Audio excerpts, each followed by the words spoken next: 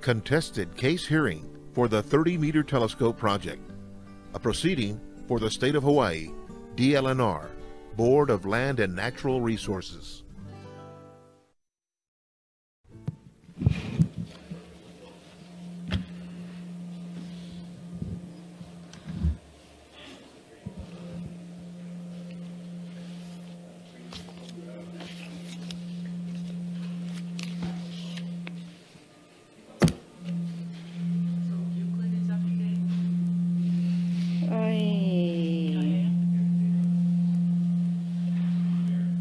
It's Flores. Oh, okay. Well, they're mixing. Yeah, I know. They're mixing, so.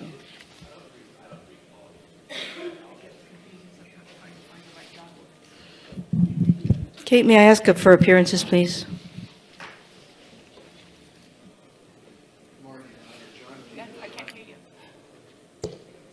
Good morning, Your Honor. John Pete Minot and Ian Sanderson appearing for the University of Hawaii.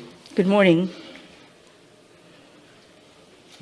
Good morning, Your Honor. Euclid Aluli appearing on behalf of Kahea. Good morning, Ms. Aluli.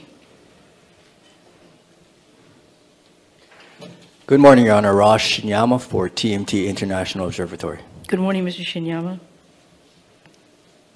Good morning, Your Honor. Lincoln Ashita representing Perpetuating Unique Educational Opportunities. Thank you. Good morning, Mr. Ashita. Good morning, Clarence, Kukaukahi, Ching, present. Good morning, Mr. Ching. Dwight Vicente. Good morning. Good morning, Mr. Vicente. Aloha ke aloha pishoda for ke aloha pishoda, MaunaKea, Nainoho, and Paul Nevis. Ms. Von Gogh's not here? No, she's not. Okay. Aloha, Deborah Ward here. Aloha, Ms. Ward. Aloha Pua Case for Case and Flores Ohana. Aloha, Ms. Case. Aloha, Lani Sinkin for the Temple of Lono. Aloha, Mr. Sinkin.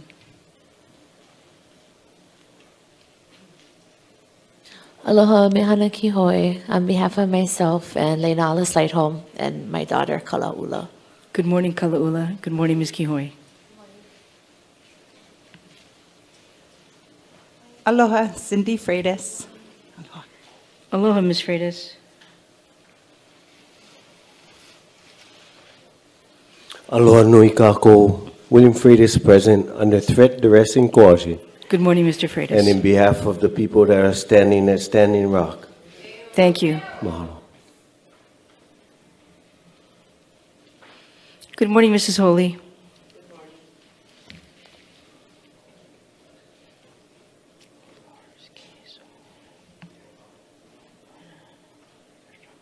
Harry Fergestrom. Harry Fergestrom, not present. CM Kanuha. CM Kanuha, not present. Joseph Kamara. Joseph Kamara, not present.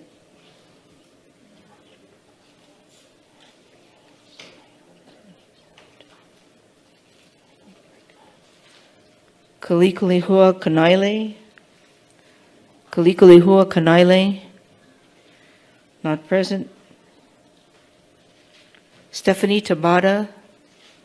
Stephanie Tabata, not present. Tiffany Kakalia. Tiffany Kakalia, not present. Glenn Keela. Glenn Keela, not present. Brandon Kealoha.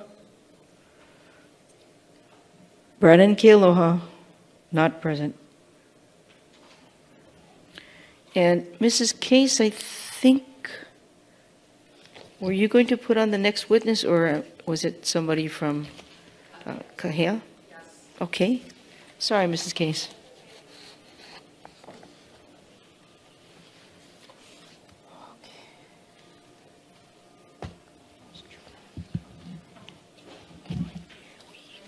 Good morning, Your Honor. On behalf of Kahea, we're pleased to present the testimony of Dr. Maile Taualii, and she will take the stand now. Her daughter's also here, but she is too shy to sit there with her mom, so she'll be sitting in the back. You comfortable back there? She's hiding behind somebody. All right. May I ask for an offer of proof, please? The offer of proof, Your Honor, is that we are presenting Dr. Taualii. She is a scientist. She is an assistant professor of public health at the University of Hawaii, Mauna. She has spent 15 years of service and research in indigenous communities throughout the Pacific, Hawaii, and on the continent of North America. Engaged primarily in the analysis of statistics. She indicates in her witness direct testimony that she has a particular expertise in public health informatics, which of course I had to inquire as to what that meant.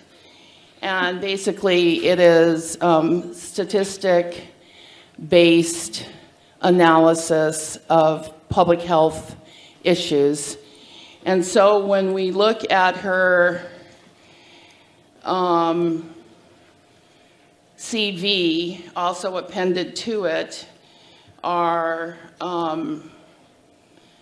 quite a number of research articles, and what they are basically is statistical research that she has done in this area of indigenous health services to communities with special emphasis on Native Hawaiians at this point. She's also on the faculty of the University of Washington in a similar capacity, and she has some of her students present in the room as well as her daughter. Welcome. So I've explained to Dr. Taualii that she has the opportunity to provide an overview of what she has presented in her WDT, and she will now do that. Okay, thank you, Ms. Aluli. Good morning, Dr. Taualii. Good morning. May I ask you to please state your name into the microphone? Maile Taualii. Thank you. And that microphone is kind of tricky. We have to talk really directly into it so that everyone can hear, and in particular, the court reporter can hear us clearly. So it's a little tricky sometimes when we talk normally, when people are asking questions, we anticipate the question and then start to answer, but the cross-talking cannot be recorded. So may I ask that you allow people to finish their questions and then go forward. And if there are objections or if I interject, I'm going to ask you to please wait until we resolve whatever issue there might be, and then we go forward. All right, thank you so much. May I ask you to take the oath, please? Do you solemnly swear or affirm that the testimony you're about to give in the matters before this tribunal shall be the truth, the whole truth, and nothing but the truth? I solemnly swear and affirm. Thank you very much. And Dr. Taualii, do you have your written direct testimony in front of you? I do. And how many pages is that? 1.5. Okay. And is that, now you're under oath, and do you affirm that that is your statement? That is. It is my statement. All right. And is that your statement? Is everything in that statement true to the best of your knowledge? Yes, it is. All right. Thank you. And as Ms. Aluli mentioned, you have up to 10 minutes to summarize your testimony. I think I can even keep it shorter for you. It's only a page and a half. You don't need to read it, and everybody Right. has a copy of I it. know. But you're welcome to summarize if you wish. But thank you very much. Thank you. I'll be brief. I have 3 main points that my research and my testimony support. The first is that desecrating sacred spaces impacts cultural identity and health. The second point that I'd like to make is that the participation in traditional practices, cultural practices, are protective factors against poor health outcomes. and that the health disparities that Native Hawaiians, as well as all Indigenous people across the planet, cannot be explained by just the standard determinants of health.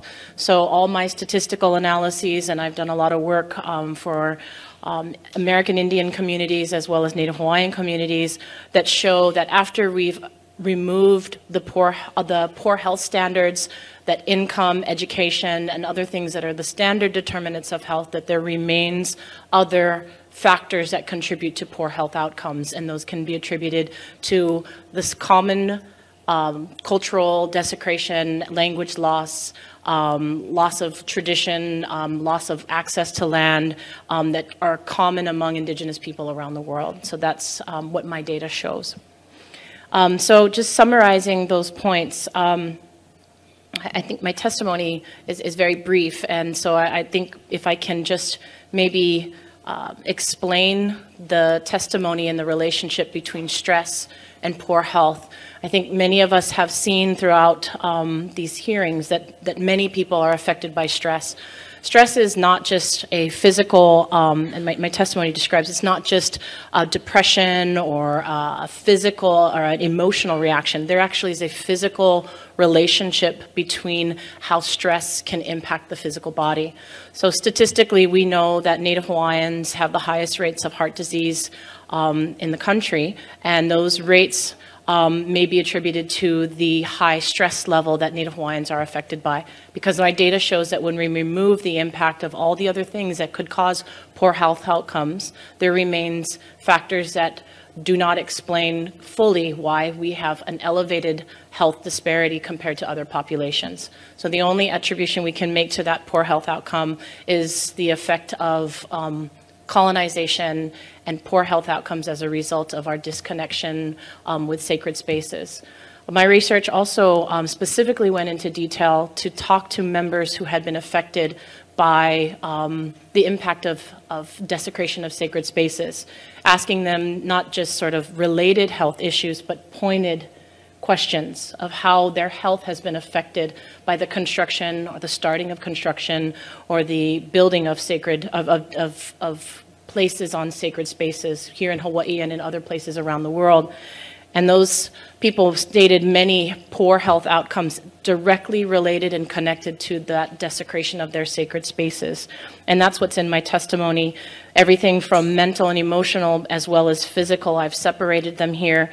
And the physical, because I know many of you are aware of the mental effects, the physical ones relate in the high blood pressure, which is associated with high levels of cortisol, which is the chemical that's released in the body when you undergo fight or flight. It's a reaction that we normally have when we're under attack or feeling stressed. That can cause high blood pressure. It can cause heart-related conditions.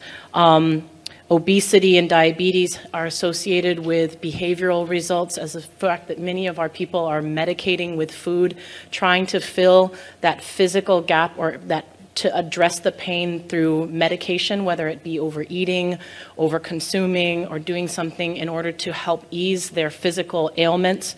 And so a lot of the accounts that I have also associate with substance abuse, domestic violence, physical violence in the family, in the home as a result of feeling stress. And that's what my data shows. And so I present that today. And then finally, I wanted to talk a little bit about I think the complex issue of that statistical analyses, all of our statistics and the way that statistics work. I know you all were forced to take statistics in law school, probably hated it, but statistics is really the art of being able to demonstrate what's going on population-wide. So when we look at the entire population, Indigenous people are slightly unusual and have similar health effects across populations. What we can do with math and science is that we can remove the effects of poverty. We can remove the effect of low education. We can remove the effect of all the other factors that every other population, minority and non-minority populations, experience.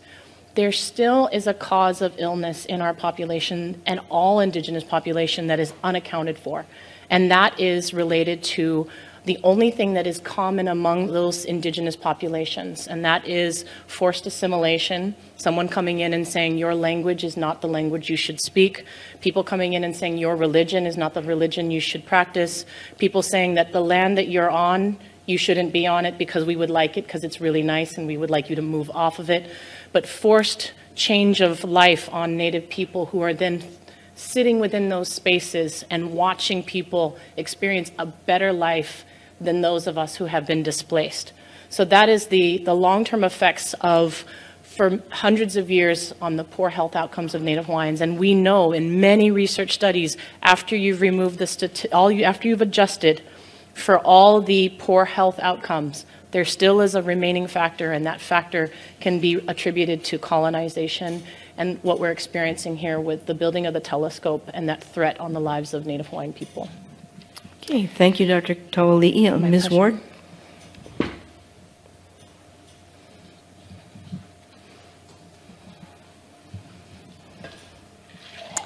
Good morning, Dr. Good morning. Taualii. My name is Deborah Ward.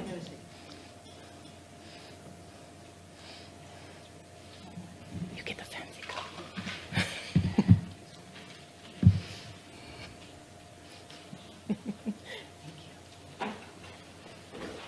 Water, the source of life. Thank you. Okay, thanks for the short break. Go ahead, Ms. Ward. I apologize. My Office Max printer did not get my questions this morning, so I'm going to have to use the computer to look at. But I understand that you hold a doctorate in health services with expertise in epidemiology and indigenous health. Is that correct? I also hold expertise in public health informatics, public health genetics, medical informatics, social and behavioral sciences, and then those are just my graduate degrees. I also hold a degree in American Indian Studies and anthropology. Sorry, you want me to do it again?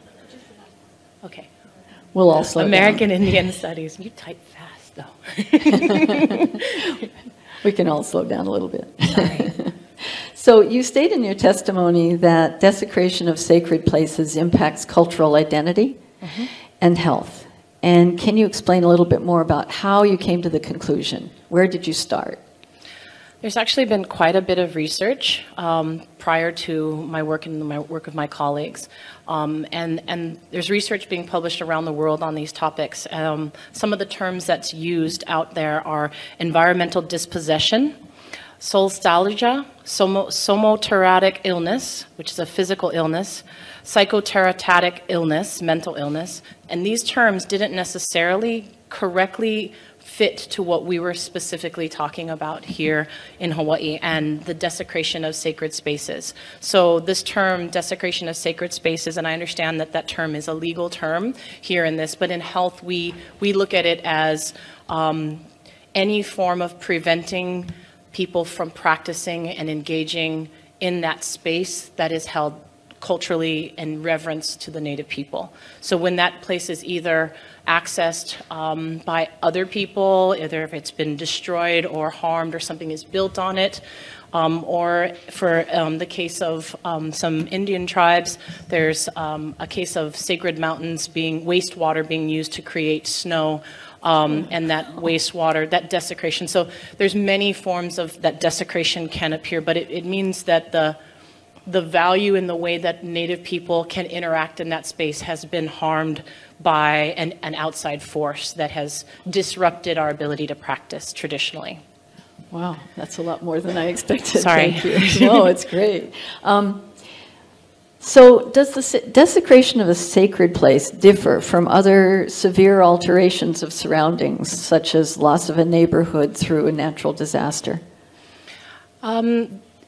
There are definitely elevated reactions when it's related to a spiritual, mental practice. Native people experience desecration of many spaces, whether it's our oceans, whether it's our land, and that also has an effect on our health, preventing us from being able to eat traditional food or even just go into spaces that are ancestrally places in which people have always accessed.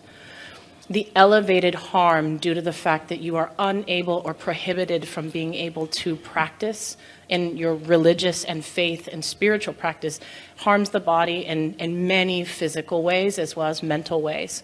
So not to prioritize desecration in any ways, but understanding and recognizing that the sacred have these effects that not only affect our ability to not necessarily function on a daily basis, but for us to be able to function as a whole as Native people. Okay, I didn't want to interrupt, but I'm going to ask our witness to please listen to the question and answer the question, if you could please do that, rather than to digress too much. And I'm going to ask the cross-examiner to ask proper cross-examination questions without seeking summaries. Oh, yes. Okay. However, my questions are quite focused, and I think that the answers so far have been very good. Well, I understand that, but the answer hasn't been focused on your question. So I'm going to ask, all I'm asking is that we remind ourselves to do that. Okay. Okay? Thank you. What factors contribute to a loss of connection to the land, and how is that affected? How is that related to health? The factors that I specifically highlight in my testimony can be physical, emotional, psychological, spiritual, mental. Those are the factors specifically. Did that answer the question pointedly? I think so. So, do you believe that the stewardship of a sacred place is important to the health of an indigenous spiritual person, the actual stewardship? And how does that relate to the sacredness? I guess I'm saying Kuleana, really. Could I didn't quite understand the question. Okay. Maybe you could ask one question at first and then the next one. Okay. Do you believe that the Kuleana, the care for a sacred place, is important to the health of an indigenous spiritual person? Yes. Okay. And do you believe that if a spiritual place is damaged or diminished or restricted, that the Kuleana is harmed? Can I ask for that clarification? Yeah, maybe if you can ask that question again. If a person believes that they have a responsibility to care for a place because that place can't speak for itself in the court of law or a contested case hearing. And so if one embodies a feeling that one has a duty to malama a place, and they are unable to carry out that stewardship, is there physical harm that is greater to that person than to someone who has no stewardship responsibility? My research specifically asked that question, and if I can, to be pointed, that's exactly the question that we asked of many people who were specifically those who identified themselves as having kuleana and stewardship, and I also translate the word as kuleana as privilege, to engage and respect and hold sacred those spaces. And those are the folks who are actually experiencing some of the worst and gravest health effects, strokes, heart attacks, and in case of my own family, even death. People have experienced and expressed that over my body, over my dead body, will I allow for this telescope to be built, and people have passed. So I would say that internalization, the physical, and getting to the science of it, and not to digress, the cortisol, which is the chemical reaction that I mentioned earlier, that when one feels that responsibility or that privilege is being attacked, when they feel threatened, the body physically releases a chemical that can cause major heart damage and just physical damage in the body. So not to just make it a spiritual, theoretical conversation, but a physical, chemical, measurable effect on the body that I would say, yes, those who indeed are tighter, closer, more involved, directly related, feel that responsibility, are feeling some of the worst effects of this construction. Thank you very much for that answer.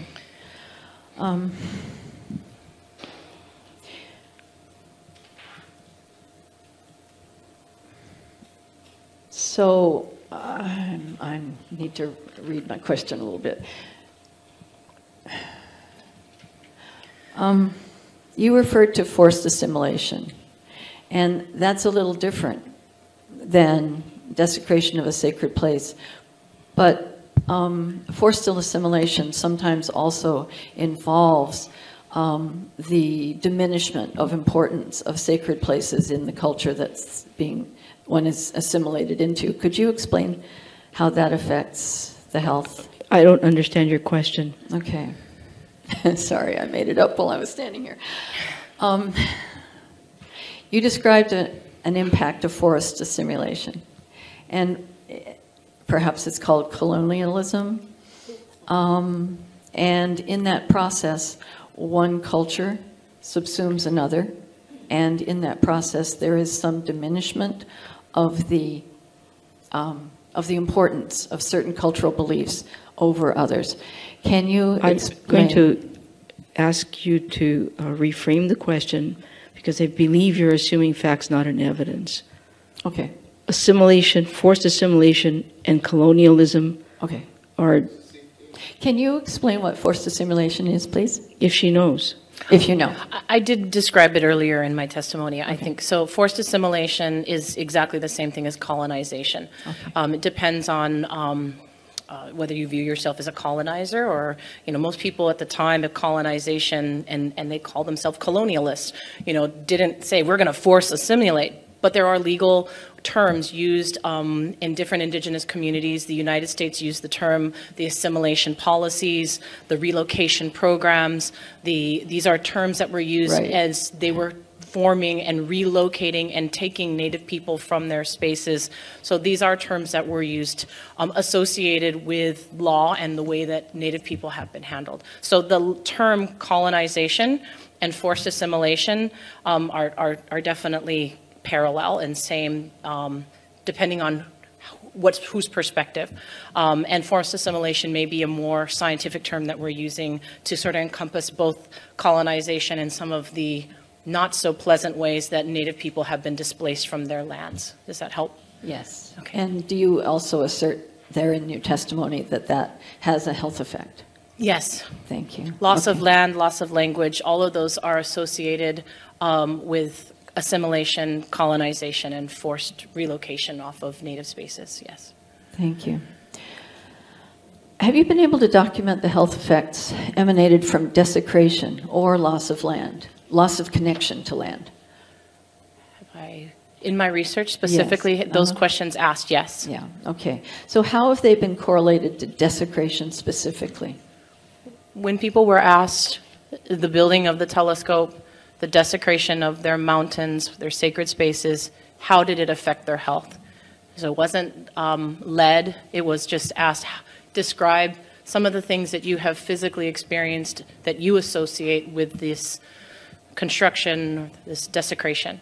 And the things that I've listed in my testimony are the things that my research subjects actually stated as the effects of them. Okay. So let's turn it back the other way. Do you have evidence that those educated in a Western material culture also suffer from the loss of natural places where they find spiritual solace? Absolutely. I think you'd have to be pretty much unable to feel, see, or experience the sacred or just the beauty of some of these places and not be affected by them. Many visitors come to Hawaii and talk about the land speaking to them. So whether or not you are kama'aina and have blood in your veins that connects you to this place, or you can just witness the beauty and the sacredness of this space, that when you see those spaces harmed and those places are held sacred to you, I think that I know that many people, whether Native or not Native, feel physical harm as a result of the disconnect and the desecration of those places that they hold sacred and special. Thank you. You don't say so in your testimony, but I'm curious to know if you have evidence of intergenerational trauma connected to the loss of cultural connection to land, language, or sacred places.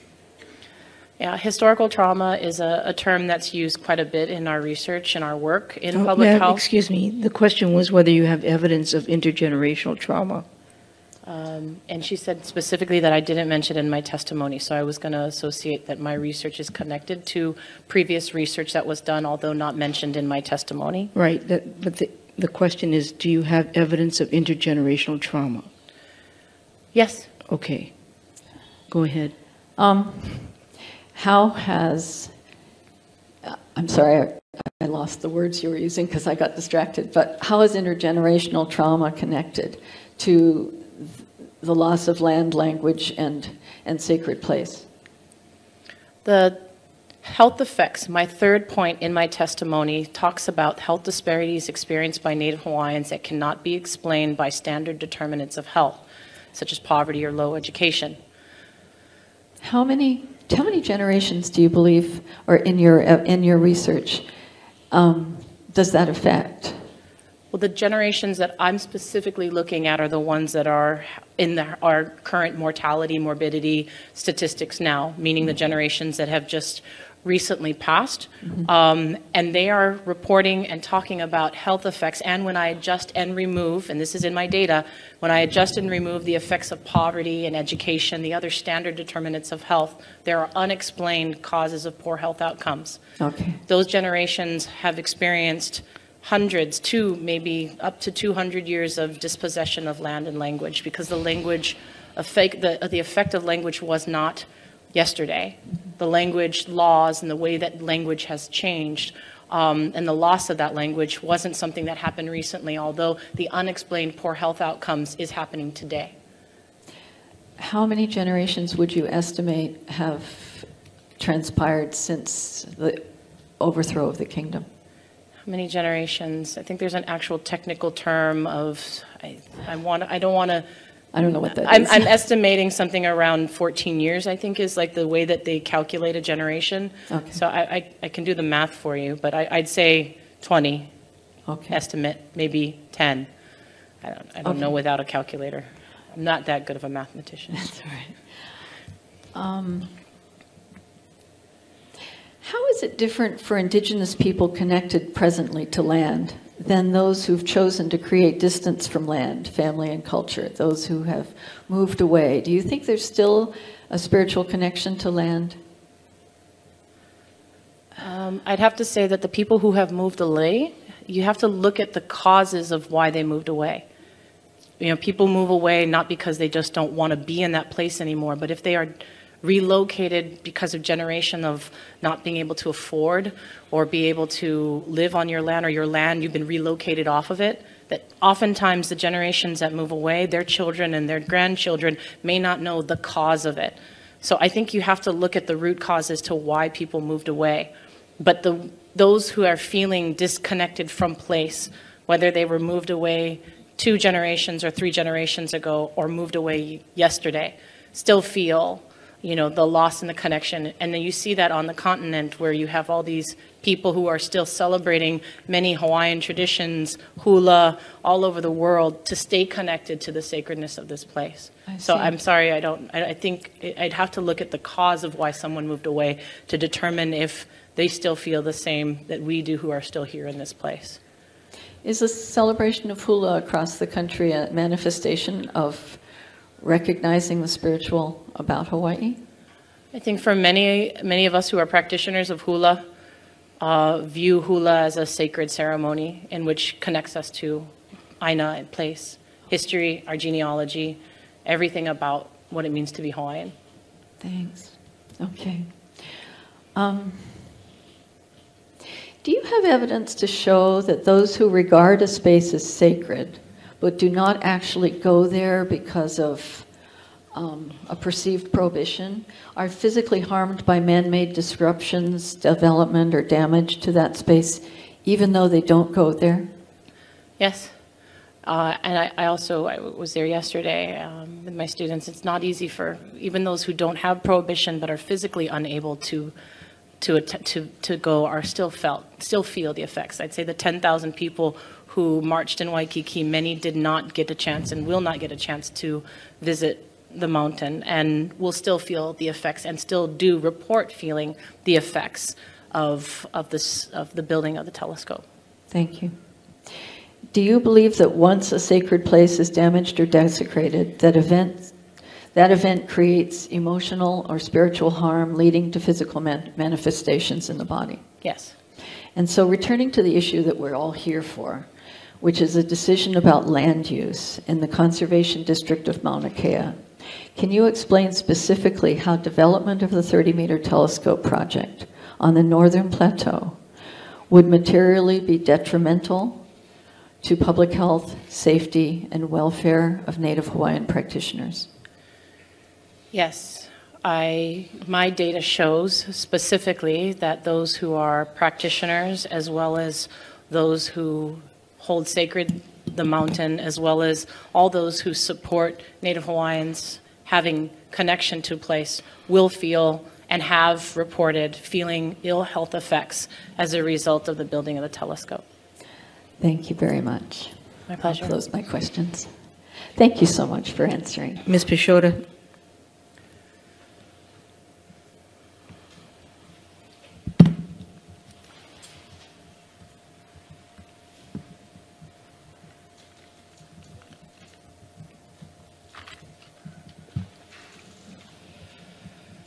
Okay, sorry.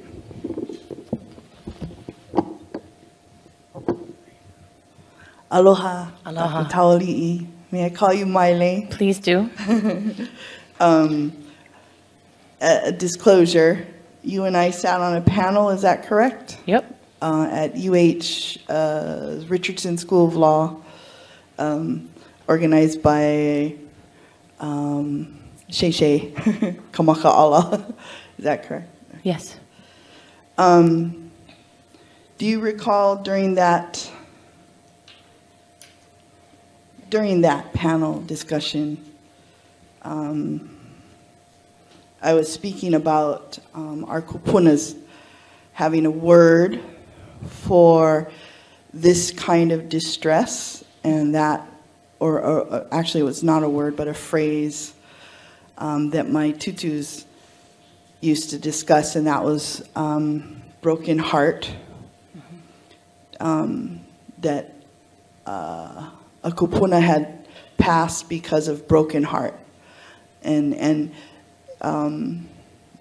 I was speaking to that to describe a phenomenon that I thought you were also discussing, this kind of historical trauma, which you talk about on page 1 in the graph, you know, the spiritual mental connections and the health consequences to historical trauma or historical grief. And just can you,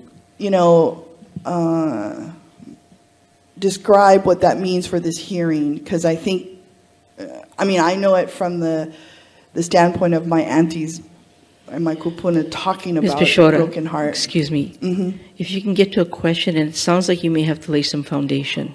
So go ahead.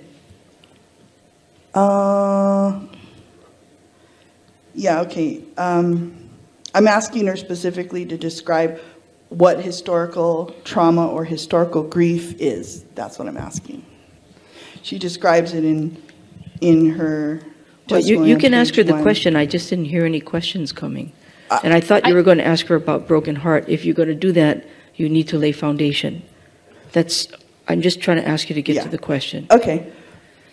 I am asking this question. Can you describe for this hearing what historical trauma or historical grief is?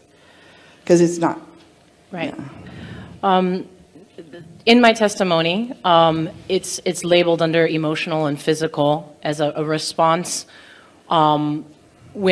When people were asked the question, what is an impact of desecration of a sacred space, or when something happens to one of your sacred spaces, what is the physical, what do you feel? And one person responded, historical trauma, historical grief. Actually, a number of people had mentioned this term, historical trauma, historical grief. And I think in part of the conversation, they are retelling of not just the building of TMT or the construction, but other harms that have happened over time and how they still feel the effects of it. It kind of goes back to the previous question that I was unable to answer about historical trauma and effects of multi-generation of health effects as a result of something happening in the past. So this is specifically in regards to this point was in regards to the overthrow and historical events that have happened that are still being felt by our people today, and they describe it as a physical and they describe it as a mental, emotional harm that they still feel, and that related to something that's happened in the past. Also implying that it can also happen in the future for those who will be affected by a sacred space being desecrated today, that many generations from now, that possibility of historical trauma may result as related to the construction happening today. Right. Okay. Have you, in your research, also looked at studies or reviewed studies conducted, for example, on Holocaust victims, and their survivors actually have an affected health? Is that correct? Correct, yes. That's where much of the term historical trauma originates. The term, it also, Maria Braveheart talks about historical trauma in relationship to the atrocities that the tribes experienced during the times of forced relocation, assimilation, and war during the time of the formation of the United States. That is a term used to describe the poor health outcomes among American Indians. It was also a term that was used in regards to the Holocaust victims, their children feeling the effects of what had happened to their parents and the loss their parent Dr. generation Taualii, experienced. excuse me, but her question really was, had you known any studies relating to the Holocaust? And now we're sort of going on, and I'm losing track of the answer. So please, if you could answer the question, that would really help. I just wanted to attribute the term historical trauma not only comes from I understand what you're trying to do, but her question wasn't about historical trauma. It moved on from that. So please, if you could, I need to track the information. So, did you review any studies also relating to historical trauma with African Americans? I'm not as experienced with the historical trauma used with African Americans as I am specifically with the Holocaust, which is what your question was on, which is the origins of the term, as well as Maria Braveheart's work with the tribes, also using the term sort of happening simultaneously in the literature. That's where the original research comes from, not to attribute it only to those who looked at the Holocaust, but to connect it to the research also done on indigenous populations in America done by Maria Braveheart. That's why I brought it up, was to say that the term had been brought up simultaneously, originating in the research, sort of, we're not really sure who to attribute it alone to, not just the Holocaust and the research done around that, but also among indigenous people with Maria Braveheart. Her studies, we believe, come first. Thank you. Yeah, thank you. Okay, great. I want to ask you right away first,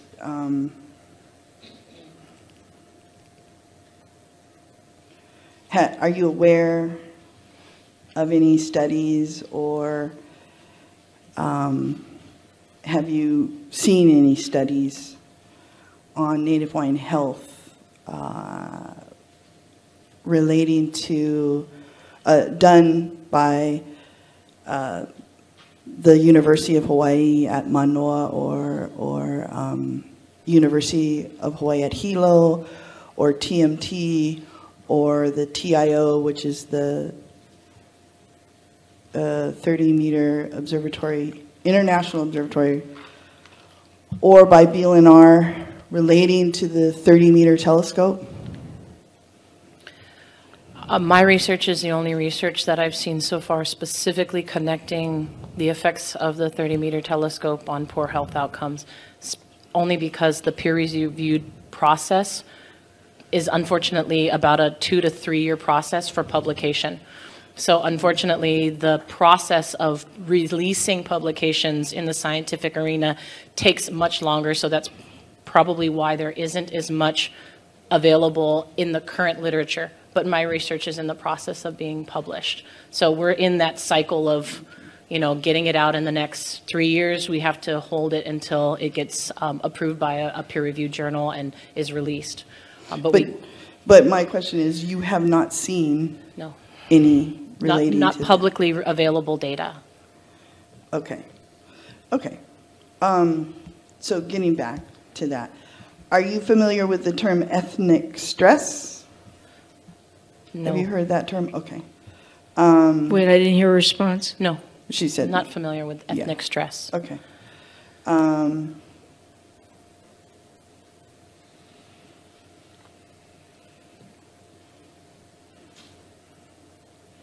Hold on, let me regroup here.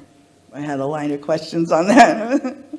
Okay. In your written direct, on page 1, you state, and I might be misstating it, but I'll get to it, the right to practice without persecution is a public health issue. And you use that big word deliriously, I think, impacting the health of Native Hawaiians. Could you tell me where that is? I'm trying to follow.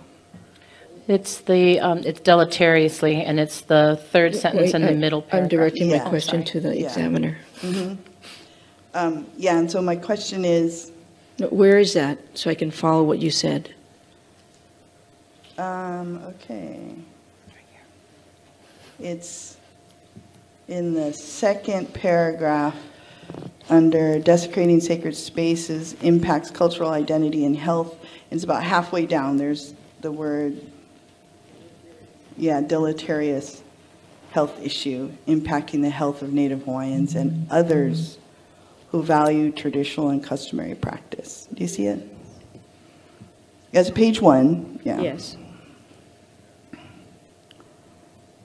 I'm at page 1 in the second paragraph that starts the research of myself. Is that correct? The World Health Organization defines health as a state of complete physical, mental. Okay, that's the third paragraph. Yeah. All right. Oh, yeah, that's true. Okay. Oh, now I see it. Yeah, you see it. Okay. It's that. I see it. Okay. Go ahead. So what I want to ask is,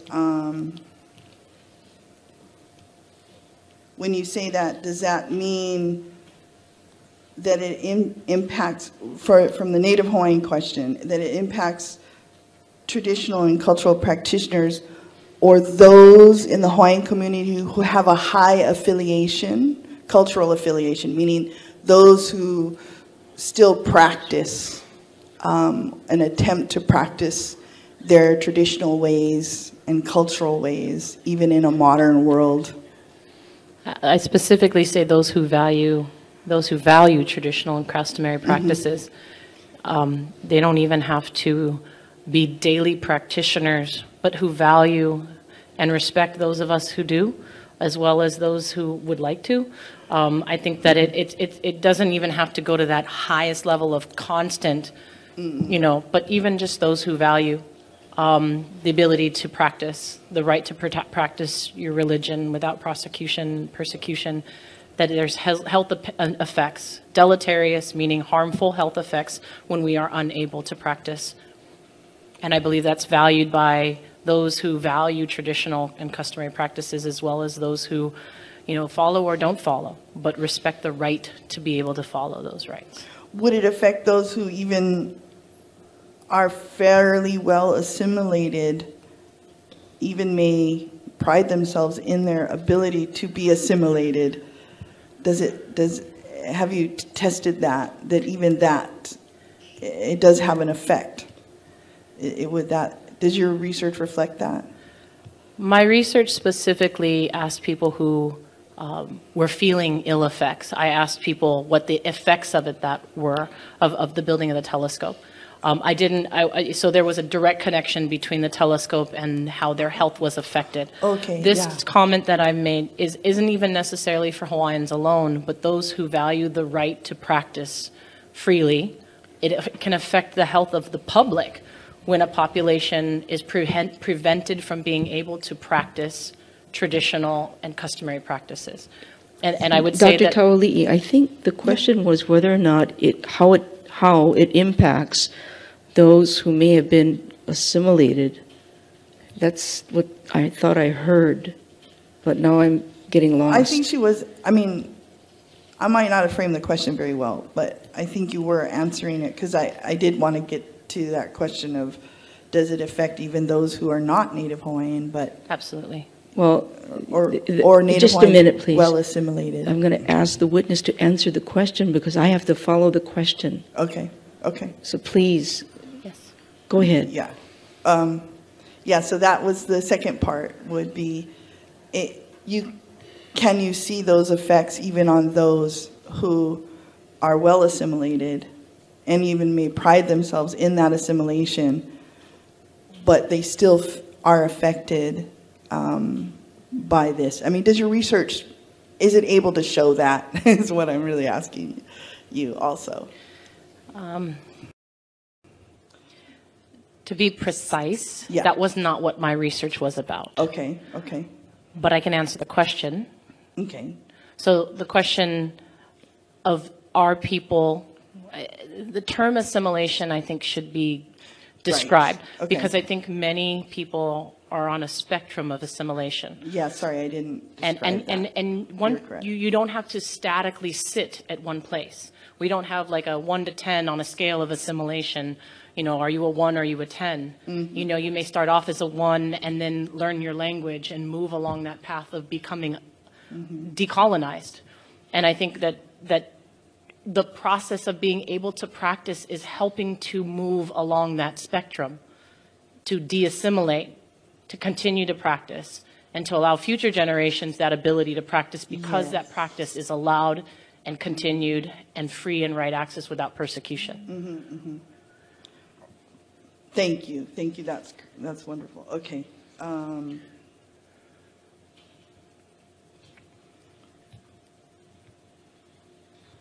Is there a cumulative effect to this kind of understanding? So it's not just the TMT, but it's also a combination of perhaps Kuleana lands taken, combined with these things, combined with the things that we see in the modern world that disconnect us from our Hawaiian way. Accumulation is definitely can be seen in the body, and it can be it can be measured. Just like we can see illness accumulate, there are first diseases that lead to a secondary disease that lead to another disease, and the stressors on the body, the physical reaction to stress, can build those physical harms upon each other and make someone suffer more every time they are feeling assaulted, and that's part of the way the chemical reaction in the body to the hormones that are related to fight or flight and stress, and that we see that the body, that affects the body over time and can be accumulative in the body and cause more and more health effects over time, yes. But you're also saying a return to our traditional ways can help ameliorate some of these effects. That's the research that we're doing now. We're doing research that shows that when you practice, and I stated in my testimony, so it's directly related, that when you, number 2, practice traditional practices, they are protective factors against distress, that returning to traditional practices helps to reconnect that disconnect. It helps to address some of the hopelessness and loss that is a result of colonization and assimilation, that when we return, because it's still here, our land is all still here, our traditions are here, we can return to them as long as they haven't been destroyed or desecrated, that we can heal from some of the health effects that have caused over many years. Mm-hmm. Thank you. Now, when you use the term desecration, are you referring to desecration as kind of the Webster's or Merriam-Webster's dictionary definition, such as damage to a holy place or object, or treating a holy place or an object with disrespect, to be irreverent, or something that would cause outrage Or are you also applying the term as it is used under Hawaii state law under HRS 711-1107, the desecration law in Hawaii? And I can read that to you. Okay. Please. Wait, what is the question? I'm sorry. I'm asking her, when she says desecration in her testimony, I want to know what definition she's using. Is she using a legal one, or is she using the general term in the dictionary? The Okay. legal one, I'm about ready to Well, that's give her the I definition. think she can answer the question. Yeah, okay. Yeah, I'm not familiar with 7-11- whatever you said. I mean, I'm not a lawyer. I'm a informaticist and a scientist. So the question I'm to not you, familiar with just a minute. So the question to you is, when you use the term desecration, how are you using it? That's the question. Right, and I understand the first definition that she read, but I haven't yet heard the second definition to be able to determine if, because I'm not familiar with that specific terminology in law. You use the term in your own testimony, right? Yes. The question is, how are you using the term? I understand that, but I need to know how both terms are defined so I can explain the way that I use it, if it meets both definitions or one. I would have to know what the definition is that she's referring to determine if the one that I'm using is... Maybe I break it down. Like, let me break it down. The Merriam's definition is a dictionary definition, the typical one. I got that one. What's the other? The other one I am not. I don't know law and verse. I'm a informaticist who looks at data. So I'm not familiar with the law you specifically cited to know if my definition is the same as that one. What is your definition? I had earlier spoken to it. Damage of a holy place or object, or to treat a holy place or object with disrespect, to be irreverent or outrageous, to violate the sanctity of a shrine, a cemetery, or a burial place. That definition fits my description. I cannot speak to the other one because I'm unfamiliar with it, whether or not it works for that definition as well. I'm unfamiliar with that, like I stated. That's fine. As part of the historical problem or the health effects, in Hawaii, are you aware that Hawaii state prohibits desecration? So we have a law against desecration. Are you aware of that? I am now. Okay. Is part of this health problems related to the fact that there are laws against something, but we continue as Kanaka to see these things done anyways? Yes. I think that when I speak specifically about hopelessness, you're relying on a system to protect you.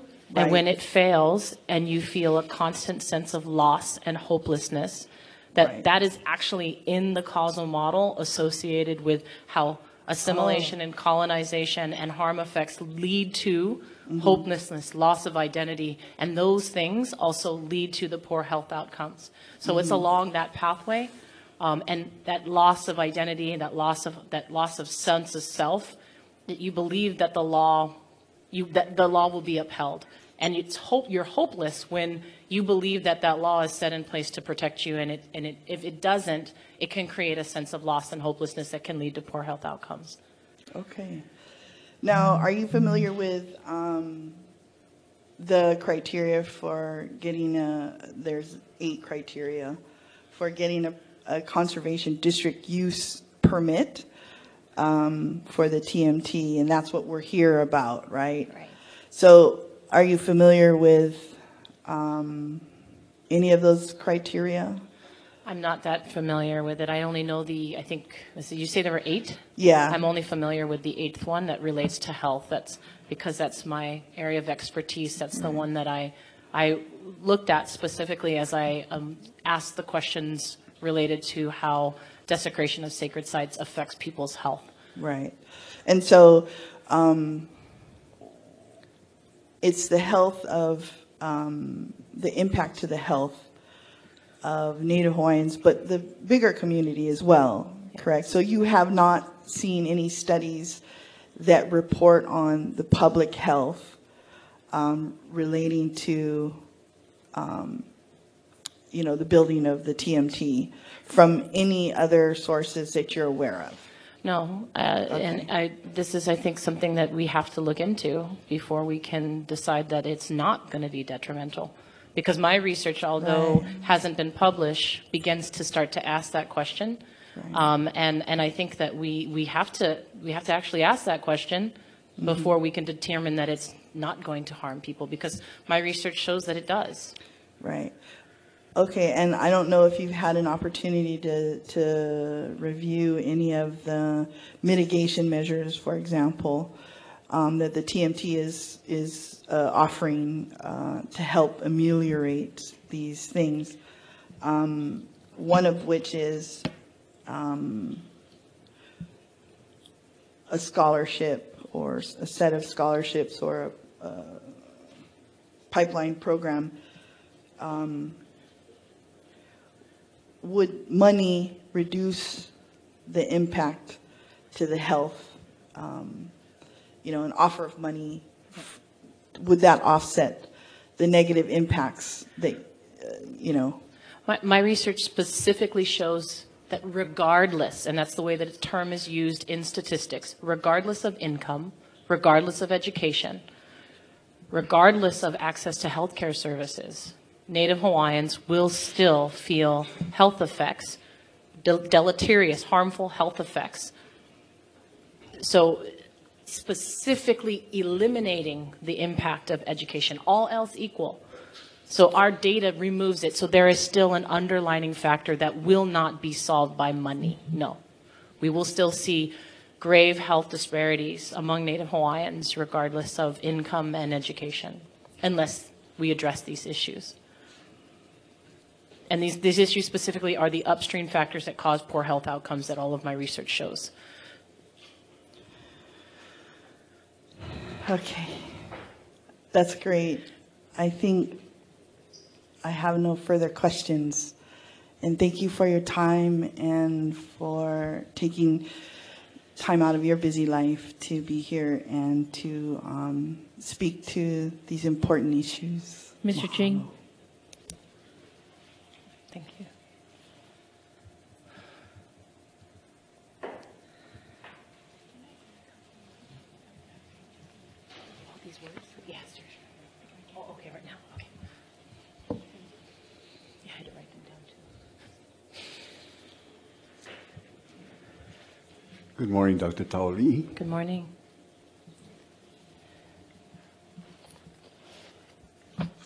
I hate to admit that the things you talk about are way over my head.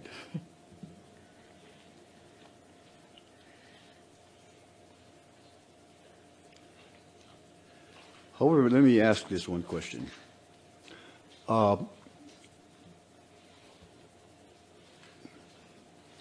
In speaking about malamaing or stewarding the mountain, for instance, Hawaiians have an innate feeling a lot of times in wanting to, aloha aina, aloha or malama aina, and all of these kinds of terms, the mountain. What happens if the policies of government, for instance, substitutes non-Hawaiians into that role? In other words, the DLNR, who is the trustee for the ceded lands, may say, through the university, when you astronomers go up to the mountain, you have to also steward the mountain. And so I'm wondering what effects, if any, may come out of a situation like that to the indigenous people. I think to answer your question, I'd have to know what is the impact that has been made by these replacement of Native Hawaiians by non-Hawaiians or non-Hawaiian practitioners, but agents of government. If I'd have to know what their impact has been to know if their actions have harmed Native Hawaiians. But your research hasn't gone that far yet. It's not, no, my research specifically was asking about the construction and how it affects the health of Native Hawaiian people. The stewardship, I believe, is still in the hands of Native Hawaiians, whether or not legally others are put in positions, because we still malama and still take care regardless. And I think it's I'm just not as familiar, I think, with what damage has been done or what those who have not been Hawaiian practitioners and their role on the mountain. Yes. So so I believe that okay, erase that. Okay, I think you testified that there are no substantial, anyway, data in the public area relative to this situation, the TMT versus effects on the people. And your research does address this problem. Are there other private data that you know of that also affects the same situation? Currently my data is private because I haven't published it. It's not publicly available. It's preliminary work that we've done to be able to understand what needs to be addressed. But we don't have, there's no public studies specifically associated that I know of that specifically ask on a statistical model, large enough scale to determine if there is, if the building of TMT will affect the health of Native Hawaiians and others. There's no publicly available data specifically spelling that out. So we have no information to show whether or not it will or will not, as far as what I understand in the published literature. Yes, but my question was, are you aware of any other privately available data of the same sort? I don't know. In other words, are there other people working on this like you? I don't, not that I know of personally. My apologies. So, are these deleterious effects reversible? If you know. I think that there are ways that, like I described earlier, that the process of participation in cultural activities, the continuation and practice of culture, can help to not necessarily reverse, but address and help to treat some of the outcomes. But that would imply and that would require the access to traditional spaces in order to practice those traditions. That there would have to be sacred spaces and places for those practices to continue to happen. So you can't destroy a sacred site and then use it again to heal from the destruction of the sacred site. I see. Speaking about these detrimental effects, is there any connection between these kinds of phenomena versus criminal behavior that if you may know? Like, are you asking me, can you specify, can you ask me the question again? I'm sorry. Well, I'm not sure what I'm really asking you, but it seems that when people succumb, maybe is the right word, to these kinds of effects, deleterious effects, that sometimes they become antisocial, and that this antisocial behavior may affect their behavior in society as to become criminals. I would have to say that there are many effects, and we could look at many pathways. My research specifically focuses on physical health and mental health outcomes.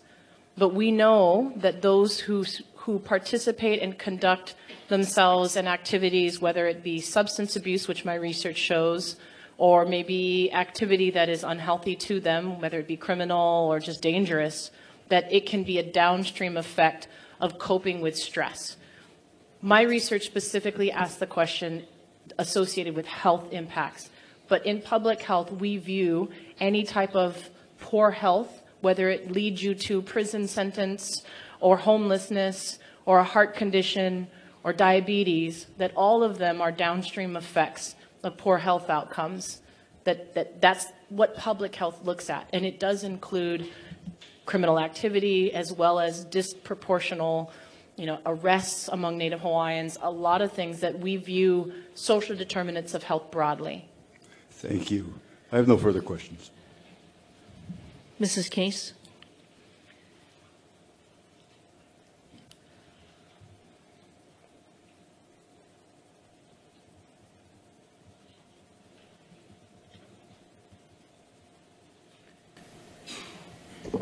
Aloha. Aloha.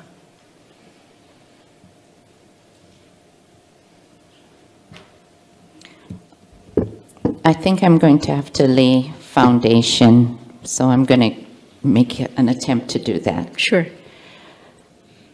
There have been at least 3 direct testimonies thus far in this hearing focused on Hawaiian spirituality and connection to and communication with the ancestral realm. Are you comfortable if I pose some questions regarding that area? Yes.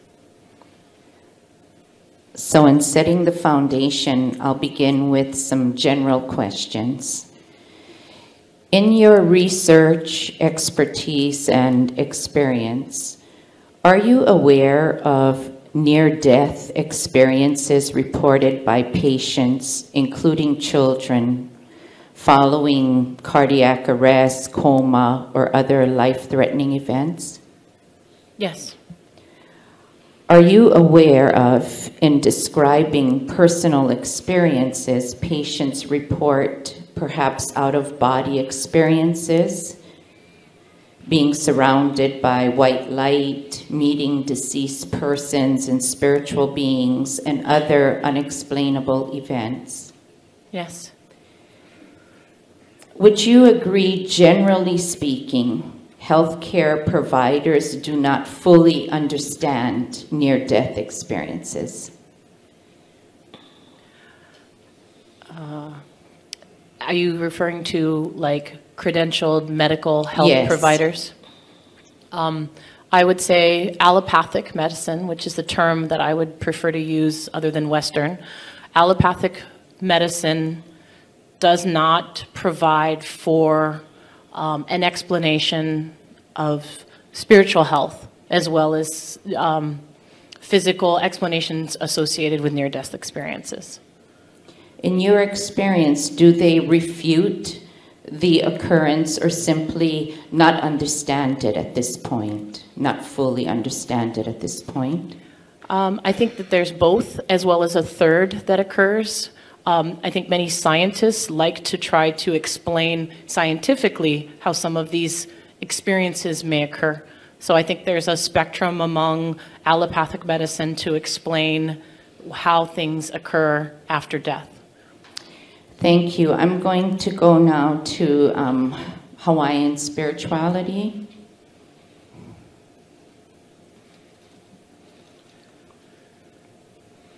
Although in our history, there are traditional Hawaiian spirituality practices documented, have you seen any studies regarding Hawaiian spirituality in this time in which individuals report receiving instruction from their ancestors or the spiritual realm in terms of kuleana or responsibility to protecting sacred places? The question was, have I seen research? Yes. No, I have not. So my next question is, in your experience and expertise, beyond any mention of a study regarding Hawaiian spirituality, Have you seen individuals reporting receiving instruction from their ancestors or the spiritual realm in terms of kuleana, or responsibility to protecting sacred places? Absolutely.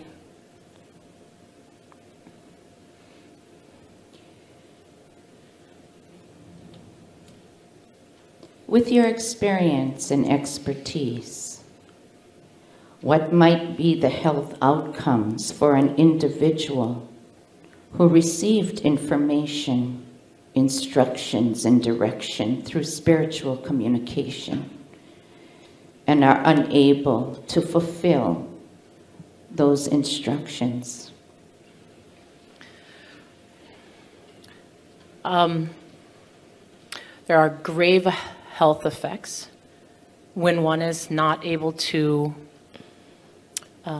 respond to their responsibilities. And I could look at it from a perspective of as a pure scientist, which I think might be helpful for the court.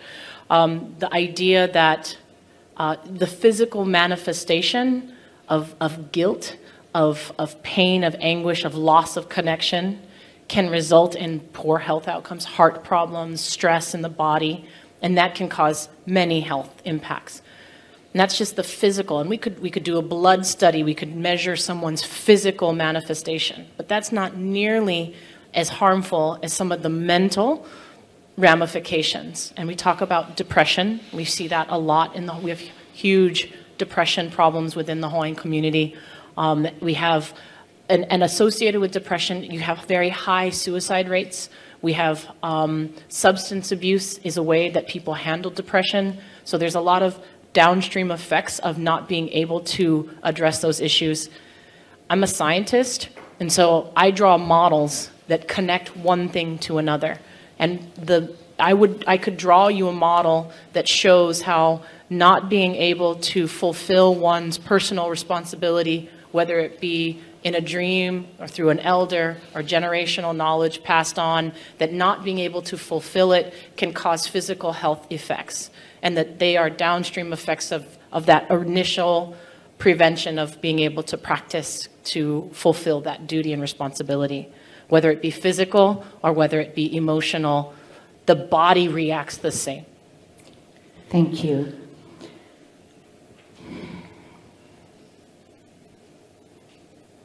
In reference to criteria 8, which you indicated that you're familiar with, which is focused on health and well-being, are you presently studying or aware of any other place or issue beyond Hawaii where the impacts occurring there could possibly be the impacts that would occur here from the building of the TMT?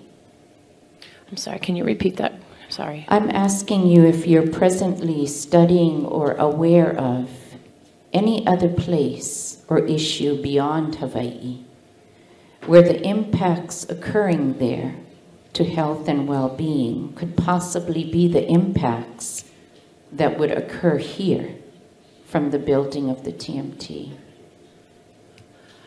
My research specifically included not only people who are here in Hawaii, but those who are not in Hawaii, indigenous people who are being affected by sacred sites being destroyed in other places. So my research specifically included people beyond just Hawaii. But I think you're specifically asking me if things occurring elsewhere and the outcomes of those things, if I can just make sure I understand the question correctly, if the outcomes of things happening elsewhere will have an effect on the health of Native Hawaiians here? No, I'm not asking that. I'm going to try one more time because it could be my question, but I'm wanting to see if there's a similarity right now that we can look at beyond Hawaii, where the impacts occurring somewhere else could be the possible impacts that we will experience here if the TMT would be built. Is there something else happening somewhere else that we can look at so we can see what those impacts are right in front of our eyes. Yes, that I would have to say there are things that have happened in the past that we can look at. I think that there are things that we can look at today that are happening. Standing Rock, there are places throughout the United States, as well as in Aotearoa, as well as all places where there are indigenous people who have relationships to place historically and currently, where we can look at how the health of the populations are affected by the outcomes of the decision to go forward and the destruction of sacred places. Thank you. I'm going to ask you, are there additional impacts to health and well-being for a native Hawaiian when you are placed in a situation where in the protection of a sacred place, you are faced with those who are of your own lineage. You are facing them. They are of your own lineage, your own people, possibly your own relatives. Are there additional impacts to health and well-being when you are placed in those situations? I would have to say there's both on both sides. I think those who are those enforcing, as well as those who are protecting, that the burden of being in that stressful situation of being conflicted is what we're dealing with in many cases, and that it has incredibly harmful effects. And people, you know, when you look at the reasons why people do things and why they are deciding to make the things that they are doing, you know, it's really hard to pin relative against relative, around decision against decision, but not everybody is in a position to be able to make the decision that they want to make. And I think that that is when you are when you have no control, is when you feel the greatest sense of loss and the greatest sense of health outcomes as a result of that loss of feeling out of that control and not being able to do what you would like to do in that situation. It can have grave health effects, yes. Thank you. Could you please define, because you mentioned the word hopelessness, could you please define that in a definition that you would, you could provide for us? Hopelessness. Hopelessness. Hopelessness, it's a term that's used in public health when we look at health disparities. And it's associated also with a term of loss of identity and loss of culture. That when one feels that you cannot get it back, or that despite all of your actions, there is no other outcome, of constantly being in a position of being forced to being subjected to for a decision being made to you and not with you and not on your best behalf. So that idea of having no hope, and I don't really know another word other than to use the word to define itself, that being in loss of the belief that you have the ability to change something or change an outcome is hopelessness. So my last question would be in terms of the word hope, because I'm not wanting to end on a note of hopelessness. So in terms of the word hope, in reference to those who are standing for the Mauna, those who are protecting the mountain. If you look at the definition of hope, how would you see that actualized for those who are standing for MaunaKea?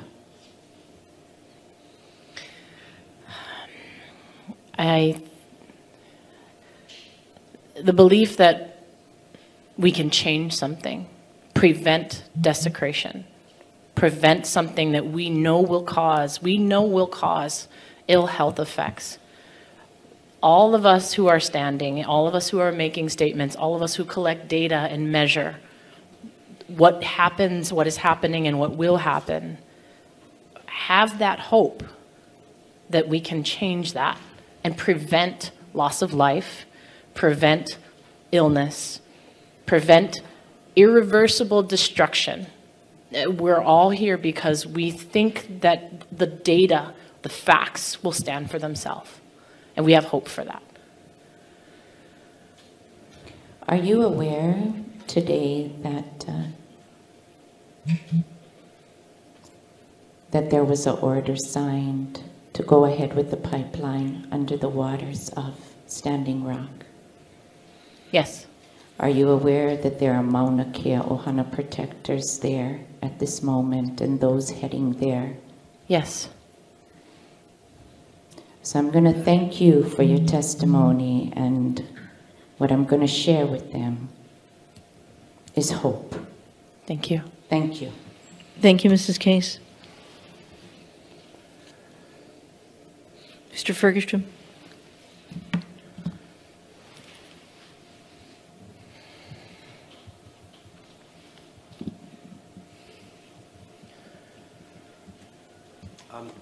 I'm going to ask if I could be pushed back a little bit. I've just gotten here. I've had quite a difficulty getting out of my driveway this morning. As you can see, I didn't arrive till 10 o'clock. 10:04. Does anybody have any objections? All right, we'll take you to Thank the you. end. And It'll be Please note that after- I came in at 10. You'll come after Mr. Freitas.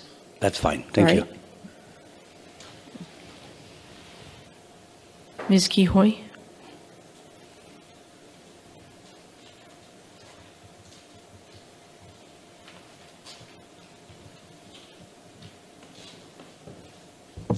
Aloha, Dr. Taualii. Aloha. Mahalo for being here today. I'm so overwhelmed with your knowledge, and it's really relieving to know that the things that we're feeling are real, and we're not alone. So thank you. A lot of my questions were asked and answered by Ms. Ward and Ms. Pishota. So I had to skip down a little bit, so I apologize if it seems a little out of place.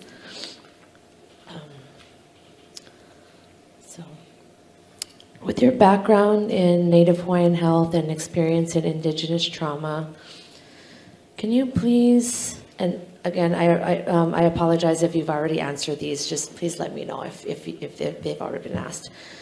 Can you please tell me about the negative impacts of desecration to sacred spaces? There are three main points that I have under health impacts. I separate them under spiritual, mental, emotional, and physical. And I put them in my testimony, but I want to specifically lean to the physical, because I think we have seen the mental and spiritual, I think here in the courtroom as well as in the community, focusing on the things that we can measure scientifically. That's the high blood pressure, the strokes, the cardiovascular disease, the physical impacts of that are deemed health in a Western allopathic medical setting. And I list them: heart disease, physical pain, and then some behavioral health issues. As a result of the physical harm, people are medicating. We see diabetes as a result of overeating, obesity. We see substance abuse. And then we also see things like domestic violence. Pardon me for interrupting. I know you said this before. Sorry. Yes. And she prefaced I was actually it. just waiting for her to say just that. Okay. Well, she had already said it before, and I know you prefaced your question with, I know you might have said this before, just tell me. Okay. So that's the reason I interrupted. I apologize. I'm thankful that it ended right there. Okay. So this was actually a question that I asked to Michael Lee yesterday also, for his understanding.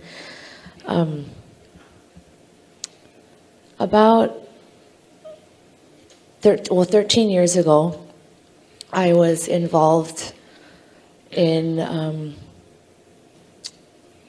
a domestic violence situation, and I had 5 parts of my face that were broken. And I was recommended and suggested all these different types of Western type therapy. And I refused all of them, and not knowing why. I just knew that that wasn't something that would heal me. And so for many years, it was something that I carried around with me really heavily. And I had never been up to MaunaKea before, because I was always taught that it was someplace that you just don't go, and it's kapu. And the first time that I went up there was about 8 years after that incident had happened. And I felt something just come through me and lifted a lot of that heaviness off, and I didn't know why or how that happened. And I'm just wondering if you have any explanation of what might have happened, or if that experience was something that was known for our people. If places like MaunaKea is a source of healing for our people. The ability to practice and access traditional and sacred spaces unencumbered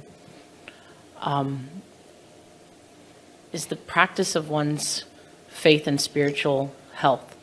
And we know the World Health Organization, not just Hawaiians, but the World Health Organization, which is a division of the United Nations that deals specifically with health, defines it as the physical, mental, social well-being, and not merely the absence of disease or infirmity.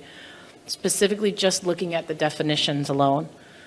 When one is able to connect spiritually and physically with a space that is held sacred to them, that it can address one's stress levels, can address one's physical ailments that are associated with high stress levels. And that's saying that places that are sacred allow that connection. Now that's the scientific answer, and the one that I think that shows that these places, you can't necessarily always measure the physical impacts, that there are spiritual aspects that can't necessarily be measured just with a blood test, and that our research, as much research as can be done, cannot come close to describing the impact of these sacred spaces. We look at the science and we'll use the science to go take it as far as we can, but then after the science fails to measure what is not measurable in a laboratory, you're getting into the realm of spiritual and cultural practices which are, although unmeasurable, are real and have an impact on health. So I would say yes, places like MaunaKea that allow us to practice and connect culturally and spiritually to our ancestors, help Hawaiians and others find that quiet spiritual connection that allows for healing that must occur and can only occur in places that hold that kind of reverence. Thank you. And what would be the impact to the physical, emotional, mental, and spiritual health to someone like me if any desecration should occur to this place? I believe that words have mana, so I'd rather not direct it specifically at you. I know that there are grave effects of statements made by people who are no longer with us today that have stated, over my dead body they will build a telescope, who have left us. So I guess I would say, I don't wish any ill harm on any of us who are connected to places, but our health is in grave danger if those places are not available to us. Our health is directly connected to them and the health of those places. And if they are not healthy, it will have grave effects on our health. And we're already seeing it. We've seen it for 200 years. And we can't afford any more health disparities among a population that has been reduced so small because of the damage that's been done to our culture, our history, our aina. our language, our ability to practice without being prosecuted and unencumbered from our access. Thank you. And what would the impacts and effects be for children like mine who witnessed the act of domestic violence against me as she was a baby, and who witnessed me being handcuffed while in Pule at a place that we consider to be sacred by the DLNR officers in this room. And she sits here, continuing to be surrounded by the DLNR officers that are in this room. What would be the effects and impacts of the physical, mental, emotional, and spiritual well-being for my child or any of our children who are involved in this process? I've tried very hard to remain very scientific and very data-driven throughout my entire testimony, but you bring up issues that are they're very emotional and very difficult to describe without having an emotional reaction. I will do my best to respond. Thank you. My daughter is here as well. And I don't know if I can do this.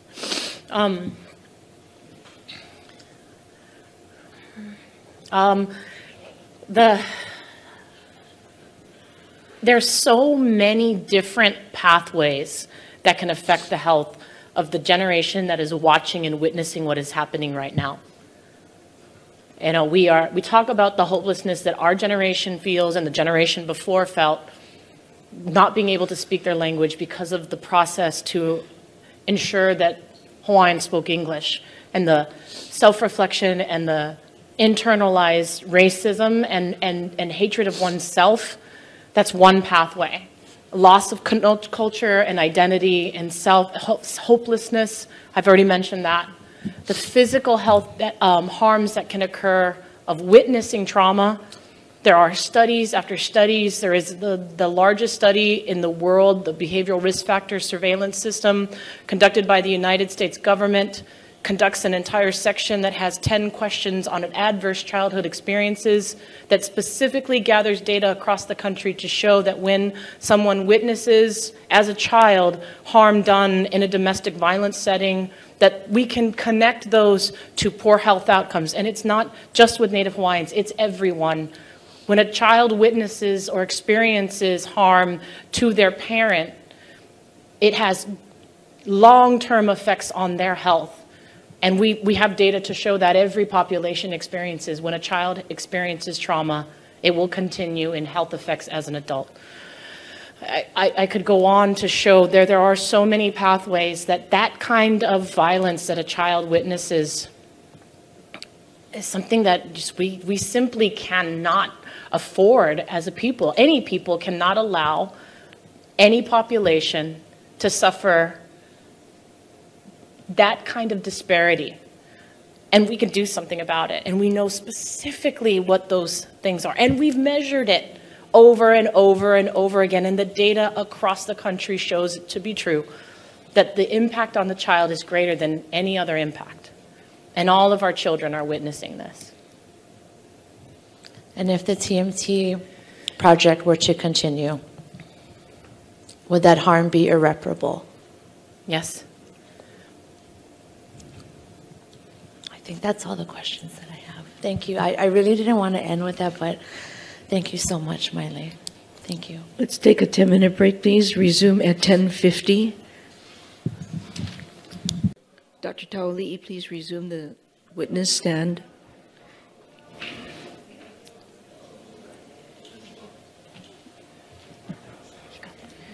Dr. Taualii, the testimony you're about to give will continue under the oath you took earlier to tell the truth, Do you agree? I agree. Thank you. And Thank you for very the water. much. You're welcome. Mr. Ashida? Good morning, Your Honor. May I begin? Yes. Thank you. Good one. Good morning, ma'am.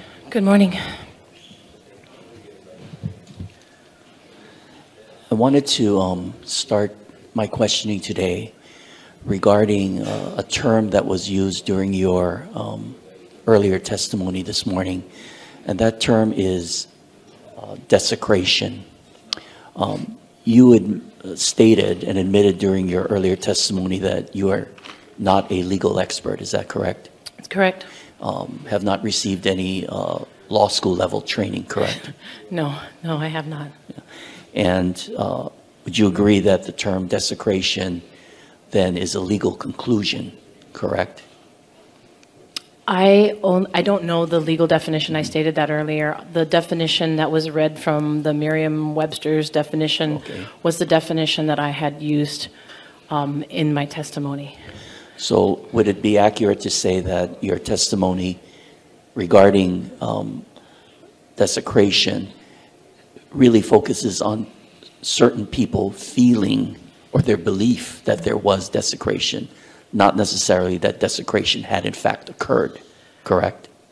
I would say no. I think the term that I'm using has occurred, not only in the recent with TMT, but in other places in which the people who are in my study, the term used in my study was the definition that I have used throughout my testimony. Well, let's focus on TMT and Hawaii. Have there been any successful prosecutions where there has been a determination, a legal determination that desecration has occurred? Do you know that or not? I'm going to object, Your Honor. It's asked and answered. She does not know the legal definition, and she is not qualified to render a legal opinion, and her testimony has relied upon the Webster's Dictionary, which was read into the record by Ms. Peixoto. Thank you. Mr. Ashida, your response? Yeah, if she concedes that she doesn't know, then I'm fine. I'll move on. The legal definition she's testified, she does not know the legal definition under the HRS for desecration. It was a little unclear when that discussion happened, so I will ask, you don't know the legal definition, is that true? I asked for it to be read when Kealoha was whatever. And I don't know it, and I asked for it to be read so that I could understand the definition to determine if it applied, but I don't know. Dr. Taualii, we just want to know if you know or don't know the definition, legal I stated definition. it a number of times. I do not know and do not know the definition according to Hawaii law. Thank you. Mr. Ashida. That's fine, Your Honor. I'll move on. Thank you. Now, ma'am. Doctor's fine. I'm sorry? Doctor's fine. Okay.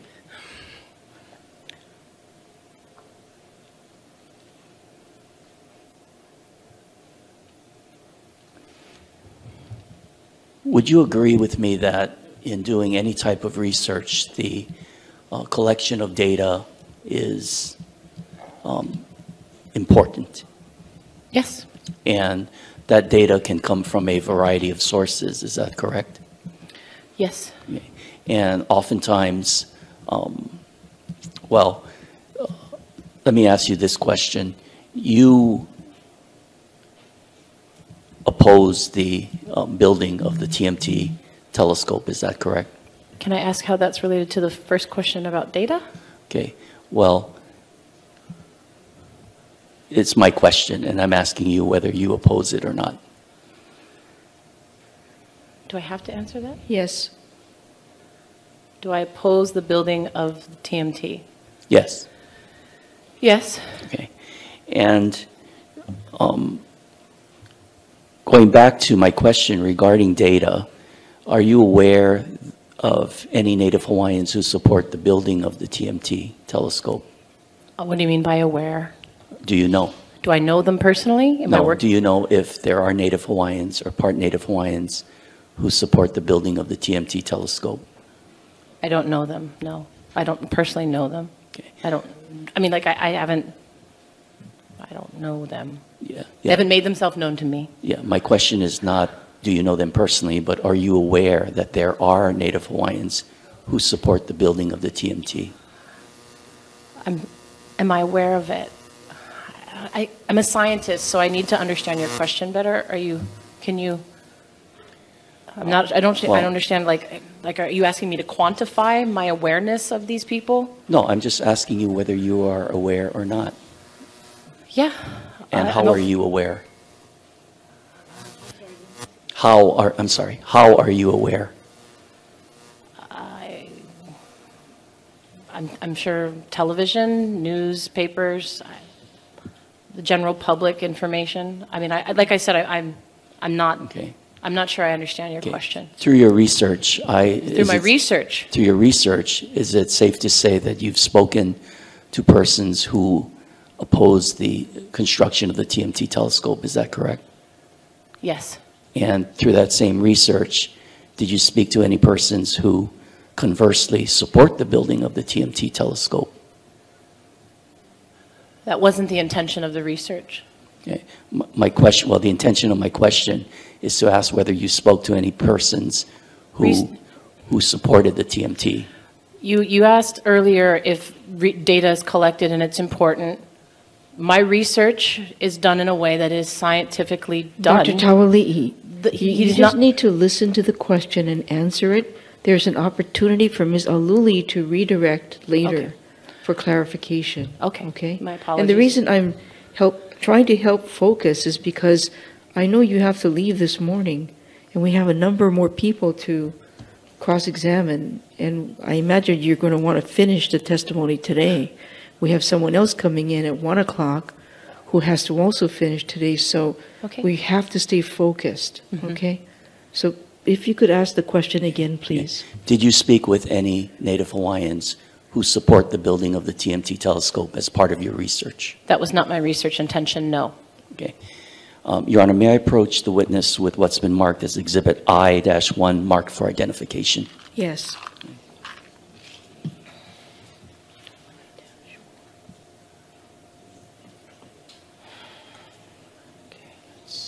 Wait, hold on. This one.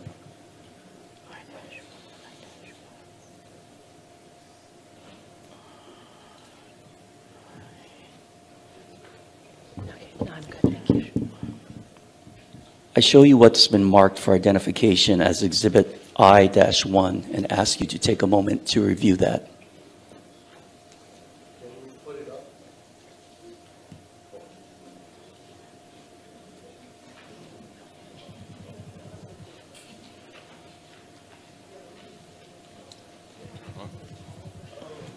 Can I mark on it? Oh, no. Okay. Okay. We're going to have you.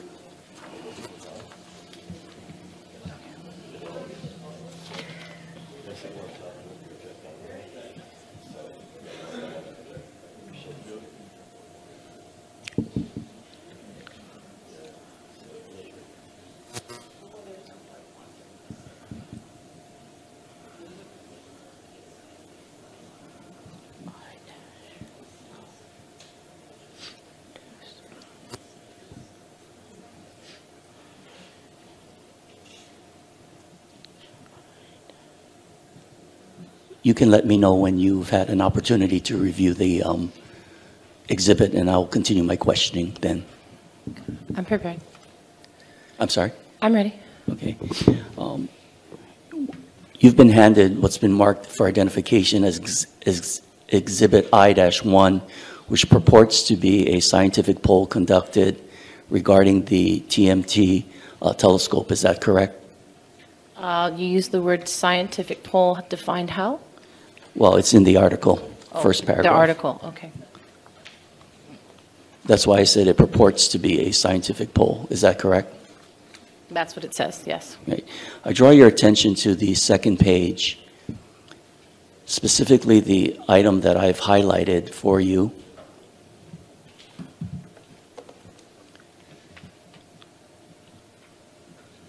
where it reads that, in addition, the poll found that support for TMT's construction is split among Hawaiians, part Hawaiians on Hawaii Island, with 46% of those polled in support of the project and 45% opposed.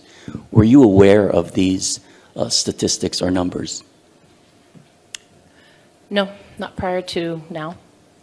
So it's safe to say that this data was not contained in any of your research that you conducted or prepared for this testimony today. Is that correct? No, that's not what my research intention was. Now, you mentioned earlier in your testimony about when you're talking about the poor health outcomes that you found in your research, that one of the factors well, let me ask you this. As part of your witness direct testimony, you referenced an article entitled Indigenous Health Part 2, The Underlying Causes of the Health Gap. Is that correct? Yes. Okay. And by chance, do you have a copy of that article in front of you? I have only part 1 in front of me right now. Okay. Now, with respect to Part 2, and I'll just ask, one of the findings of that research is the root causes of the poor health included poor education for the indigenous people. Is that correct? Yes, education is one factor, correct. And Excuse me, Your Honor, are you reading from Part 2? I believe I am. Okay, and you do not have a copy? Not currently in front of me. May I approach the witness and give her Part 2? Yes. And it is part of your exhibits. And perhaps Mr. Ashita could give us the exhibit number? Yeah, it is B as in Baker, 4, D as in Delta.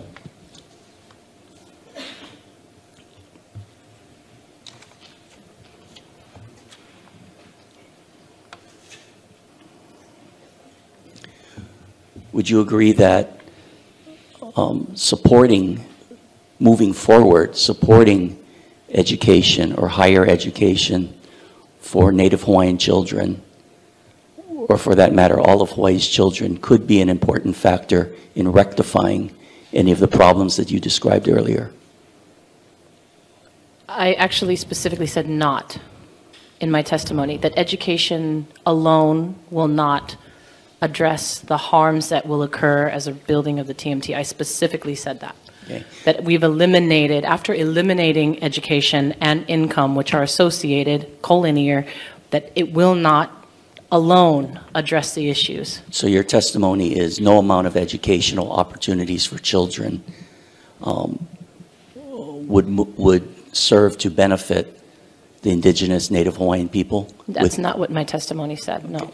Okay, good. What does your testimony say? That it alone, education and income, will not eliminate the disparities suffering among Native Hawaiians. That alone, it is not enough. Okay. And your research, and that research that you're talking about was confined to examination of the TMT controversy? No, my specific relationship to education is a national data set that looks at ill effects, and I talk about in my testimony, social determinants of health that are not solely solved by education and income alone. It's part 3. Health disparities of Native Hawaiians cannot be explained by standard determinants of health, poverty, or low education. Sorry, it's just directly from my testimony. Paragraph 1, number 3.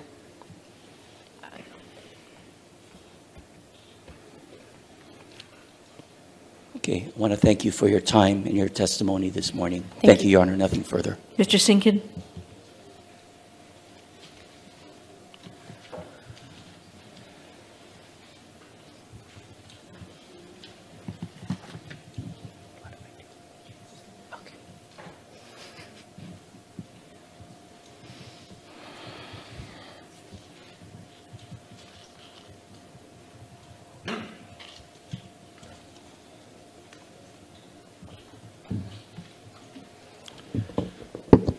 Good morning. Good morning. I'm Lanny Sinkin, representing the Temple of Lono.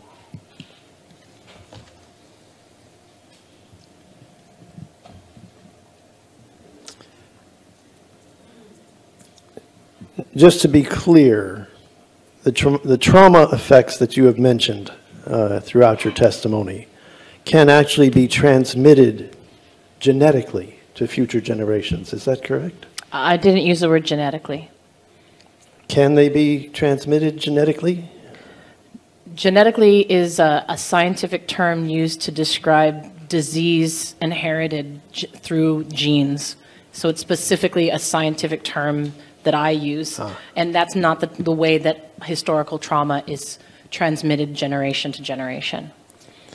Not genetically, no. Okay, so how is historical trauma transmitted generation to generation?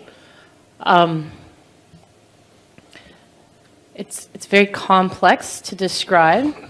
I don't know if I can do it without some drawings. It's not a genetic condition. It's not something that's in the cellular data. At least our science currently is unable to detect disease or harm or trauma at that level. Okay. We do know that we're learning more about epigenetics. Epigenetics, do you want me to describe this? What's the definition of epigenetics? Epigenetics is the surface layer of the genetic code. It has to do with, so you have the genetic code that can transfer information from one generation to the next. On top of it sits epi, like your skin, epidural. It's more like the punctuation in the genetic code. So epigenetics can be harmed by stress. It can be harmed in utero. When a woman is pregnant, she can pass, thank you, she can pass, if she is experiencing stress, she can pass, stress can affect the punctuation on the genetic code. If the genetic code is not read correctly, certain things in the body will not develop in the same way or in a way that should happen because of different factors that have truncated or elongated the genetic code in a way so that it can't be read in the proper way in which it needs to. So we know epigenetics may be more of the way that trauma can be experienced from generation to generation. So I believe, I'm sorry if that's really overly scientific, but I am a nerd and I love the science. Yes, okay. And another aspect of trauma is that it can be cumulative. So if there are actions taken that cause trauma to an individual, and then there's a later action taken that also causes trauma, those can build on each other. Is that correct? Yes, research shows that trauma can be accumulative. And over an entire lifetime. So it doesn't have to be once in a while. It can be as a child, even in utero, and then as an adult, that it will still continue to build on those same stress continues to build. And I know that your research is relatively unique and still private and not published. But I'm wondering if you've ever been approached by anyone associated with the TMT project, BLNR, TIO, Office of MaunaKea Management, any of those folks about your research and its possible application to TMT? No, no one has approached me. And I know that your focus is statistics and that your work is unique in that respect. There are no published papers yet, peer-reviewed, on statistical harms the way you're studying them. Related to TMT. Related to TMT.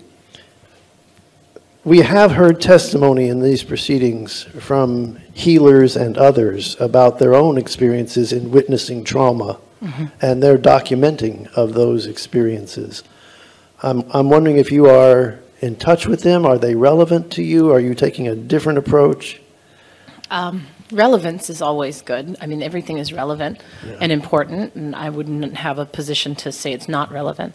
I haven't worked, I haven't really shared a lot of this information publicly because it is very new, and the way that the science community requires is that we keep a lot of it embargoed until everything is published. Right. Okay.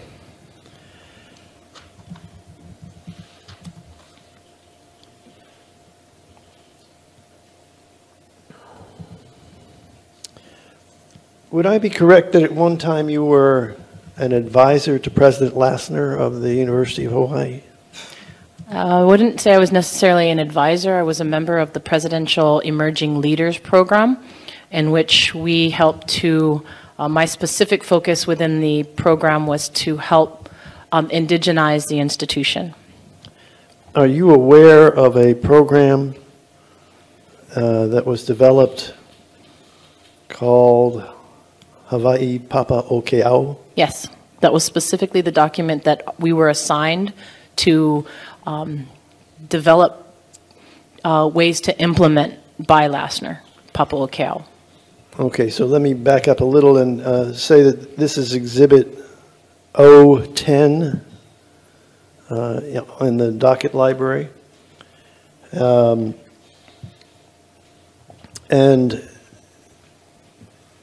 in the document I have, there's a letter from President Greenwood to the regents about this program, encouraging the adoption of the program. And the description of the program is a plan for the university to become the model indigenous serving institution in the state and nation.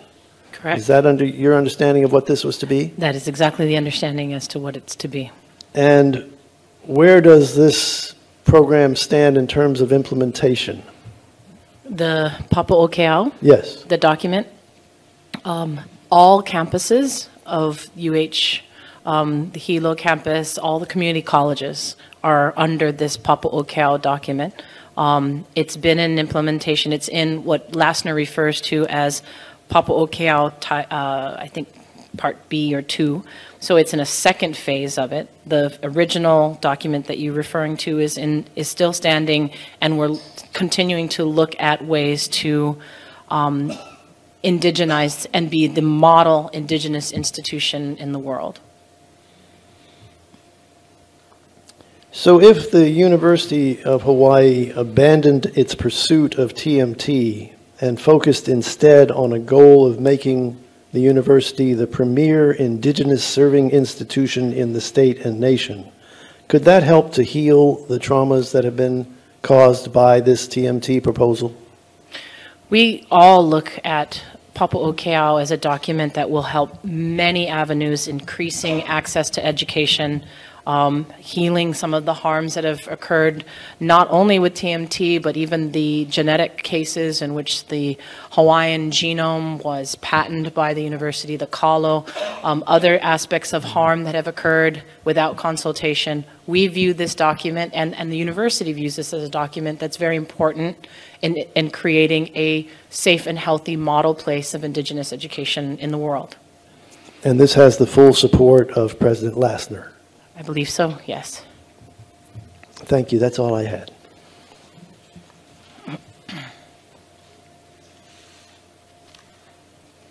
Mr. Kanahele.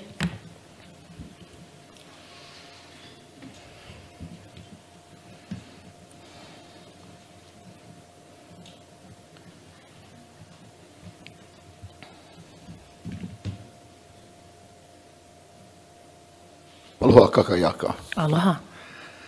Yeah, desecrating sacred spaces impacts cultural identity, which I like to call identity theft, of course, and health. Are these practices the setting up of assimilation and genocide by attacking the Hawaiians as a nationality, spiritual beliefs, and practices using the symbols of the Hawaiian kingdom by the state of Hawaii as identity theft that leads to the health of our people? Too fast. I'm sorry, I don't think I understand the question. Can you read it one more time? Desecrating sacred spaces impacts cultural identity and health. Yeah. Are these practices the setting up of assimilation and genocide by attacking the Hawaiians as a nationality, spiritual beliefs and practices, and using the symbols of the Hawaiian kingdom by the state of Hawaii, identity theft? Does that affect the health of the Hawaiians and the unassimilated local population? I don't have any research specifically to the way that you've worded the question, the sacredness of the mountain and the relationships that Hawaiian people have to it was what my research examined. And when you desecrate sacred spaces, the health impacts. I didn't have the opportunity to ask research in my research studies about any of the other topics that you brought up as far as the use of the Hawaiian symbol or the actions to desecrate as a way to impose genocide. I can't speak specifically to those. Okay. Did you know that in 1946, the UN, under Article 73, called for the offending ally, United States of America, to decolonize the Hawaiians? I'm not aware. Okay. Would you say that when the USA collectively naturalizes the peoples of Hawaii without their consent, does it affect their health, and how? Can you ask me that question again? I'm sorry. Would you say that the USA, when they collectively naturalized us in June 27, 1952, without our consent, do you think that affects our health to then and now, or sets up to be? Right. My apologies. I'm not a historian, so I'm unaware specifically about the dates, but I think you're speaking to statehood. Mm-hmm. Okay. My data, and just looking specifically at the data associated with that and the research and the training that I've had, has shown that statehood and the vote that was associated with it, leaving off the option for returning to the Kingdom of Hawaii, had a huge impact on those who participated in the vote. And therefore, when one does not have the ability to participate and actively engage in the process, that inhibits their ability to demonstrate their inherent rights. So I would have to say that when my specific research is that when someone is unable to practice their inherent rights, that is what causes health impacts. I did not research in the statehood and how it in fact impacted health. Okay. Would you say that the example of Mighty's right, crime pays, comes from the illegal coercion of our allies, the United States of America, when they overtook the Hawaiian Kingdom? Can you say that again? I'm sorry? Would you say that the example of Mighty's right and crime pays comes from the illegal coercion of our allies, the United States, France and England, and all those other allies that's supposed to protect us? That the question is that did that has a harmful effect on Native Hawaiians? Again, my research specifically is associated with cultural assimilation and hopelessness. If that's what you're, if we could make the direct correlations between the actions that you're speaking to and how loss of land and loss of culture and loss of identity relates to poor health outcomes, then I would say that we're making that connection, then yes. All of these actions which erode the identity, the culture, the ability to express one's cultural practices, that is what I specifically am speaking to, deteriorates the health of Native Hawaiian people and has an ill effect on the health of Native Hawaiians. Yeah. I was just kind of finding where that came from, yeah? Does this attitude of Mighty's right and crime pay, and of course money, make assimilated Kanaka and local population more pliable to try to assimilate the unassimilated Kanaka and local population? Too fast. Slowly, slower. Again, I think what I understand is that loss of identity leads to poor health outcomes. I can't speak to the specific efforts to assimilate Native Hawaiian people, but I can state that every effort that erodes any populations of their rights can have an effect on health.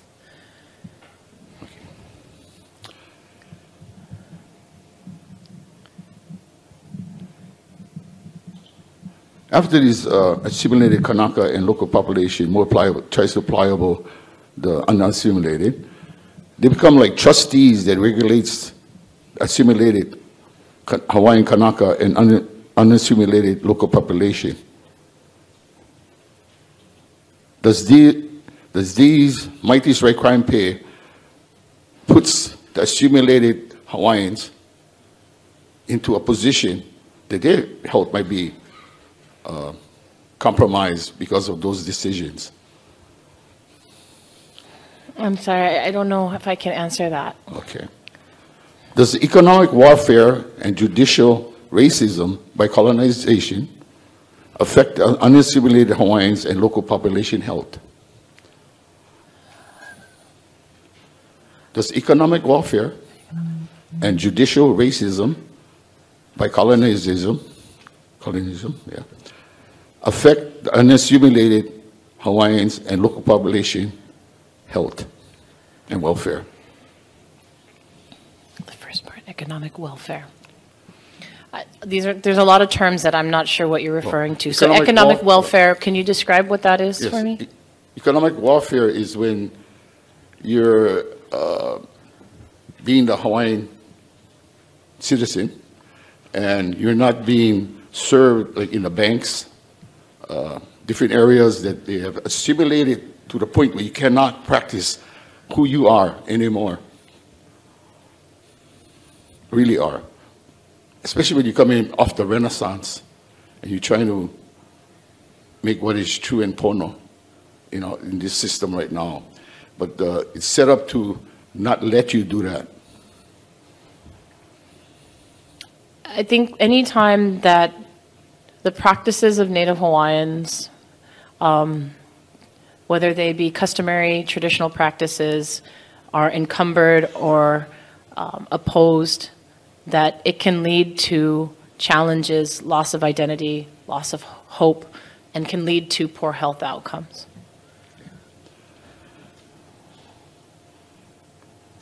Does this attitude also directly affects our warriors and warriorettes that end up in prisons and the military? I'm sorry, can you say that again? Does might is right and crime pay? Does this attitude directly affect our warriors and warriorettes who end up in prisons and military? Those are two big differences in populations. I think that I would associate a lot of the resulting effects of trauma leading to criminal activity or prosecution that incarcerates our population disproportionately. If we look upstream at what are the causes, that if we go far enough back and we understand what causes a lot of those root, whether it's poverty, whether it's low education, whether it's, you know, loss of hope and inability to practice one's traditions, then I would say that that is in fact can be an upstream factor to leading to poor health outcomes, including disparities seen in the criminal justice system. When it comes to the military, I think there's a different situation going on there, and I wouldn't couple the two. I think many of our people who serve in the military oftentimes are forced to make a decision or choose to make a decision based on economic opportunities and educational opportunities as well as their personal beliefs. But what leads to those economic opportunities or those personal choices may be an upstream factor that could be related to loss of identity and culture. But I can't speak generally about everyone in those situations, nor would I assume to have any research to show that that's the cause of what happens in either criminal justice system or in the military. I wouldn't couple those personally in my research. Have you heard the term overt discrimination? Overt? As opposed to covert discrimination? More in the justice system. Overt discrimination. That's already we cannot. Unfortunately, I'm not as familiar with the criminal justice system in terms that are used in it. I'm a health informaticist. I do know that there's disparities seen in the criminal justice system that can't be completely explained by arrest alone. Yeah. You just described overt discrimination. Okay, thank you. Do you think that a few assimilated Kanaka Americans and a local population who gave up shows that how colonialism has worked on the assimilation of our people here in Hawaii? Can you repeat the question? Do you think because a few assimilated Kanaka Americans, because you get Kanaka Hawaiians, Kanaka Americans, yeah, Kanaka is the race, Hawaiian is the nationality. Okay?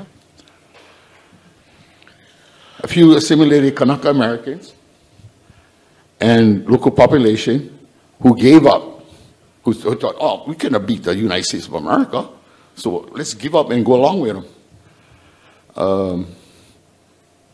Shows how colonialism, the colonists or the colonial people has worked on the assimilated Kanaka and local population. Specifically answering your question, does the assimilation of a few people show that colonization works? Is that what I'm being asked? Yeah. Colonization can occur, each person and each individual may have a different response to colonization. And I can't generally say that by some becoming assimilated, that that's an example of where all will go. Because I think that there will always be Kanaka who will resist and who will remain connected to their culture and identity and will continue to fight and struggle, unfortunately suffering grave health outcomes as a result, but that it not necessarily will it guarantee 100% colonization of Native Hawaiians ever.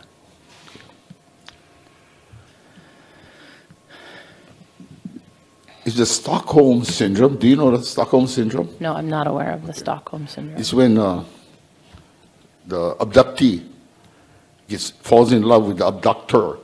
Okay. It's like, all of a sudden, yes, America, we love you. Abductee, abductor, yeah. Oh, I didn't make a question. Is Stockholm Syndrome one of the names for what is assimilated Kanaka and local population actions against unassimilated Hawaiians and local population? I don't have any knowledge of that. Okay. I've heard a lot about mitigation. Is there a way to fix this problem of continued suppression and colonizing of the unassimilated peoples of Hawaii, Kapai Aina, from the assimilated ones? Is there a way to stop it? I'm sorry. Yeah, well, I've heard a lot of mitigation. Is there a way to mitigate all this? To mitigate it? Yeah. Can you help me understand what do you mean by mitigation? Can you fix the problem? Can we fix the problem? Fix the problem for continued suppression and colonizing? Can you tell me the whole question again? I'm sorry. I've heard a lot of about mitigation, from our other guys. Is there a way to fix this problem of the continued suppression and colonizing of the unassimilated peoples of Hawaii? Can mitigation, meaning legal mitigation, yeah. Fix this problem? Legal. Or money. Or money. Money. Education. Education, okay. I think that there are many steps that need to occur along that path for Hawaii to decolonize. I think that every single trauma that Native Hawaiians face continues to erode at the health of Native Hawaiians. I think that the ideal situation, return to a full kingdom, the turn of Hawaiian people, I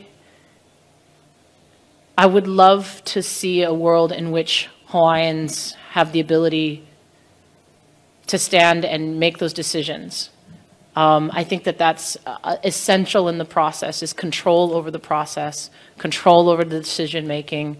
And I think until that occurs and decisions are being made by the stewards of this land, that's the number one factor that must occur in order to heal the damage that's been done through colonization. Let's see, do we have anything more here?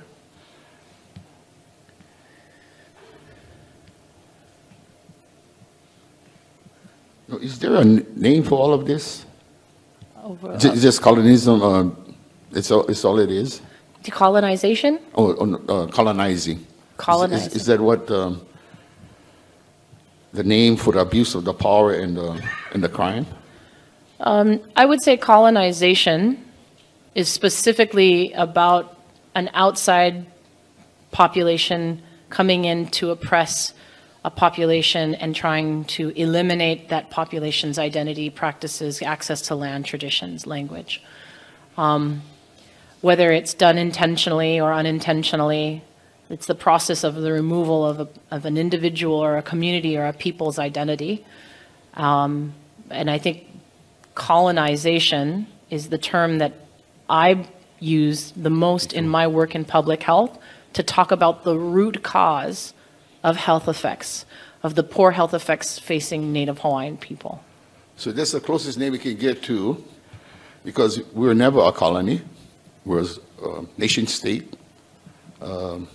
Is there might be a different word than colonizing when you deal with not a colony, but a full-on nation state? I'm not a legal expert. I do believe that there's terminology used at the United Nations to talk about specifically nations that are put on the list for decolonization.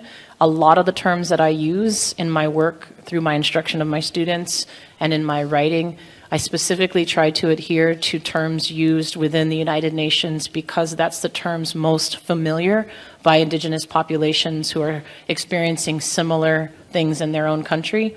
Whether or not it's the best term to use, it's a common term that's used and interchangeable with other populations as who have experienced similar experiences. Sorry, to use the same word. To me, you're describing what I call, and I want you to correct me if I'm wrong,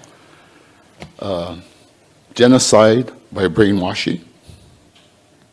Is that happening to our people? That's why we're in this state we're in, of health, non-regulatory government.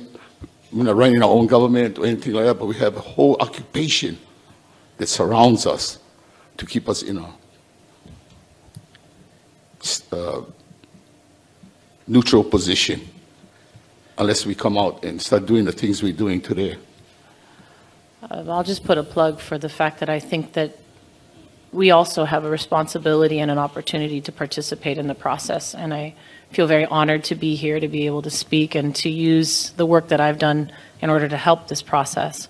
I don't know very much about the use of the term genocide. I think it's brainwashing. Brainwashing. I don't know. I mean, like, that's another scientific term that I'm not sure if I would use. I've personally and professionally and academically and scientifically, I know that there is a process that has occurred and that there are ways that we can reverse some of the effects. And I do know that participation in our traditional cultural practices help us to return to that. But not all of it will be reversible. And that's why it's important to ensure that we voice our opinions and our thoughts about this now and participate in the process. Okay. So again, before I finish, could you again describe to me what colonizing means? Colonizing is an outside force imposing its views, worldviews, religion, language, culture, practices on another unwanting society that hasn't asked for it and has resisted and tried to ensure survival of their identity and culture. Thank you. You just described genocide. Thank you.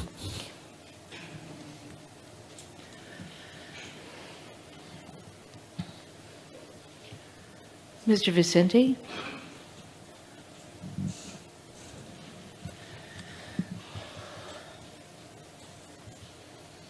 Dwayne Vicente. Good morning. Good morning. The word colonization was used quite a bit this morning. Are you familiar with the Northwest Ordinance of 1787? Say that again, I'm sorry? Northwest Ordinance of 1787. It was written by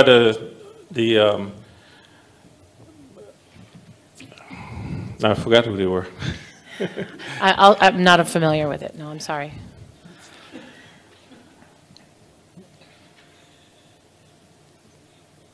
In 1820, that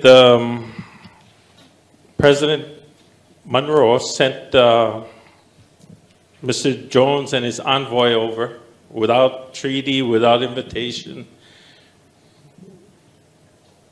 Do you know that purpose? What was the purpose of that? No, I'm unfamiliar. Would it be safe to say that was the beginning of the colonization program?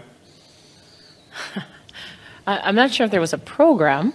I think anytime an indigenous or native population or a people who inhabit a space are being displaced by force, that is a process of colonization. You stated earlier you work with Indians. Mm-hmm. Where are they located at? For 12 years, I worked in Seattle for the Seattle Indian Health Board Urban Indian Health Institute, which was a tribal epidemiology center that served the 4.1 million Indian population that resides in cities all over the country. Now you said two different things. You stated first the other Indians, then all the rest of the Indians. Can you explain that? 71% of the Indian population that once reside in Indian territory through a program of assimilation and relocation, which was a legal program through the United States government to relocate Native people from tribal lands into urban centers. And as a result of that relocation program, there were many displaced Indian people in urban areas that did not have access to traditional land. And their health effects was what I was responsible for measuring and reporting to the United States government the health of Native people who reside in cities displaced from traditional lands. Are you aware under the American system there's 3 different Indians? Under the American system, there's 3 different kind of Indians. Yes. No, I'm not aware. Are you aware that there's the 13 states, perpetual Union States Indians under the Commerce Clause, Article 1, Section 8, Clause 3? I know that that's the specific document that established treaty relationships with the Indians. Is that what you're referring to? Yeah, but specific Indians. Yes. Only in the 13 perpetual Union states. Correct, yes, the colonies. Are you aware that there's the other Indians under the in the Ohio River Valley that fall under the Northwest Ordinance? No, I'm unfamiliar with that. Well, there's 5 so-called equal footing states. I can't remember them all now. Indiana, Michigan, Ohio, Wisconsin, and I forgot the rest already, so.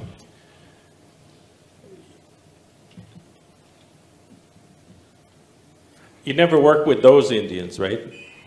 Unless they had been part of the relocation program and reside in urban areas, I wouldn't have specifically worked with them in my work. When you say the relocation program, you're talking about Department of Interior, right? Correct.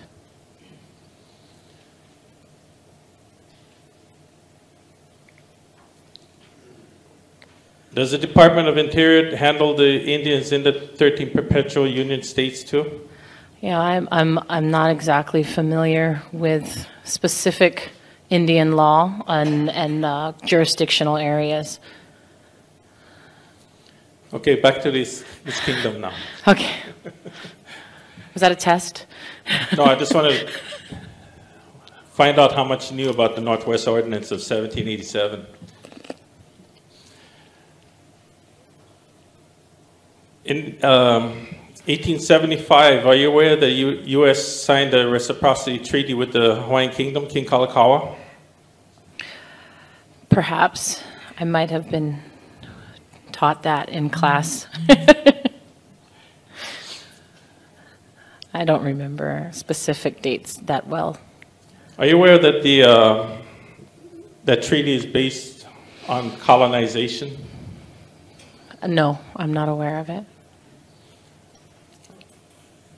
Are you aware that it gave the United States citizens rights in their country, the same rights in their country in this kingdom? The right to vote, own, have homestead. I believe so, yes. The 1887 amendment for Pearl River, which we all call Pearl Harbor today. Are you aware that that was part of another part of the colonial system? I could probably draw a connection. Did you fly in from Oahu this morning? No.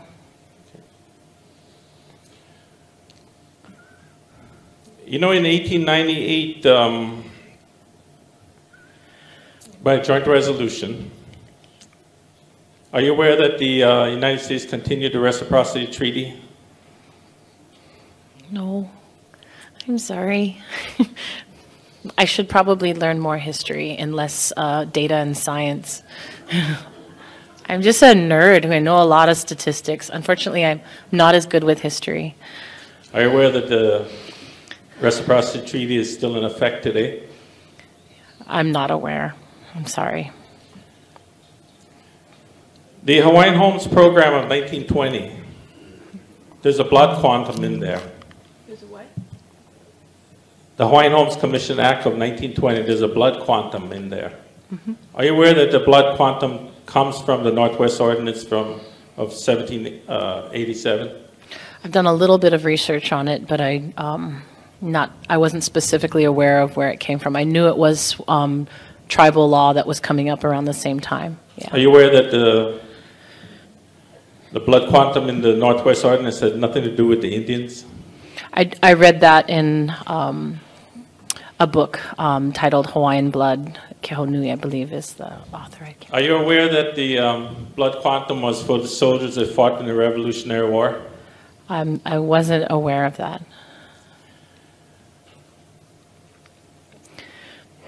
Are you aware that the Admission Act is based on the Northwest Ordinance of 1787? I wasn't aware of that. Are you aware that the state of Hawaii is a creature of the Northwest Ordinance of 1787? Under oath, I would say I've heard some of these things, but I'm so not a historian. I apologize. Are you aware that this process we're in right now, this hearing, is part of the colonial process? Yes, that I am aware of. That's all I have. Thank you. Thank you. Mrs. Freitas?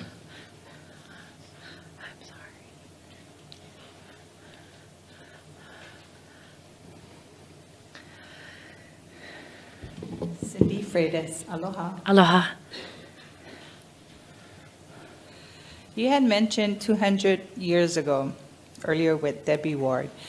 In the past 225 years, the native people of Hawaii have undergone a series of striking changes in the expression of their culture and health status. Would you say that is true? Absolutely. Today, Kanaka Maoli, or the host of the culture land and the culture, has shifted in the culture and have perceived a condition of long-term psychological culture trauma similar to the experience by the colonized indigenous people. Would you say that is fair to say? Yes. Okay, let me do a foundation here. The culture wound. is a term used to describe incidents where a person or community culture is targeted as a source of ridicule or discrimination.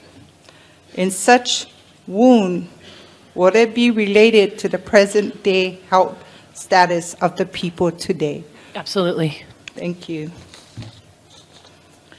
In your opinion, in today, the Kanaka Maoli, or the host of the culture and land, exhibits some of the most devastating health status and social indicators in the United States? I'd say we have some of the worst health disparities in Hawaii, in the United States, and in the world in some cases.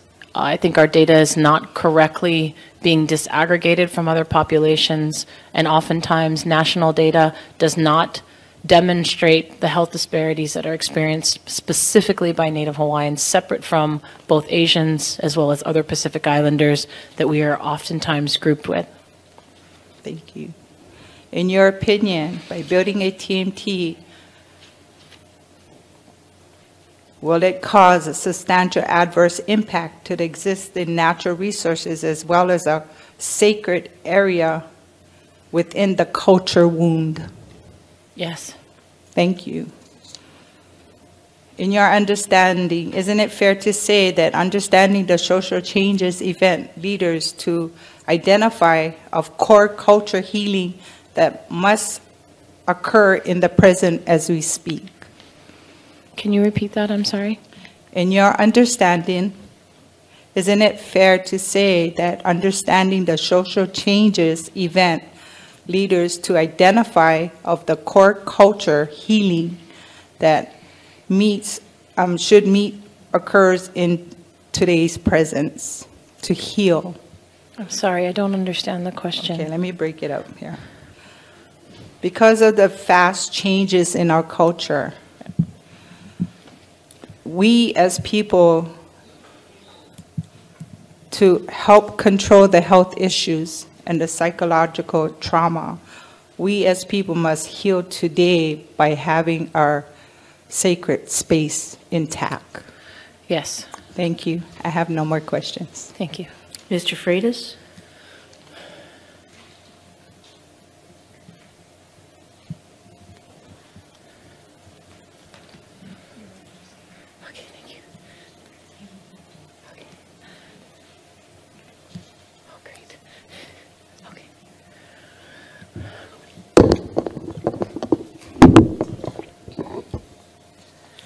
Aloha, Dr. Taualii. Aloha. First, I'd like to tell you how happy I am to see such young, intelligent people, such as yourself, making your way this far in education and what you do for the Native Hawaiians especially. Mahalo. I am a Native Hawaiian, and I'm here in this contested case in protection of my traditional, customary, cultural, religious, and spiritual rights. Are you familiar with the Constitution that protects these rights? Article 12, Section 7? Yes. The Hawaii State Constitution. Yeah. Thank you. In your data, could you explain to me in your data how many years is considered a generation? I was asked that last time, and I'm not sure I don't have the number specifically, so I don't want to confuse it without rather somebody look that up and tell me. I'm sorry. Okay, thank you. Is your data consist of any past history of contact, Western contact, from 1778 to today? My research specifically associated with TMT focused on how the destruction of or the harm of sacred spaces affects health. I unfortunately didn't have the opportunity to ask specific questions about previous destruction, whether it be of government or sacred spaces, has affected the health of people. Okay, thank you.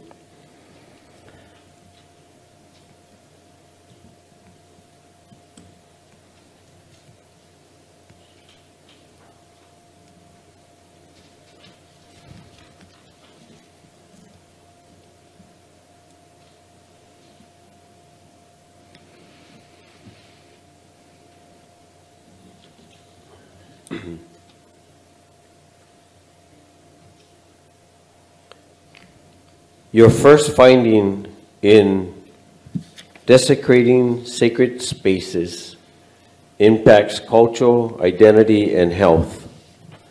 Would you include the destruction of an ahu that is used for prayers and offerings that Native Hawaiians built as within desecrating sacred spaces?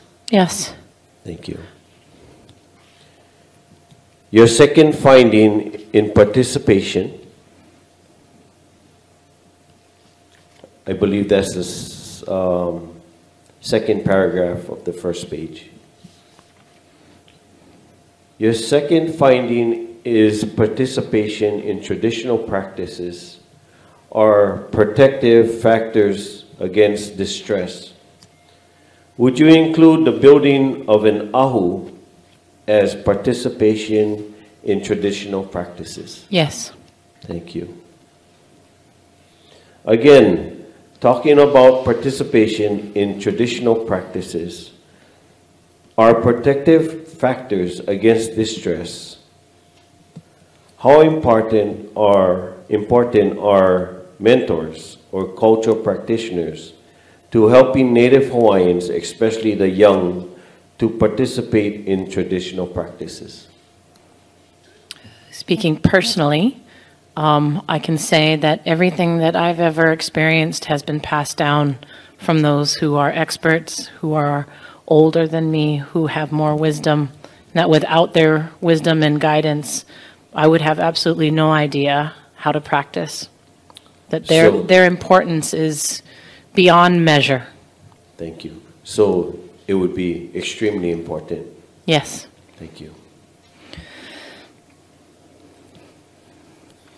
On page 1, second paragraph of your testimony, your WDT, you use the words forced assimilation. By forced assimilation, you are including, among other things, when the Hawaiian language was eliminated as the national language of the Hawaiian nation. Is this correct? Yes. Would you say that any message, even practiced today, that says we don't take your Hawaiian culture, religious, seriously, is this part of forced assimilation? Yes. Thank you. In the context of this contested case hearing, that the Office of MaunaKea Management has a kahu kumauna. It's a cultural advisory. Are you familiar with it? No, I'm not. Okay. In this kahu kumauna, it does not take the advice seriously when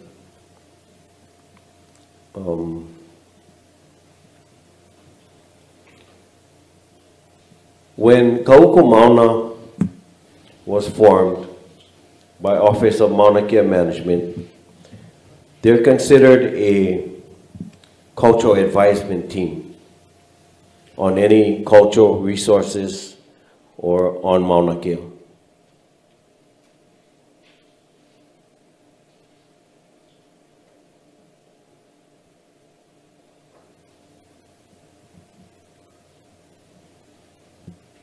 But they don't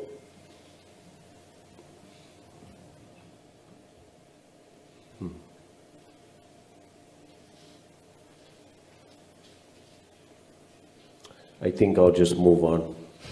Let's just strike that question. So, colonization. Earlier on, forced assimilation and colonization, you said parallel each other. Is that correct? I think I said yes. Thank you. On that note, as a native Hawaiian, being guided by my na'au to stand and protect MaunaKea, a lot of the studies in your research are part of my emotions that affect me today. Would it be fair to say that if the TMT was not allowed to build, that the recolonization would start to heal the spiritual essence of myself? I could draw out a causal model that relates to hope being renewed, the ability to continue to practice your cultural identity, to leading to positive health outcomes, to reverse some of the ill effects of disbelief and hopelessness in the systems that prevent you from being able to access, that I would say that if you were to continue to be able to practice, that would indeed, like I said in my second statement, ensure health by being able to have access to practice your traditions and your belief. Thank you. As a native Hawaiian that believe that my spiritual practices is very pertinent to MaunaKea and protecting it, if it was set free, would it help me in health? I believe so. Thank you.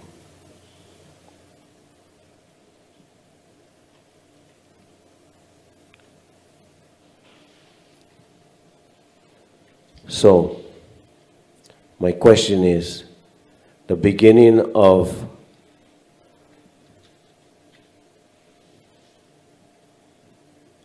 recolonization is possible.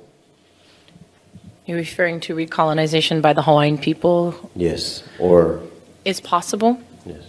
I think our Renaissance, the fact that my daughter speaks our native language, that many of our children speak the language, that many of us are practicing and can access traditional spaces still, is incredibly healing for our communities, and it has the ability to address some of the ill effects that our health is affected by because of past injustices. That when we practice tradition, eating traditional foods, practicing traditional physical activities, that we see health return to the Hawaiian people. Research has been shown that traditional diet, traditional customary practices help to return to a Hawaiian lifestyle, and that is in fact what improves health. Thank you.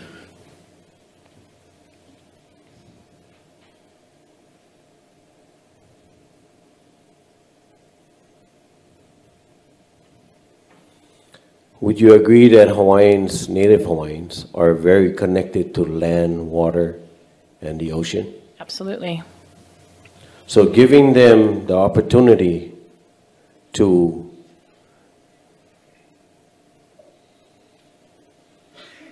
guide the future of these resources and to heal the land, such as MaunaKea, such as the waters that come from MaunaKea, such as the waters that enter into the ocean to feed the limu.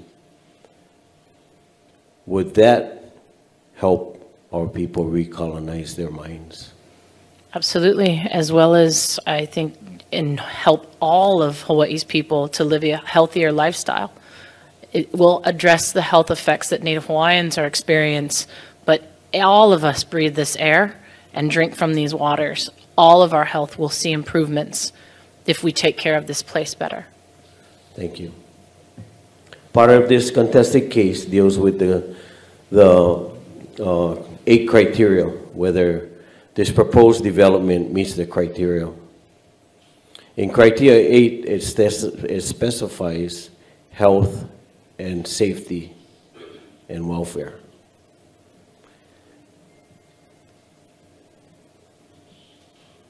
Do you believe that this TMT project will strengthen my health, my safety, or my welfare? Absolutely not. All my research shows the direct opposite. Thank you very much. On that note, I just want to say, young people like you and your children,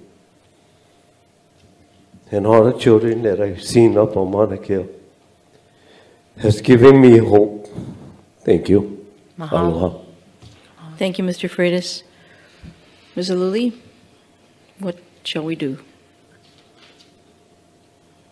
We could go until 12:30. You don't think it's going to wrap in 30 more minutes? I have no idea. I don't hear any objections. I've admonished the witness to answer the questions. I don't know how else I can help to keep this focused and streamlined.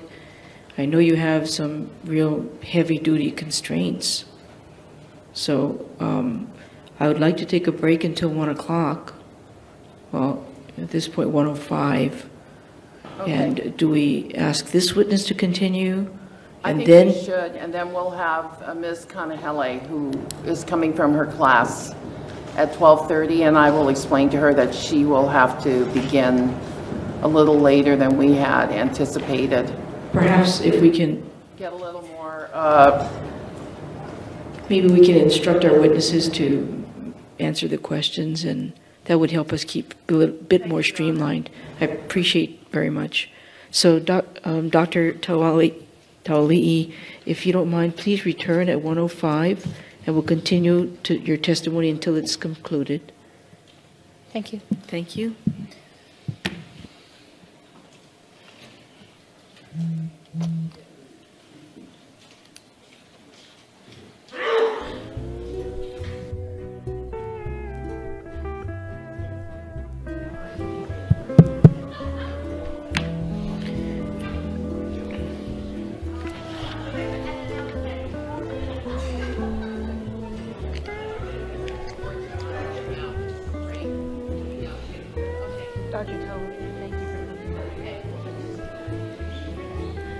Let's get started, please.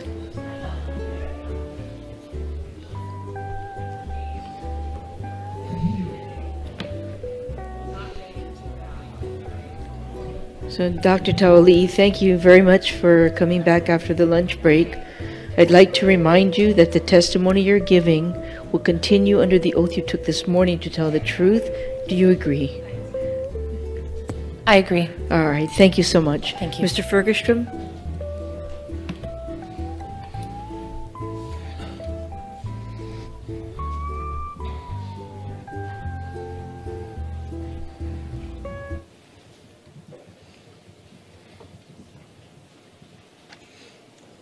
Good afternoon, Ms. Taualii.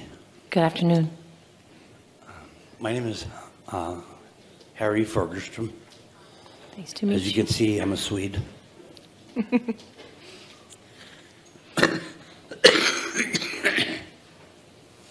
found it quite fascinating, your field of study.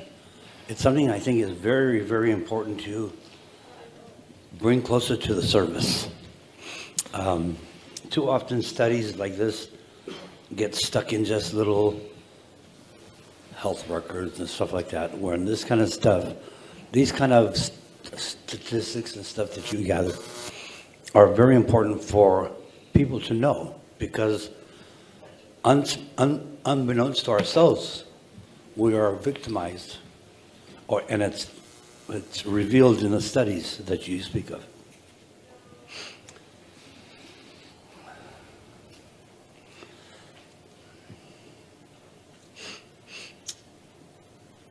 You talked a lot about,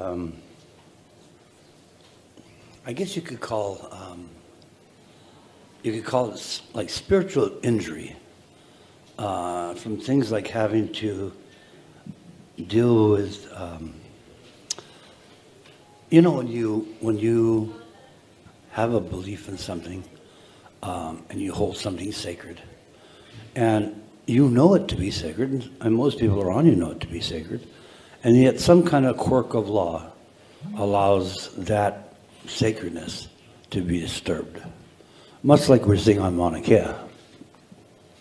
Much like we're seeing in things like GMOs. Where fancy talk lawyers are able to give you fancy laws that are just laws that don't really reflect reality.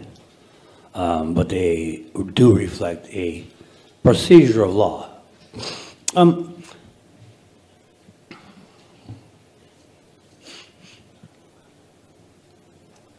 I wanted to just throw out a couple items, and because I think they're interest to me. I'm sorry, because I think they're interest to me, and I was wondering from your professional standpoint if you would think similarly that it may in fact be interest to me. I'm very much into the Hawaiian Kingdom. And into the laws of Hawaii, and to the wealth of information that our kupuna had left us. Even things like our Hawaii state model, MaunaKea, Okaini, Kapono. And for instance, if you look at the state capitol now, they have that great big plaque up there. And that plaque has been altered. It no longer has the twins on it, but it has Lady Liberty. For somebody like myself, to me, that's like stabbing me every time I look at it.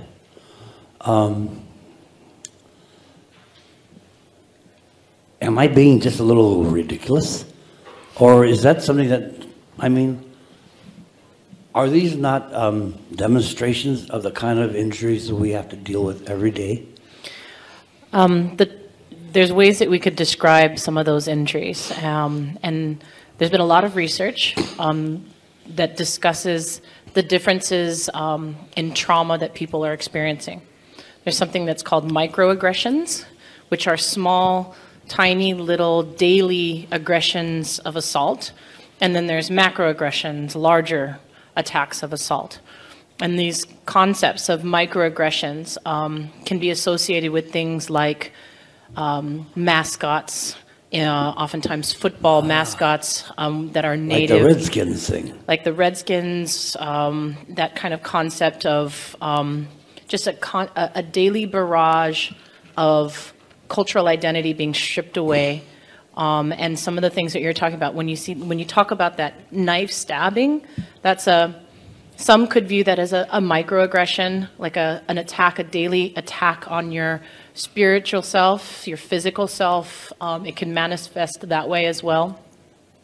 And this relates back to that question I addressed earlier about how your body reacts to it. Your body specifically will have a reaction to daily microaggressions, as well as, say, the building of a telescope on our Mauna. That would be a macroaggression, in my opinion. Those aggressive attacks on your body, your system will produce a chemical, that cortisol in your body, that is reactive to an attack.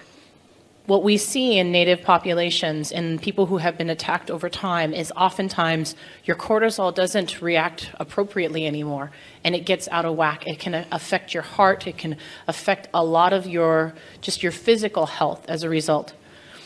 So no, you're not insane. You are being daily attacked, daily assaulted, and your body is probably over years no longer able to react normally to attacks onto your system. And it's very dangerous for us. I was talking over lunch that we could probably measure the health of everyone in this room, and I could guarantee we have some pretty elevated high cortisol levels constantly in this room. So yes, you're not insane, at least not that I know of. And these expressions that you're feeling are documented in the literature as daily aggressions, microaggressions. And so I just came back from a while where I did a vigil for the Queen. And over that time, there were a series of things that were really powerfully negative for me. And I'm just going to tell you what it was, and then perhaps you could help me understand that I'm not just being weird. I actually do feel these things, and this harm I'm feeling, and this aggression I'm feeling is real. For instance, I am a Hawaiian priest, for lack of better words. I was trained by Kahuna Samlona. And in my teachings, one of the spots on Oahu, which is actually part of Pu'uhonua Lehua, Pu'uhonua Lehua. I still can't hear you. If you step out just a little bit from the microphone. Pu'uhonua Lehua. Is that better? Okay, anyway, it's a pu'uhonua for the island of Oahu.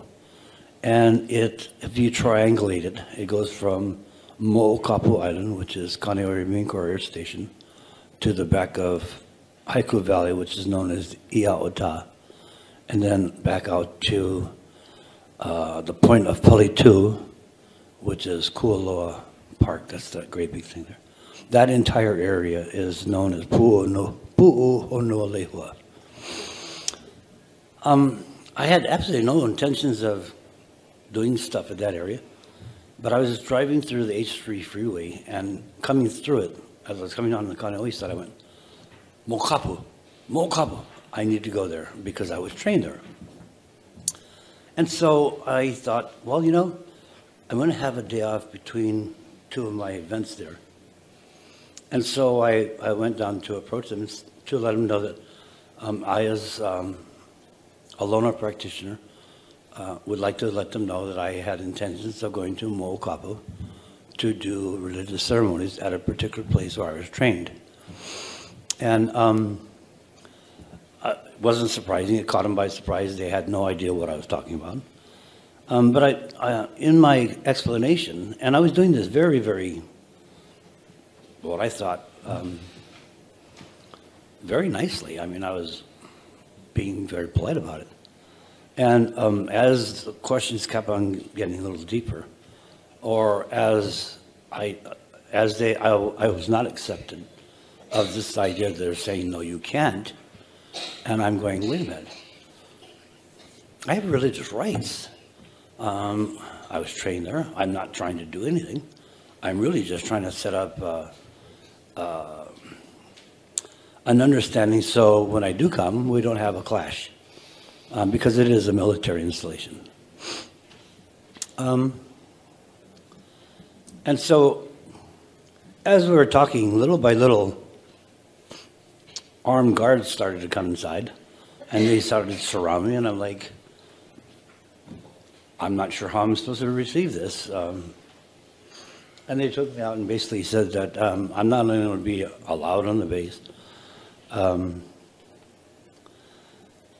but that they even said I had a record and that there were warrants out for me. And I says, well, if that's the case, why don't you call the police and have me picked up? I seem to be doing a lot of dealings with police. And if I have warrants, it's surprising to me because they have me all the time. But anyway,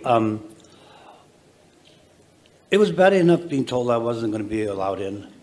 But when they told me that if I come back, they would shoot me, it hit something in me very deep that said, really, I'll be here at 10 o'clock on Wednesday.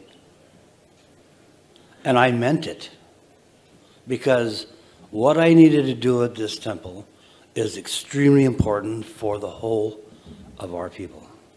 Now, some people say, well, Hank, you don't need to do it there. But I don't know anybody who has the training I have that even knows of this temple and why and how it's utilized. So I guess Keokua made it such a way where there were other things pending that made it so I didn't have a vehicle to go. I'm having a hard time understanding. Let's see. Is this distance better? Or is it just my talking? I'm not not sure what it is, but Okay. maybe if you can step it up just right where you're at, but Okay. step louder. Okay. How's that? Better? And then I had another incident that cropped up. I was out at my uncle's house, who is out in Ka'ava, and I was walking to the store, and I seen a barrel, a half 55-gallon barrel, labeled hazardous waste on the road. And I thought, I don't think this is correct. And so I called the police on that there was a barrel of hazardous waste on the side of the road. And they came out along with the fire department, and they basically told me that it's okay, it's a registered barrel. And I go, but it's on the road. And they said it was going to be taken care of, and that wasn't satisfactory to me. And I said, I'm just going to wait here until you move it. And so, to make a long story short, after 5 or 6 calls, and after them even taping me off, I mean, this is how ridiculous this gets.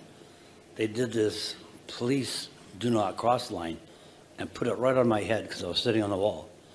Now, I wasn't jumping up and down, being nasty or anything like that. I just wanted to know when that barrel was going to be moved. The long and the short of this is that they finally decided I must be freaking nuts. So they came and arrested me and dragged me into the police car and took me down to the hospital for a psychological evaluation. Do you like that one, you guys?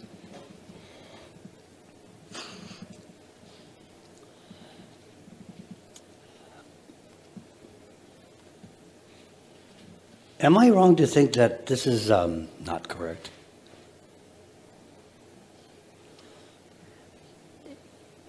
That you would be arrested and put into a institution for evaluation? Yeah, I mean, for reporting hazardous waste. I mean, is this me? Or, I mean, I know I attract problems. It's just the nature of my being.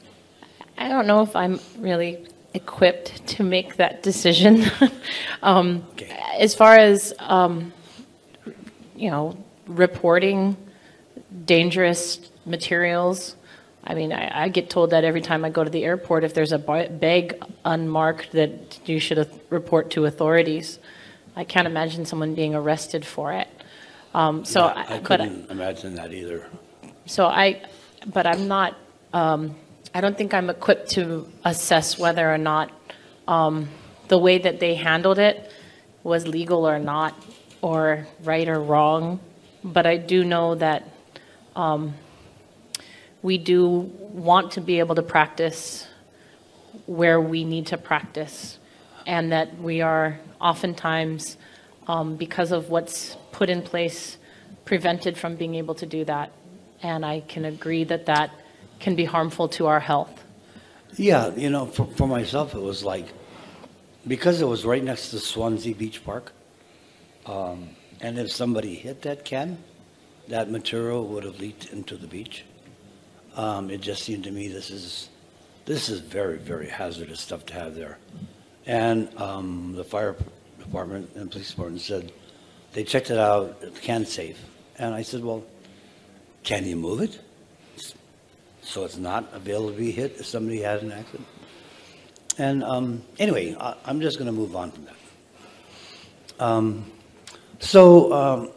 Being a religious and cultural practitioner, I'm very, very attached to the Aina and what it takes to malama, along with water.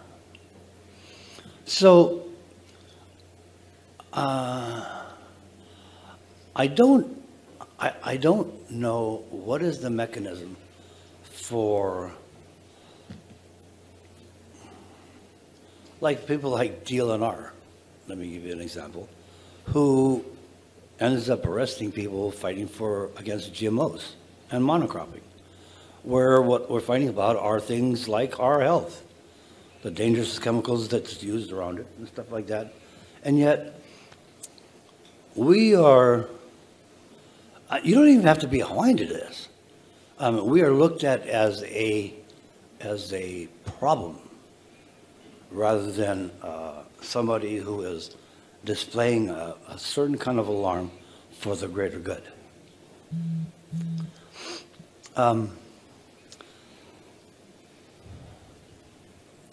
For myself, being a Hawaiian and not being raised Hawaiian until my later years, in fact, since I've started to relate to my Hawaiianness, I found myself in more and more trouble all the time because I find things that are not correct. Like, I don't want to wait till the water's polluted to say that we have to stop it. I would rather stop what is the potential pollutant. Like, for instance, right now in the news, GMOs and stuff like that are being said that they're okay, although we know all the chemicals to support that are extremely hazardous. And so, and I don't necessarily expect you to know the exactness of what I'm going to ask you, but from a Hawaiian traditional standpoint, from my level of understanding as being a priest, we do know of several caves that exist right under the northern plateau of MaunaKea, very close to the site of the 30-meter where they have intended. And Mr. Lee yesterday spoke about that. Now, we also know how much damage can be had and how much damage could be had to those caves that are also water caves. Michael Lee described it lately yesterday, but there's even a mano that goes all the way up to the summit of MaunaKea, a shark that comes through those caves. And so you can see that the depth of our understanding is so much deeper than scientists want to even consider as a factor.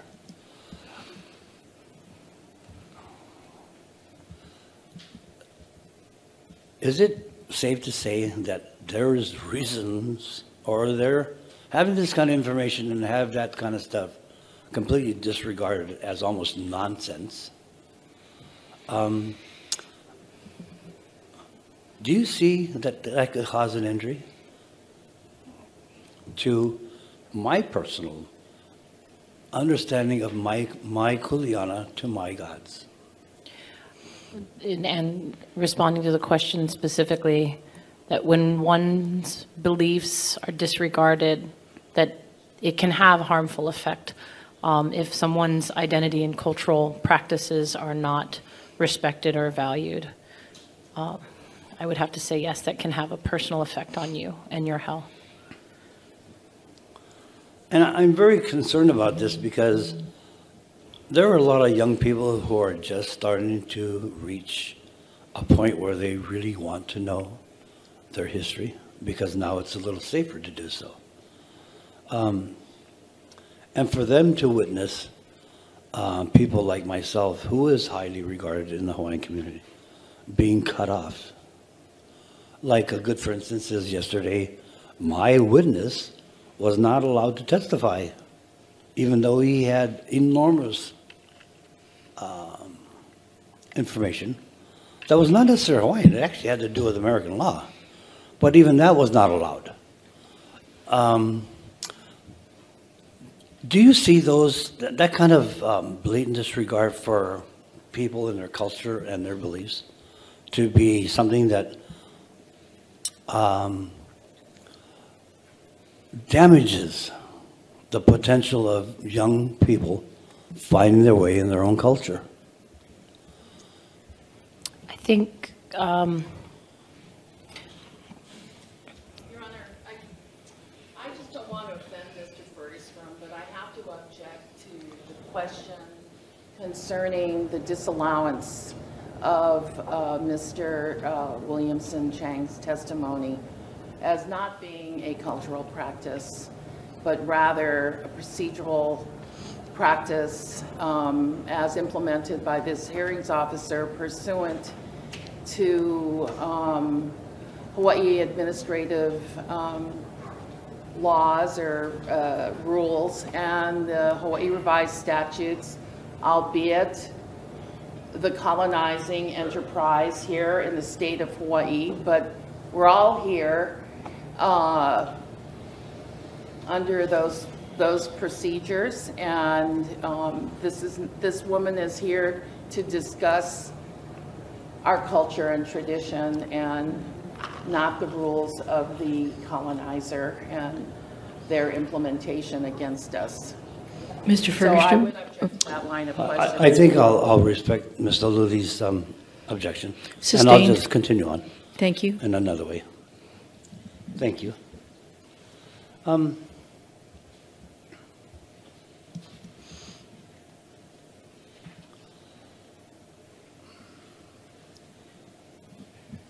I don't know if it was directly stated or strongly alluded to that allowing our people who have this knowledge of how our system works, when I say our system, I'm speaking of how our islands were able to function productively before the white man came, and how we are so away from it now. And every attempt that we try to do, like harnessing our water better, distributing it better, utilizing land better, seems to be keep getting caught off by what I call foreign intervention, or intervening, and by people who practice laws that are not ours and don't consider those laws that we had developed over 1,000 years.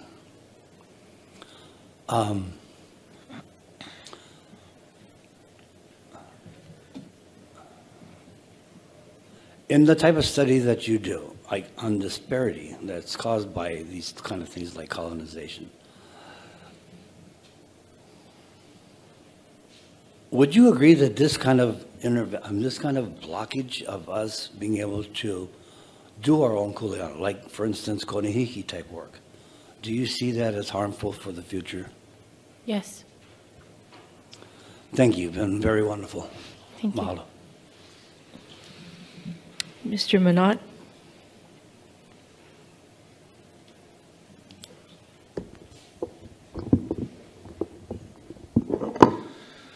Good afternoon, Dr. Taualii. Good afternoon. My name is Pete Manat. I represent the University of Hawaii. Is it true that initially you had requested to be a party to this proceeding? Initially, there was two of us who put in that request. A student of mine put in the request. All right. And then at some point you decided that instead of being a party, you wanted to become a witness for the petitioners here who are opposed to the project? My time wouldn't allow me to be here.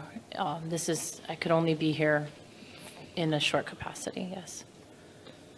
All right. How long have you been opposed to the TMT project?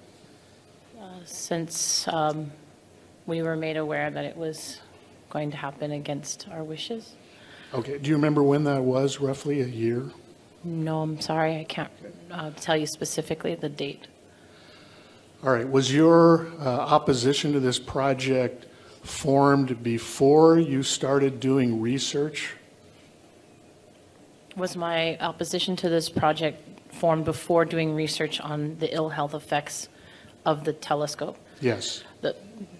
My questions were formed after my decision not to support, or never were to support TMT. Is your study finished or completed in any manner? Research is never completed. You always are striving to continue to improve upon research.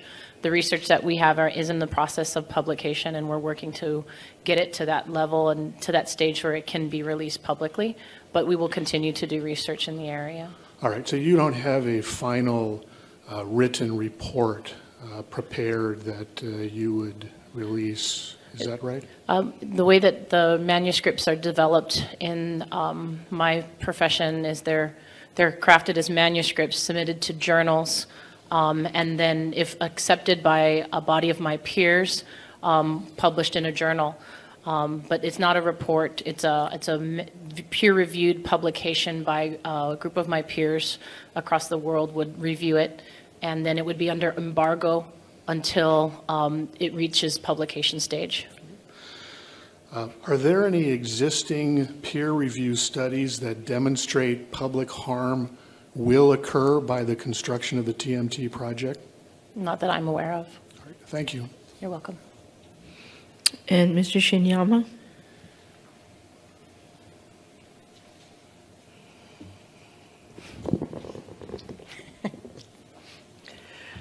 Good afternoon, Dr. Taualii. Nice to meet you again. Nice to meet you again. Just a few questions for you. So, just so I'm clear, the intention of the research you did was to evaluate the negative impacts that the TMT project may have on Native Hawaiian health. Is that correct? No, it was to assess what the impacts of building the telescope would be on health. Okay. We didn't say negative or positive. We just asked what were the physical, emotional, and spiritual effects of the telescope construction. Okay. But in response to questioning by Mr. Ashita, you testified that you were not aware, or no one as part of your research provided you feedback as to positive effects that the TMT project may have. Is that correct? Yes. Okay. And the intention of your research was not to evaluate the overall impact of the TMT project on the health of the entire general public. Is that correct? Exactly. Just like the survey that was done on 122 Hawaiians that was produced earlier, it would have to be a representative sample of 10% of the Native Hawaiian population in order to be able to say that it is statistically reflective of the entire Hawaiian population. So the answer to my question is yes, correct? You did Correct. not evaluate, as part of your research, the overall impact of the TMT project on the health of the entire general public. Is that correct? I did not. Okay. And now you also talked about, in response to Mr. Ashita's questions, that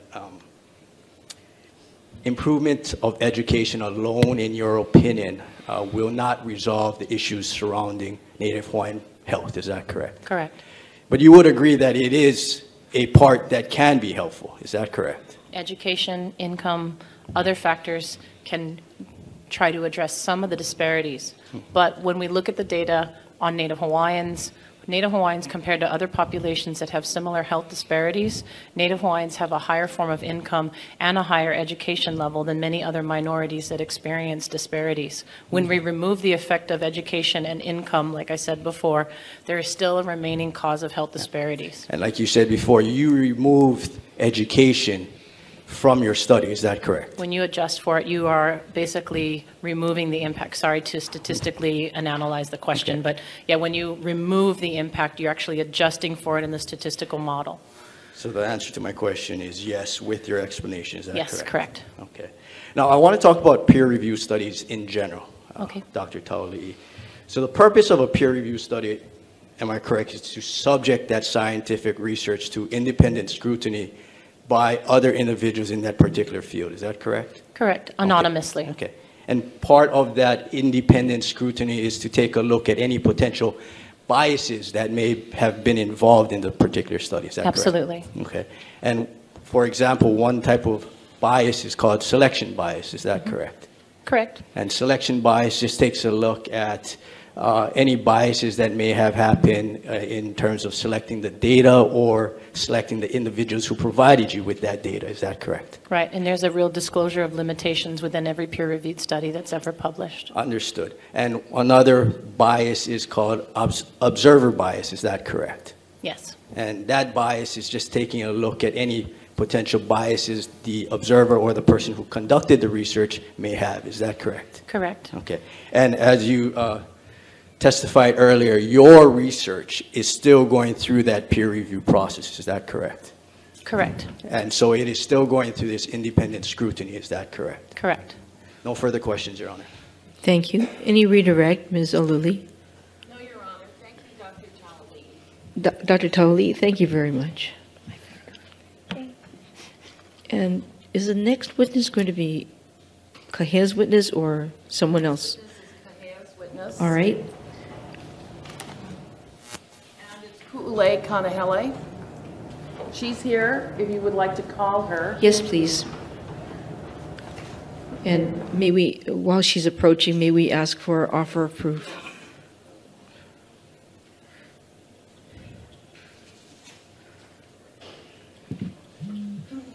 Kuulei Kanahele is a lead researcher for the Edith Kanakaole Foundation.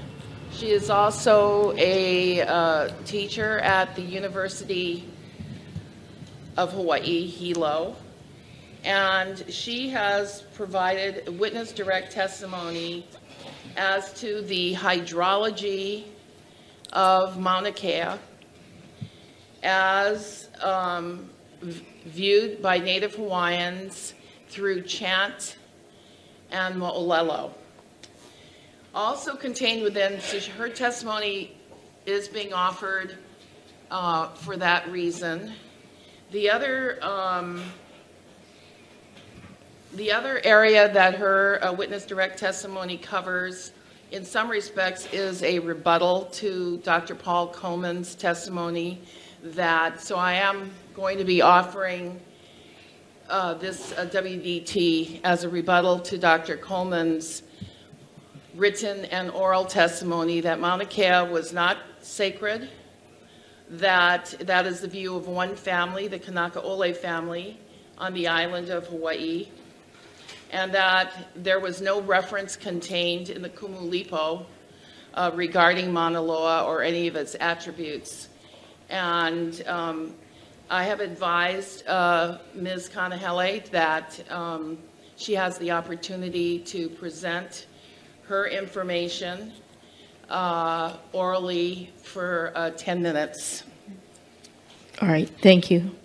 And just so we don't confuse anybody, when you say you're offering her as a rebuttal witness, she's not really a true rebuttal witness, but she was offered as a witness and includes all this testimony, which is... Controverts Dr. Coleman's testimony that he was crossed on. Thank you. And so I guess she isn't a true rebuttal witness, but... It's okay. I understand what she's offered for. I see that the Kumulipo is mentioned in her written direct testimony. Yes, Your Honor. Very good. Good afternoon. Good afternoon. And thank you for your patience with us. I'm sorry to have kept you waiting. May we ask you for your name, please? Yes, my name is Kuulei Kanahele. Thank you. And Ms. Kanahele, excuse me, may I ask you to take the oath, please? Yes. Would you raise your right hand? Do you solemnly swear or affirm that the testimony you're about to give in the matters before this tribunal shall be the truth, the whole truth, and nothing but the truth? Yes. Thank you. And Ms. Kanahele, by any chance, do you have your written direct testimony with you? Yes, I do. And is it 3 pages? Yes, I do. Yes, it is. Okay. And now you're under oath, and I'm going to ask you first, is that your statement? Yes, it is. And is everything in that statement true and correct to the best of your knowledge? Yes. Okay. And you have up to 10 minutes to summarize your position before we begin cross-examination. Okay. All right. Please go forward. Aloha kako. My name again is Kuulei Kanahele. My family is from Kahakuloa and Honolulu on the island of Maui. My family is from Kahakuloa and Honolulu on the island of Maui. As mentioned in my introduction, I am the lead researcher for Papahuli Honua, or Earth Science, for the Edith Kanakaole Foundation. And part of my duties as the lead researcher is to try to understand our chants that was passed down through the generations. And by understanding these chants is because the chants are a document of centuries of observation, environmental observations. And chants are a way to record and transmit all of this knowledge of our kupuna to us today. Our job today is to be able to understand these chants and use it so that we know the proper and correct way to live in these islands. Okay. I have presented my findings and my interpretations of these chants locally, nationally and internationally, most recently to Google X and the Hokulea Malama Honua Worldwide Voyage, as well as at the IUCN, the 2016 IUCN World Conservation Congress. And so my testimony begins with the reason why we believe MaunaKea is sacred. And in 1813, Kamehameha III, who is named Maile Taualii, was born. And to honor this occasion, a chant was composed to highlight his lineage.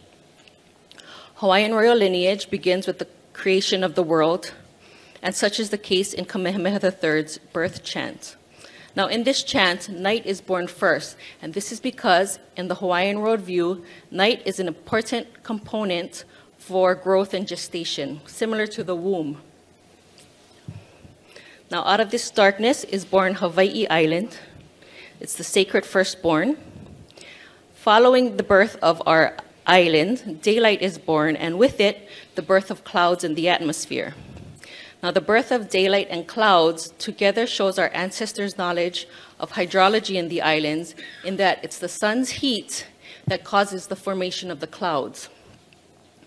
After daylight, this is the fourth pauku, MaunaKea is born. MaunaKea is what we know as MaunaKea. So MaunaKea is born of the gods Wakea and Papa. Now, Kamehameha III's genealogy chant is this confirmation that MaunaKea is sacred in the Hawaiian mind, because MaunaKea is born of the gods, and it's these same gods who will later be the progenitor of the Hawaiian race. From this stems our belief, the Hawaiian belief, that MaunaKea is our ancestor to the Hawaiian people. We all come from the same people, Wakea and Papa. Okay? Now, the sacredness of MaunaKea does not lie only in the fact that MaunaKea is descended from these gods, Papa and Wakea. MaunaKea summit touches the atmosphere and stands in the Vauakua, which we've heard before. Now, the Vauakua is the realm of our gods. And I wanted to take a minute to talk about gods, because that word has been thrown around a lot. In my practice, our Hawaiian gods are not invisible beings that live in the heavens.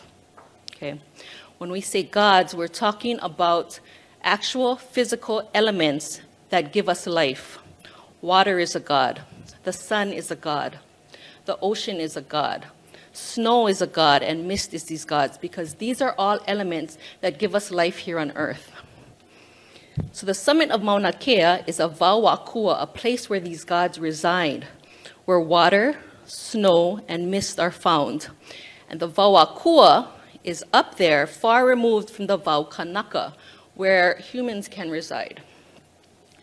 And it's this separation of the Vauakua and the Vaukanaka that keeps our elements pristine. Okay? Our ancestors designated the summit of any mountain, but especially the summit of Mauna Kea, as sacred, and limited access to a select few. And these select fews were able to access the summit only for specific reasons and for a specific length of time. It wasn't a permanent settlement up there. Now, Mauna Kea's role in Hawaii's hydrology, or the water cycle. We believe in our chants that Mauna Kea is responsible for gathering, storing, and distributing water on Hawaii Island. As mentioned in Kamehameha III's birth chant, the sun is the causative of cloud formation, and it's Mauna Kea's role to attract the clouds to our islands. In the Kumulipo, or cosmological chant, it states that the forests on our mountains, Mauna Kea included, act as a pahuvai, and pahuvai are containers. And it's these pahuvai that collect the water and store the water that it's used to recharge our aquifer. Line 616 and 618 of the Kumulipo states, Hanau o moana liha, hanau o vauma o kele he mau pahukapu. The forests and the aquifer are pahukapu, water containers. So interestingly enough, almost 2 years ago to this day, we had, there was a headline in the newspapers that says, scientists found water up on Mauna Kea. The UH geochemist says that they drilled at Pohakuloa, they found water. But we could have told you from the Kumulipo that we already knew this. Yeah, we don't need geochemists, we don't need scientists to tell us our mountain has water, because the Kumulipo tells us our mountain has waters. We call it pahuvai. The geochemist called it a water container, same words. But we used ours hundreds of years ago. They discovered theirs 2 years ago. Another chant, Eo e MaunaKea, describes MaunaKea's role in gathering clouds to recharge the aquifer. And the English of the chant goes like this: MaunaKea, our ancestor, pointing to the sun in the atmosphere. MaunaKea is our deity that pierces through the clouds, all different kinds of clouds, yellow clouds, dark clouds, swollen clouds. And these clouds gather in the presence of the mountain and transported by the winds that blow over from Kukaukahi, which is in the east. And these winds transport the clouds to quench the islands. The chant further goes on to name specific water akua, which is Poliahu, Lilinoi, Waiau, and Kalauakolea. As I stated earlier, these are not just invisible beings that we call upon. Poliahu is our snow. Lilinoi is the mist. Waiau is our lake, and Kalauakolea is fog drip. Okay? So the gods still live there. MaunaKea summit is still a Vau'akua where these gods reside. MaunaKea draws these clouds to the summit, and the precipitation from these clouds, from these akua, snow, mist, and fog drip, feed into the lake, feed into the aquifer, and quench the thirst of our island. So this chant, like countless others, speaks of the water cycle and the role that MaunaKea plays in it. So in conclusion, through chants, we know that our ancestors knew the importance of designating MaunaKea as sacred and keeping the summit area pristine to maintain the purity of the water, to maintain the purity of our akua. Traditional Hawaiian society was able to sustain an estimated population of over 1 million people without needing to ship in food, without needing to ship in water, because their leaders enacted laws to protect the natural environment. Now, typically, modern society takes a reactive approach to protecting resources. Once an ecosystem is damaged, efforts are concentrated on saving it, yeah? We save the forests by reforestation. We save endangered animals by raising them in captivity. We need to follow the examples of our traditional Hawaiian society and not try to save things. We need to not damage an ecosystem in the first place by keeping it in its pristine and natural state. We need to stop further building on MaunaKea before the damage is done to our mountain and the water supplying capabilities is irrevocable. Thank you. Thank you, Ms. Kanahele. Ms. Ward?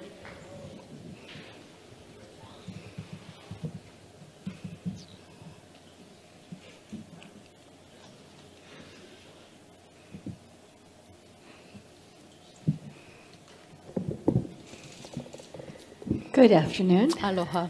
Nice to meet you. My name is Deborah Ward. Thank you so much for taking time to see us today. My questions are on my computer. I'm not used to this. You state in your testimony that you work within the university system to interpret traditional Hawaiian chants, to understand land use and its connection to traditional Hawaiian culture. Is that correct? Well, I work with the Edith Kanahele Foundation to understand chants, and on the side, I work at Hawaii Community College, where I use part of the information that I get from EKF to teach my students. And what do you teach? I teach Hawaiian language. Okay. I see in your CV that you've taught some other things as well, including Hawaiian plants. I teach Hawaiian plants. Occasionally, I teach Hawaiian spirituality and Hawaiian Piko, which is a Vahipana class or a place-based class. Thank you. So were chants a traditional form of documentation of environmental observation related to land use and cultural practice? Yes, chants are. And in the oral tradition of Native people of Hawaii, is it correct to say that Hawaiian people believe in this, that the summit of Mauna Kea touches the sky in a unique and important way? Yes. And how does that importance reflect itself in chants? Well, not only in chants, but also in our language itself. Encoded in every language is information about our thought processes. So if you look at our language, and I'm a Hawaiian language teacher, the summits of our mountains are our piko. And that means? And piko, as we know, on our bodies is either your belly button is one piko, and another piko is at the top of your head. Now, if we look at the word piko and why the top of our head is called piko, it's because the piko, through the piko, we have connections to our ancestors. I see. So through our belly button, that piko, we have connections to our mother, and we have connections to our descendants. Through our po'o, through our head, we have connections to our ancestors and all the information collectively that we can receive from them. Now, growing up in Hawaii, we know that it's not cool to hit someone on the head because this area is sacred. Similarly, the piko on the mountain, if the piko of our head is sacred, can you imagine how much more sacred the piko of a mountain is? This feature that rises into the wauakua. So slapping a kid on the head and digging into the piko of our mountain is very damaging to our belief system. Thank you. You just Something answered you don't about 5 of my questions. My understanding is that your testimony is that MaunaKea is considered a source of water in the form of snow and mist and rain. Is that correct? It's a collector of water, A an collector. attractor of water. yes. Okay. And I understand, yeah. Are there other words in the Hawaiian language used for forms of precipitation? We have a vast amount of words for precipitation, and if you just look at rain, there are so many forms of rain in the Hawaiian language. We have words for light rain, heavy rain, deluge of rain, rain that comes up from the bottom, rains that fall from the side, and that's just one word, rain. Snow, we have different types of snow, the way they fall, and so yes, the Hawaiian language has a lot of words for precipitation. Thank you. And you've told us about the deities that are aligned with snow and rain and mist, and also of the fog drip.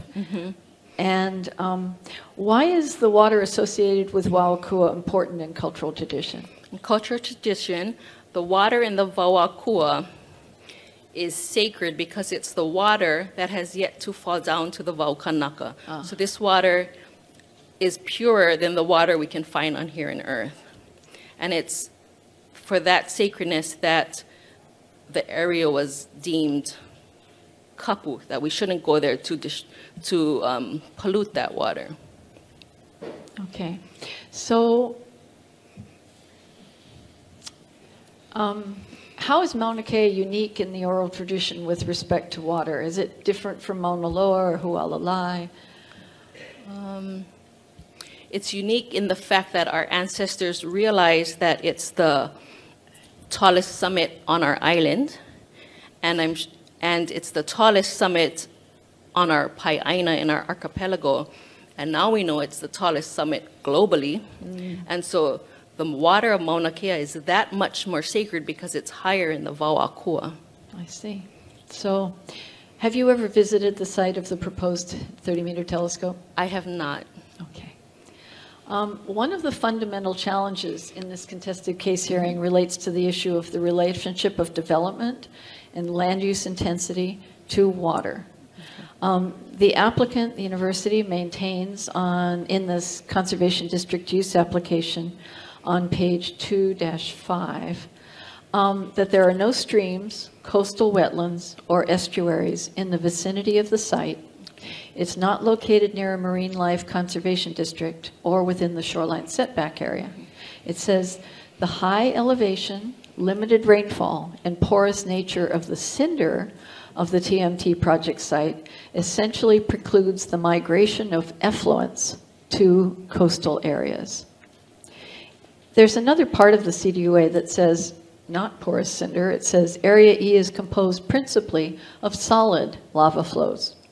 But in your experience with the oral tradition, what is the fate of snow, rain, hail, fog drip, mist in the Wauakua at the summit region? What happens to it? Well, in our traditions, actually, Waiau is known as a punawai, which is a spring. And so with our ancestors calling Waiau a punawai, they see the relationship of the movement of water. So with fog drip will go into our soil and eventually recharge the aquifer or the spring systems and come back up. And so there's that relationship between it's the movement of water. And so by saying that there's no effect of building up there, that's a falsity. Okay, I'll pursue that a little bit. Okay. In the oral tradition that you speak of, is the purity of water for traditional practice important? Purity is very important. Our ancestors would, like I said, access was limited to a few, but if pure water was needed for ceremony, religious practices, healing, we would go up to the mountain, gather water, it's called vailaulau in some practices, and wrap this water or the ice from MaunaKea to be used ceremonially. And so it's not like you can go gather the water at the beach. It's specifically needed to use the water up at the summit. And so it's important for collection of water for ceremony, you said, for healing and medicine? Yes. Okay. So the Conservation District Use application describes the TMT site as an alpine stone desert ecosystem. Okay. And the importance of water for the survival of plants at the TMT project site in relation to water is described this way on page 3-5 of the CDUA.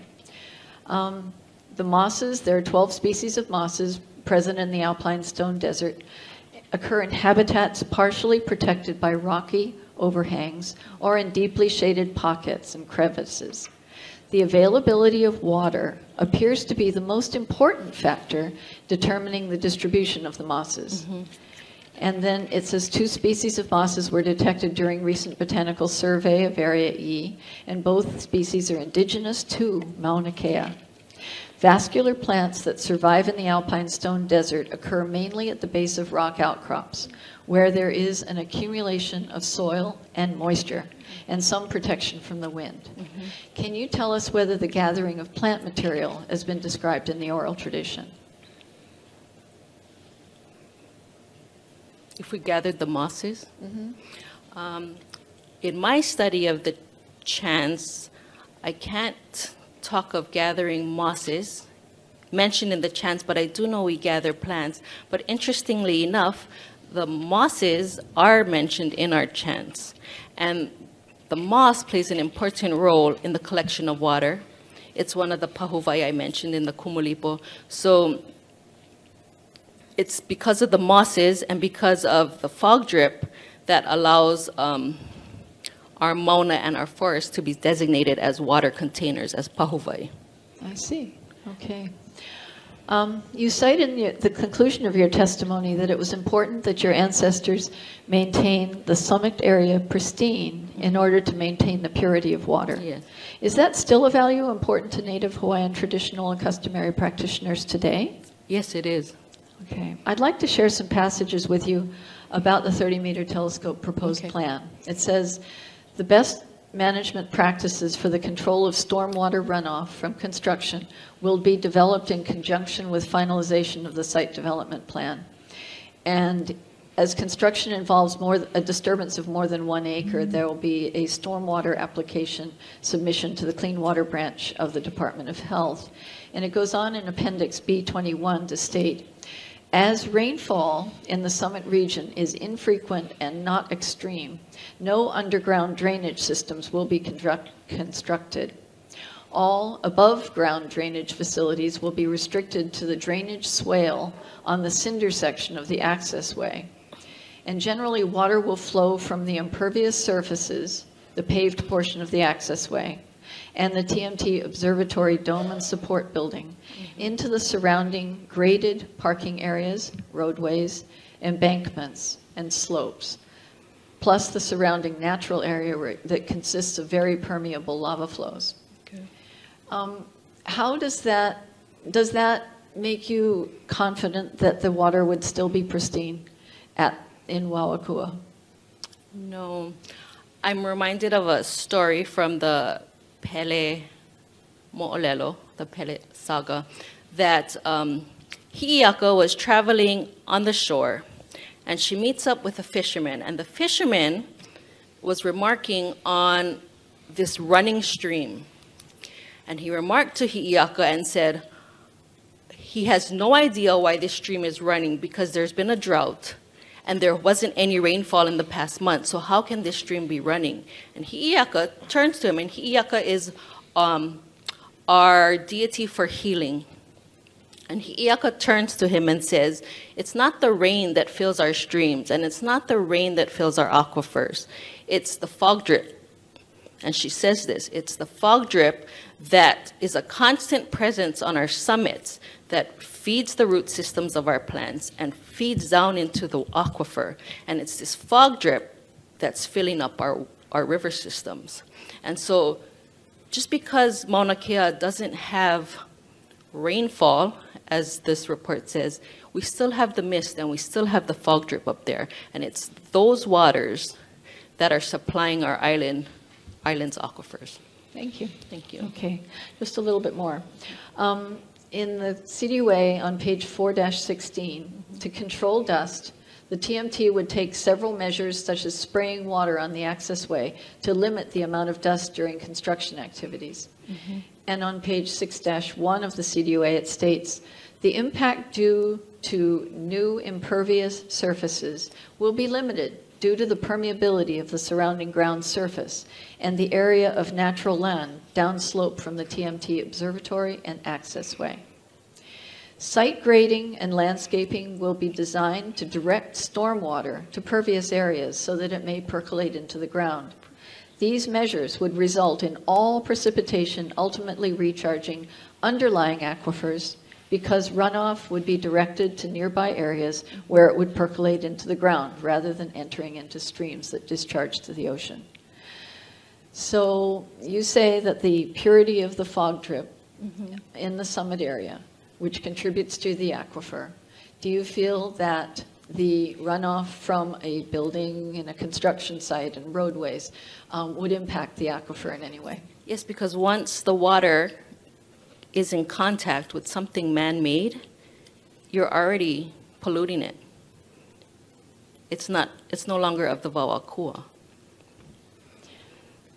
So how well do you believe that the mitigation measures outlined in that paragraph will protect the waters of the summit region of Mauna Kea? It's already not, I don't understand, because it's already not protected. Once it comes into contact with something man-made, it's no longer pure. I see. So is that what you would call a reactive measure then, to do well, maybe that's not even reactive. You state in your testimony that we need to follow the practices of traditional Hawaiian society and not damage an ecosystem by keeping it in its natural state. Yes. Do you believe that the telescopes, which are sometimes projected as a clean industry, are clean enough for the summit of Mauna Kea? No, because the summit of Mauna Kea, like I said, should be a Wauakua, a place where only the akua and the elements are. And buildings and activity of men should stay down in the Waukanaka. Okay. My last question relates to the ability of the proposed 30-meter telescope to project to comply with the 8 criteria set out in the Conservation District rules. Okay. And the Conservation District Use Application states that the legislature finds that lands within the State Land Use Conservation District contain important natural resources essential to the preservation of the state's fragile natural ecosystem and sustainability of the state's water supply. It is therefore the intent of the legislature to conserve, protect, and preserve the important natural resources of the state through appropriate management and to promote their long-term sustainability and public health, safety, and welfare.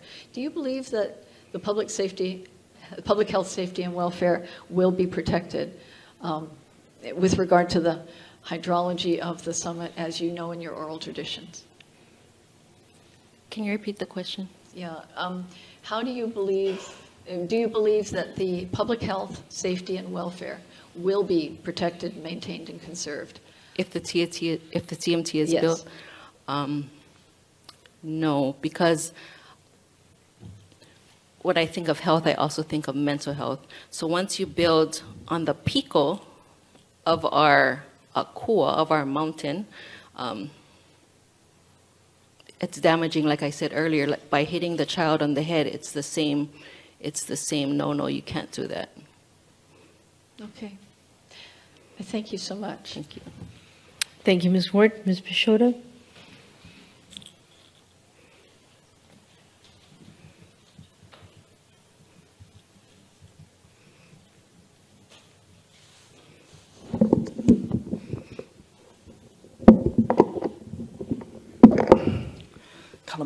Aloha. Aloha. How are you? I'm good. Thank you so much for coming and taking the time out of your busy schedule to testify. Of course. Okay.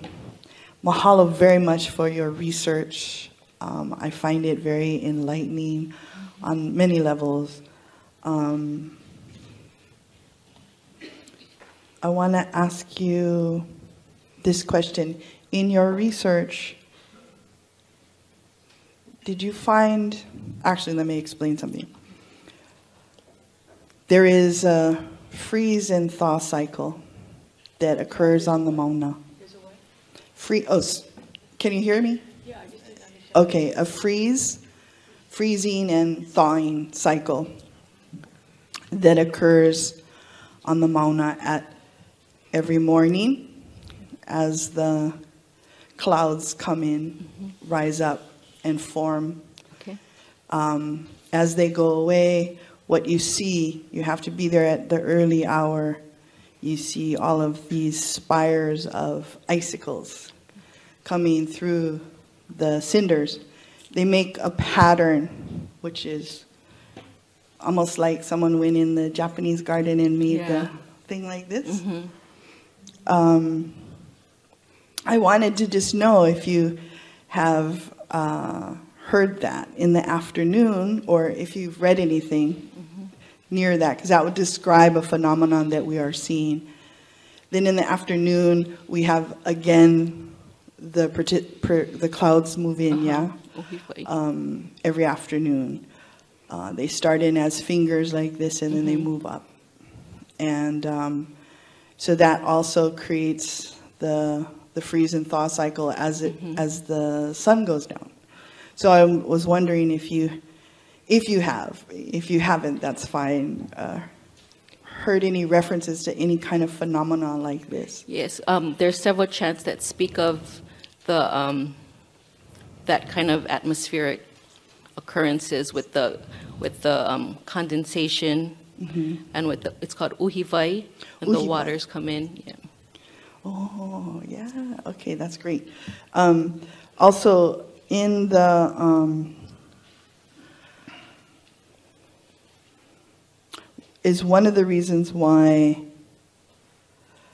the people viewed the mountain as sacred is through the ali'i chants, describing the lineage, I guess is what I want to say. And is that what your testimony was? Yes, so I offered that birth chant for Kamehameha III just to show why we say MaunaKea is an ancestor.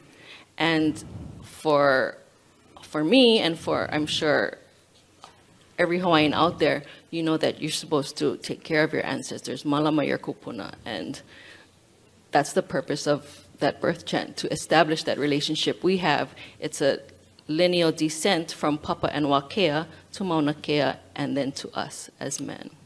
Okay. And then also, because of the deities being predominantly water forms, that's also helps to relay the sacredness and the water connection. Yep. Is that correct? Yes, so the Vawakua, that's the area where the Akua reside.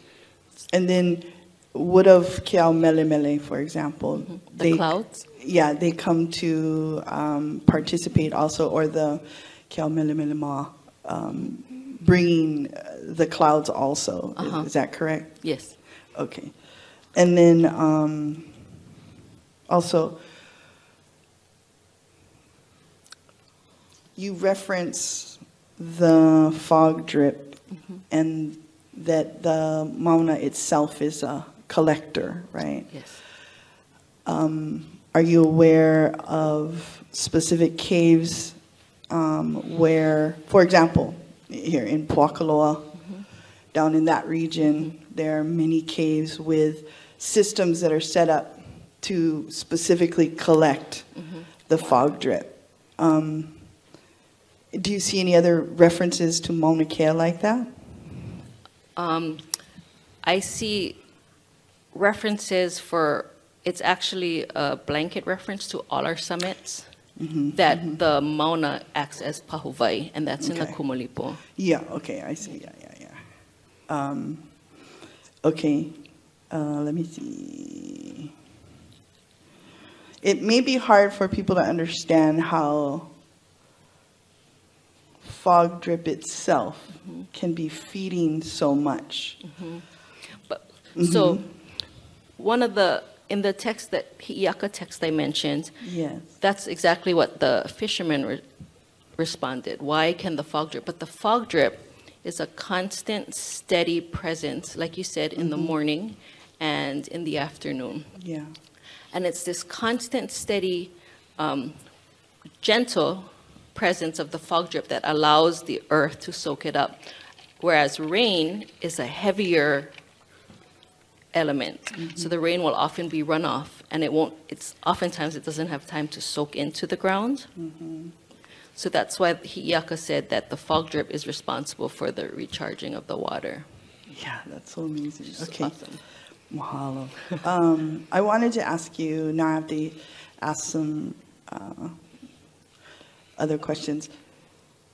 In any of your research, have you come across any research done by the university or TMT or BLNR for that matter, that would be, the purpose would be to analyze the water, the hydrology and its effect on cultural practice, Native Hawaiian cultural practice? Did I see, excuse me, what was the question? Have you ever come across any studies about the hydrology or the water cycle done by the university or any telescopes or BLNR? For the, to support TMT? No, that would analyze the hydrology and its relationship to Native Hawaiian practitioners. I did see a study a few years ago that talked about fog drip and its role in the forest and its role with the Ohia forest especially. And all the information found in that study could be found in our chants. So our ancestors knew about it hundreds of years ago before the Western scientists discovered it. You stated earlier to Ms. Ward that, actually, sorry, let me back up just a moment. Have you seen any studies that particularly looked at the hydrology and its relationship to Native Hawaiian practitioners for MaunaKea at all? No. None, okay, no studies that you've even seen, okay.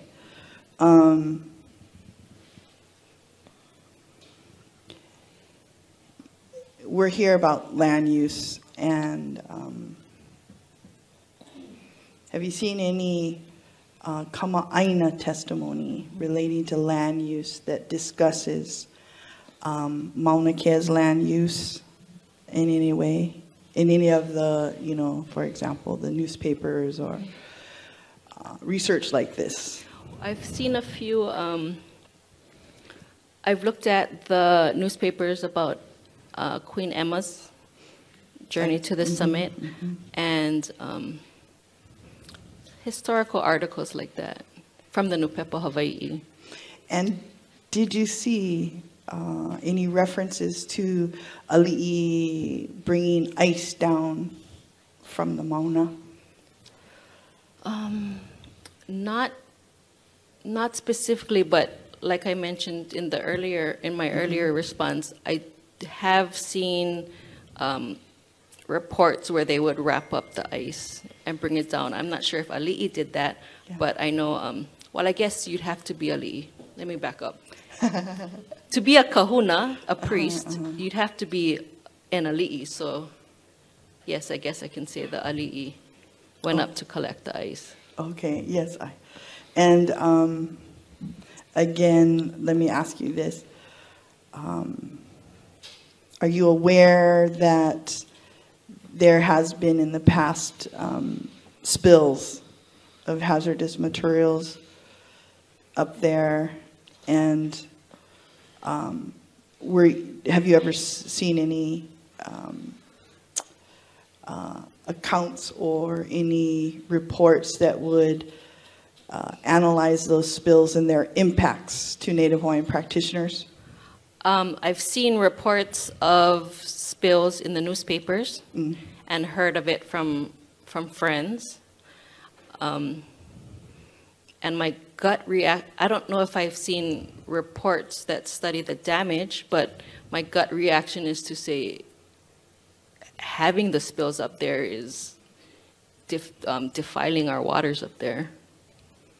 Okay. And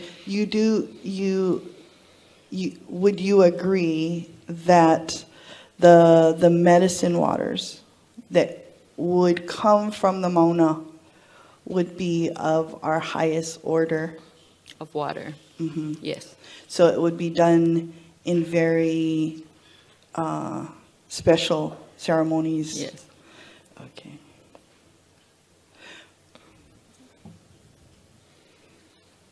Yes. I think I'm done. Okay. And mahalo. Thank you. Mahalo. I really appreciate it. Let's stand in recess, please, till 2:30.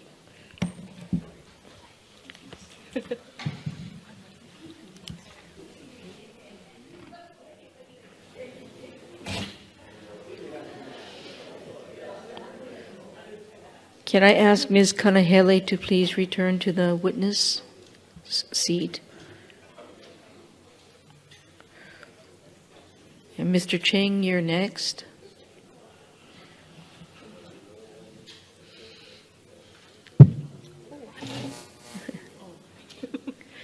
Ms. Kanahele, thank you very much. May I remind you that the testimony you're about to give will continue under the oath you took earlier to tell the truth, okay? Okay. Thank you so much. Mr. Ching.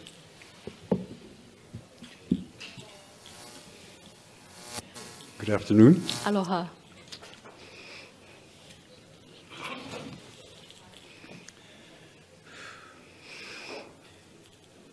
I was interested because you said, for instance, that you teach about Hawaiian plants. Yes. What do you teach about Hawaiian plants? I've taught a course for Hawaiian plants at the community college, and I basically teach my students how to identify certain plants and their uses. I see. Are you familiar with any of the mountain plants, Yes. for instance? I am mostly familiar with plants we use in the halau. So I know our halau uses ohia, ie, pala'a, lawa'e, and all of olapa. I see. Or some of the forest, the mountain plants. Mostly native ferns, but not necessarily native fern. Some not native ferns, like lawai. Yeah. Like lawai? Mm-hmm. Is that true? How's about halapepe? In my practice, we don't really use halapepe, but I am familiar with it. I see. Thank you. You mentioned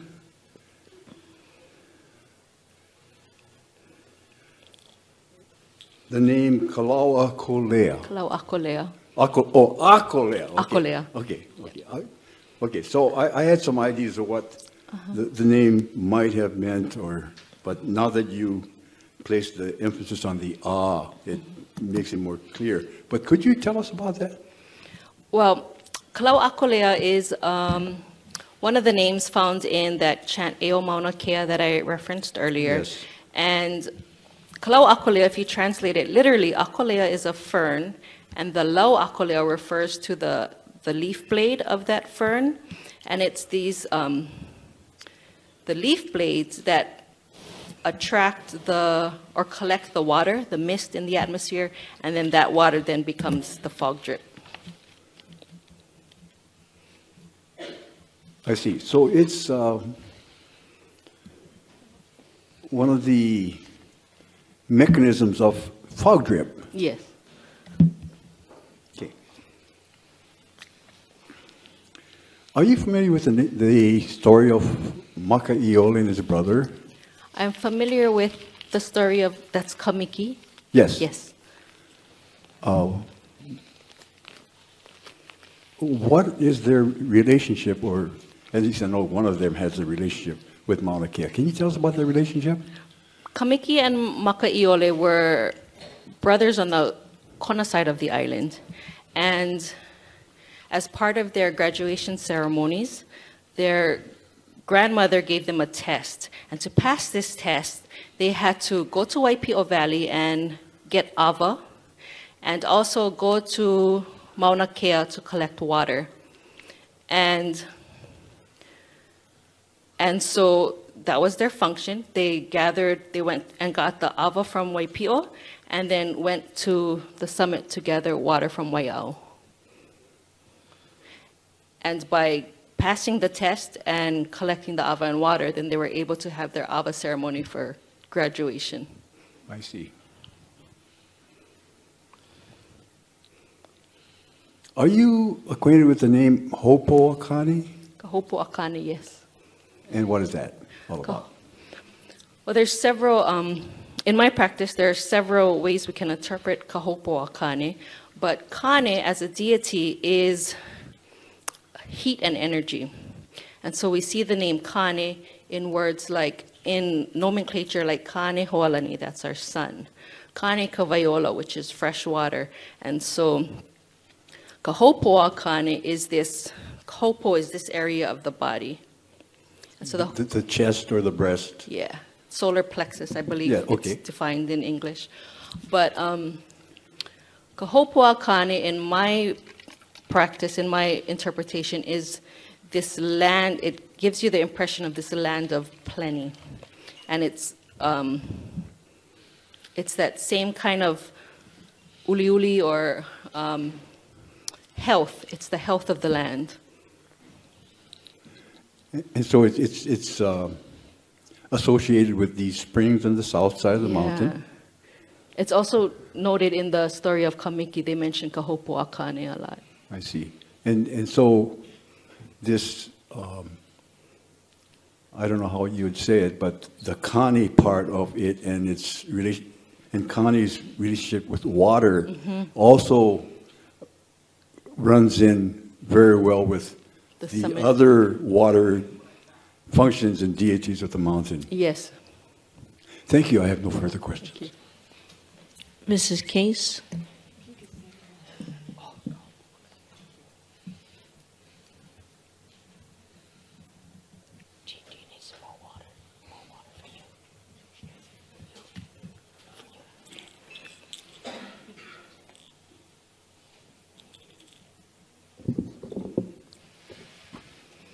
Aloha. Aloha.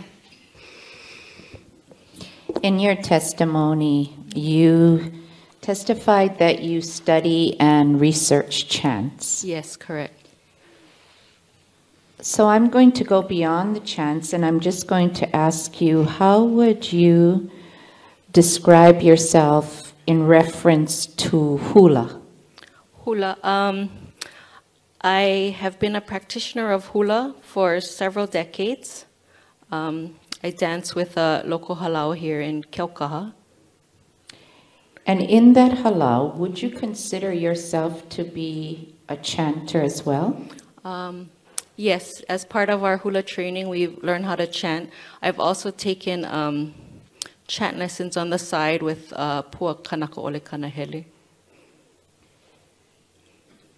What is the difference for you between studying the words on paper and reciting the chant as a chanter?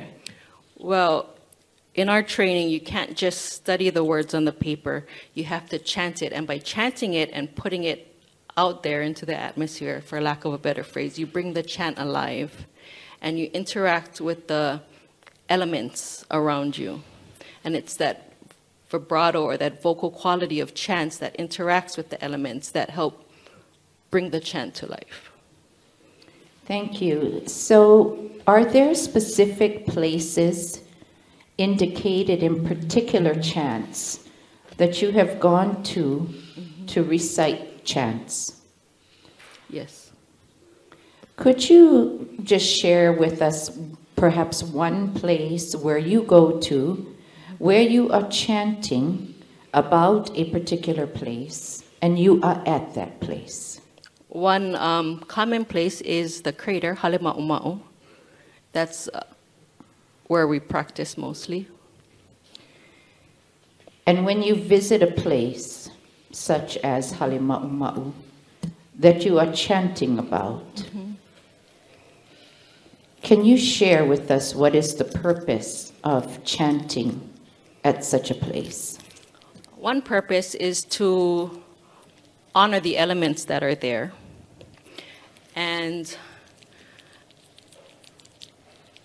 sometimes it's hard to explain, but when you're standing there at the edge of the cliff and chanting, and then you see the elements you're chanting about come alive, it just reaffirms your connection with the environment and the ecosystems and the atmospheres and the elements that surround you.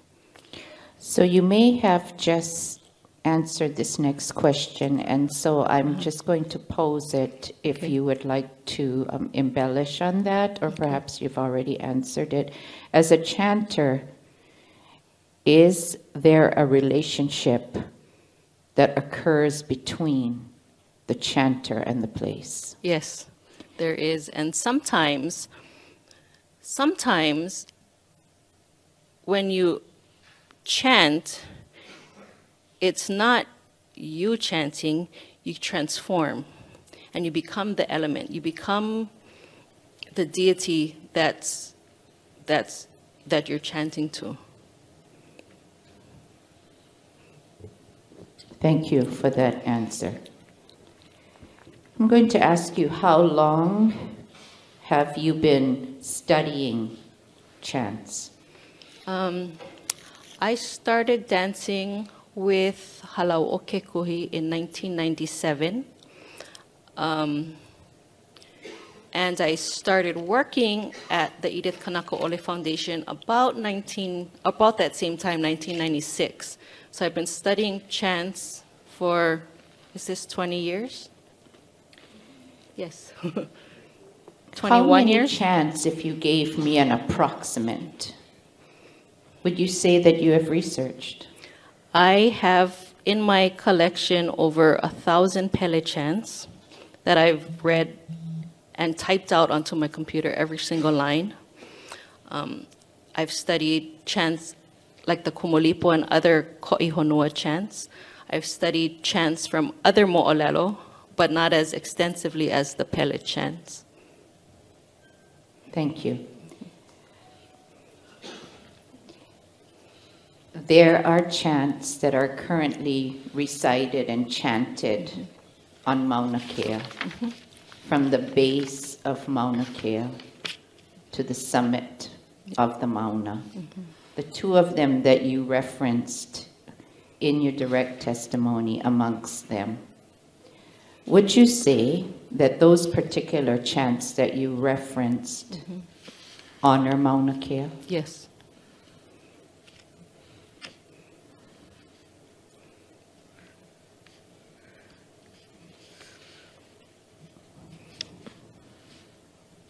with the extensive research that you have done and your experience, do you know of any traditional chants from your study that could be done to honor the destruction of 12.5 acres, which would include the Vau'akua? No. Through the indigenous knowledge and wisdom contained in the chants that you have studied, do you in any way believe that our kupuna would condone the destruction, desecration, and construction of the Vau'akua for any purpose? No, our kupuna would not. Why do you believe that? Because all the chants that I've studied have to do with the creation of land and the health of that land and the restoration of that health. And so there is no chant out there that will chant for the destruction of anything. Thank you. That's foreign to my thinking. Mine too. Thank you. No further questions. Mahalo nui. Thank you. Thank you, Mrs. Case. Mr. Fergerstrom?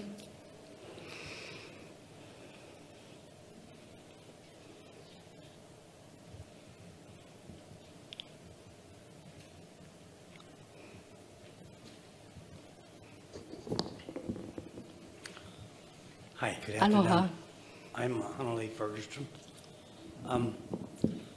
I don't have a lot of questions for you. Okay. Only because I'm just mesmerized by the depth of your knowledge of cultural things. You need to speak up, please. I just get mesmerized by this depth of understanding of our cultural traditions and chants, and how they're not just words. Yes. They are actually embracements. I would like to say, though, I think it was yourself and Ku'ipa Freitas who did a presentation at Imiloa Center. And in that audience with me was also Stephanie Nagata from the Office of MaunaKea Management. Okay. And you were talking about what you were talking about today, how the aquifers are replenished. Yes, by I the think nest. I think I referenced the same two chants in that speech. Yes. Too. And when I heard that, I turned around and Stephanie Nagata looked at me like, "That's what you've been saying." And so I was telling Cindy, I need to talk to her, you guys, because I don't know the chant, and I wanted it to be brought out. Mhm. And so I wanted to thank you for bringing it up. Thank you. Mahalo nui.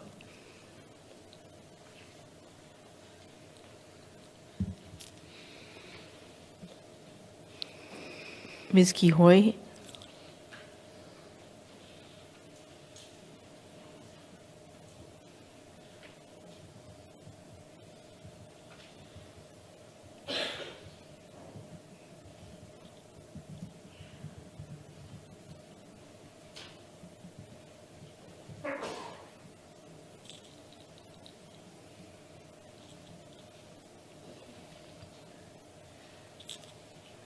Aloha. Aloha. Mahalo for being here today. I just have a few questions. As you explained in your testimony, the forest areas around MaunaKea are known as Pahuwai. Yes. Could you explain why that area of MaunaKea is also known as Ka'ohe? Ka'ohe.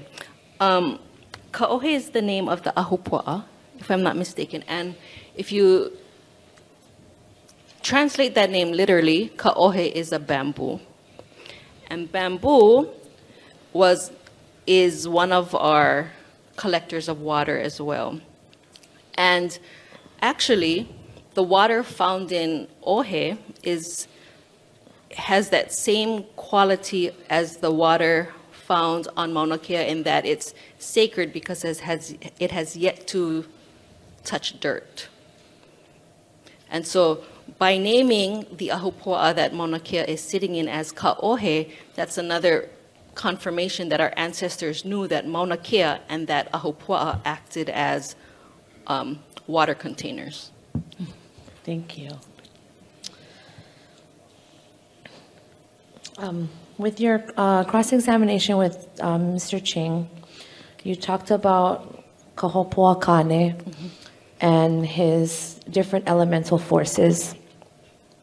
What is the significance of Kane and Hina to the snow goddess Poliahu? Kane is, like I said, heat. And his main form is heat. And because of that heat and the hydrology of water, that's why we also see him in the names like Kawaiola Kane and the water. He's also the fresh water. And in our mo'olelo, in the genealogy of our akua, Kane is the father of Poliahu. And so we have this water being, Poliahu is like an offshoot of that deity, of that Kane water deity. And Hina's also in that genealogy listed as the mother. And Hina's main function or main form is the moon. And so we have the relationship of water, of the snow, to both Kane, the sun, Kane, the water form, and Hina as the moon. And were there what was the decree of Kane as Poliahu's father, or any restrictions that he had placed over her? That I'm not familiar with. I'm just meaning if he had any restrictions for any man to touch her. Oh, okay. Well, in the one story I'm familiar with that has to do with Kukaukahi, which is the summit, I know in that story, Poliahu is listed as the kind of the favorite child of Kane and Hina, and she was set apart as kapu. And anytime any man would, and her beauty was famous, so anytime a man would go up to the mountain to go try and see Poliahu, that's when Lilinoi and the entourage would step in and deluge all the men with the mist, with rain, just to block their access to Poliahu. And so I guess that's what you're talking about. Bouge. But yeah, so that's part of that story where the access to Poliahu is restricted. And why was that restriction so important to Lihau, to Lilinoi, to the other deities on the mountain? I think it's that same theme of keeping Poliahu pure. Mm-hmm. And so that she would remain untouched. Mm-hmm. Okay. I think that's all I have. That was actually a question that I was hoping that you would answer into, but thank you so much. Thank you. Mahalo. Thank you, Ms. Kihoy. Mr. Ashida? No questions. Thank you. Thank you. Mr. Sinkin?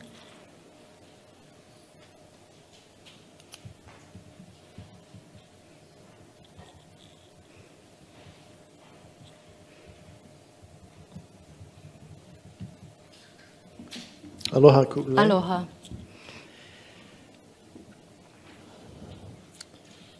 So in the Temple of Lono, the way the hydrological cycle is described is that the Kanaloa, the sun, heats Ku, the ocean, the water vapors rise. Okay. Lono of the earth uses the magnetic field to form the clouds. The clouds hit the mountain, and Kane, the fresh water, comes down and winds its way back to the ocean. Okay. And in listening to your description of the hydrologic process, it's just a slightly different perspective, but the same story. Yes. And it seems like if one were to try and characterize this information from the Hawaiian civilization, it is based on observation. Observation, yes. And a great deal of observation, so that you may have 100 names for a wave, the type Yes. of wave, or 100 names for the type of rain. But these are things that can only happen because you are observing. Yes. And that observation was important because you needed to survive. And it's your survival rate is dependent on what you observed in the atmosphere before Kaihagi came along and was able to predict the weather for you. Right. And I don't know how many names Guy Hagi has for waves, but I doubt if it's commensurate with the Hawaiian names. And in order to survive, there was an order to things. And you mentioned the fact that leaders enacted laws to protect our natural resources in the Hawaiian civilization. There you're referring to the Kanahele? Yes. And the Kanahele is a set of rules on how to behave. Right. And those rules were developed by observation. Right.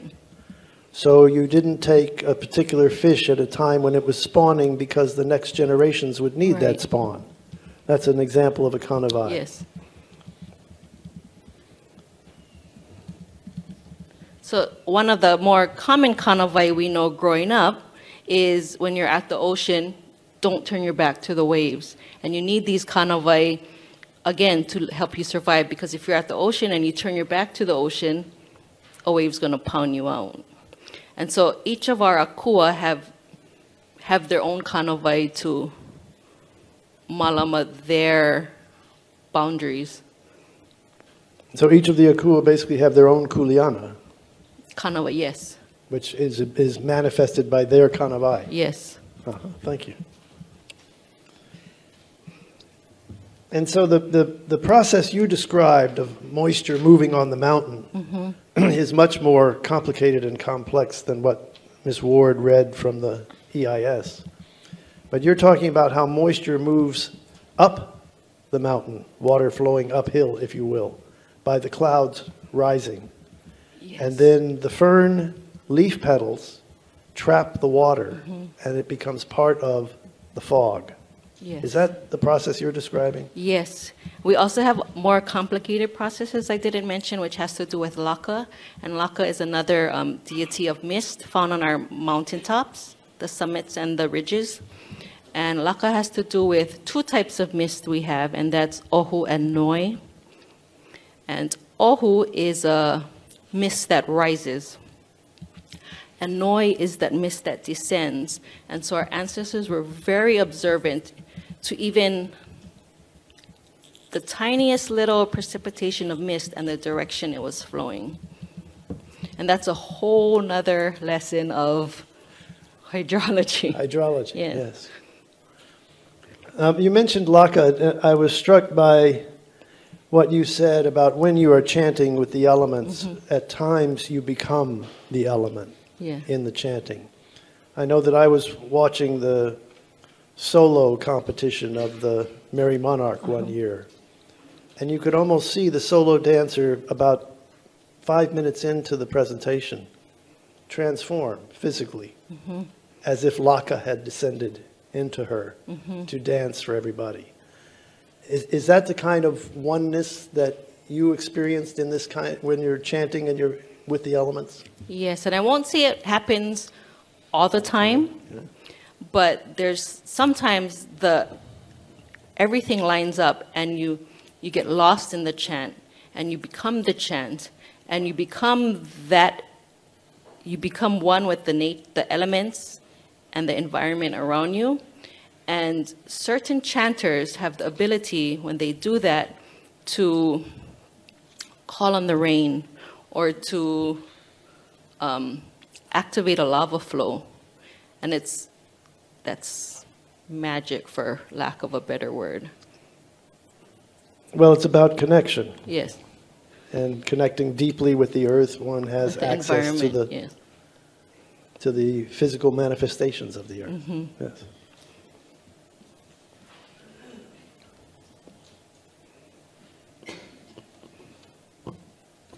Well, actually, I'd love to talk to you all afternoon, but I know we're going to try and finish with you today, so I'll just cut it short. Okay. Thank you very much. Thank you.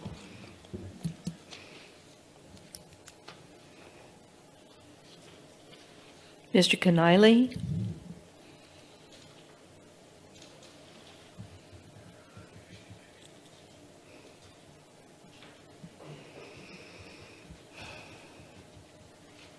Aloha. Aloha.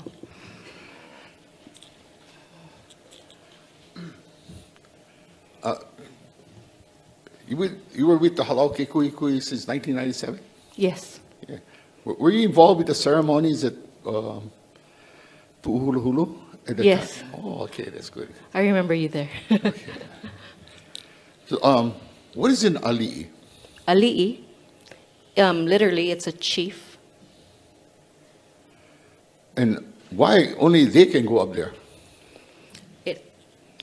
I would say it has to do with status and the fact that they are closer related to the elements than the rest of the population. So you're talking about genealogy chants that relate you straight to the god. Yep. Do you know who Atea is? Atea? Is that another form of Wakea? Is that who you're... That could be, yeah. Okay. It's a different type of genealogy with Uli. With who? Uli. I'm unfamiliar with that specific genealogy. Is the Kea Ohana a ohana that you will find in the whole of Polynesia? Okay. I believe so, yes. Do you know that in most of the islands of Polynesia, that their highest spots, they call MaunaKea or Mauna Loa? Okay.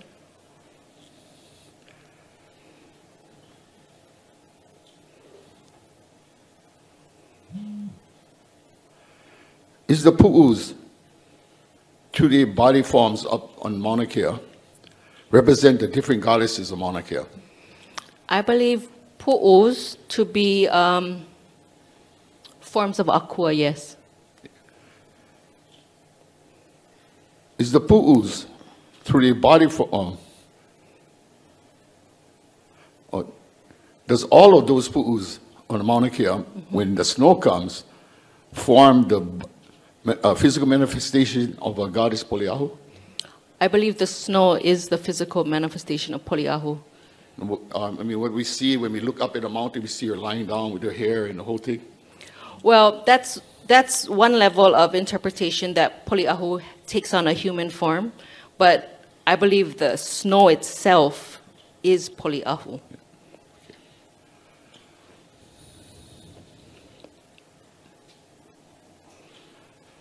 So similar, along that same lines of thinking, you have urban legends of Pele as a human form walking. So that's one interpretation.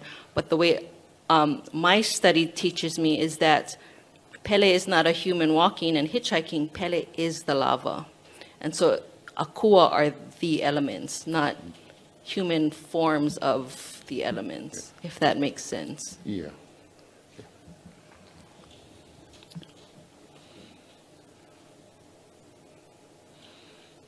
Is the Kumalipo the Christian chant of only Hawaii?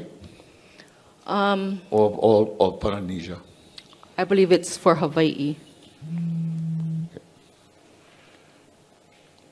It was written for one of the chiefs, Lonoika Makahiki, and relates, the last line details his birth, but the 2,000 plus preceding lines relates him all the way back to the formation of the universe. Did you ever study the genealogies of the Polynesians? No, I've only of Hawaii. Okay, thank you.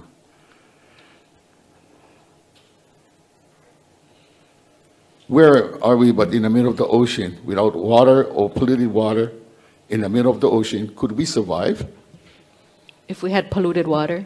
Or no water? Or no, we could not survive. One last question, yeah. Would you say that if you cut the tops of the pu'u to build telescopes, that you have desecrated our goddesses by mountaintop removal?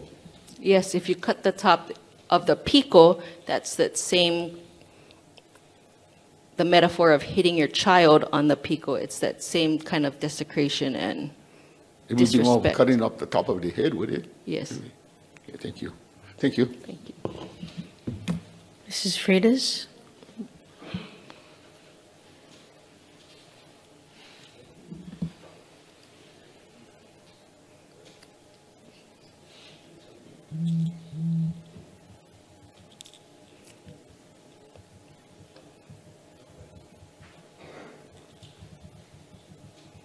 Oh, I'm so sorry. I missed Mr. Vicente.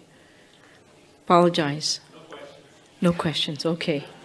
Thank you, Mrs. Freitas. Aloha, Cindy Freitas. Aloha. Aloha.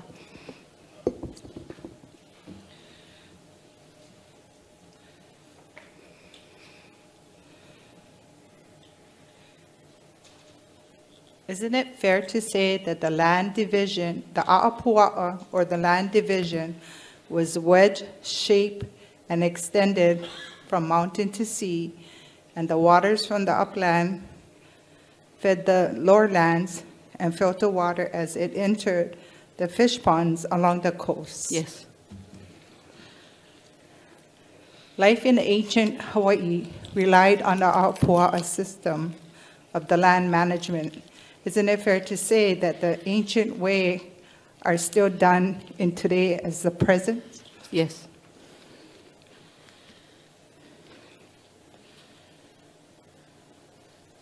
In your opinion, isn't it safe to say that today the Hawaiians saw themselves as part of and not separated from nature and were directed intact with the plants and animals and share the same land?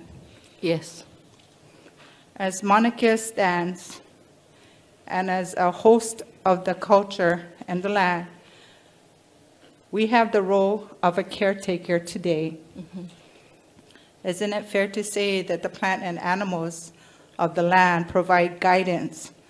Therefore, the elements of the land provides many gifts for the spiritual and the material needs of the people of the land. Yes. The most important aspects of the A'apua'a of MaunaKea is the vai, Water. with the host culture and the land. Yes. Isn't it fair to say that the Vau Akua, the realm of the gods, to the Vau Kanaka, the realm of man, where it sustained agriculture, and other human use? Can you repeat that? Isn't it fair to say that the Vau Akua, the realm of the gods, to the Vau Kanaka, the realm of the man, where it sustained agriculture, aquaculture, and other human uses? Meaning it provides us. The Vau Akua provides Yes. us in the Vau Kanaka Yes. with water, yes. Yes. Also, in your opinion,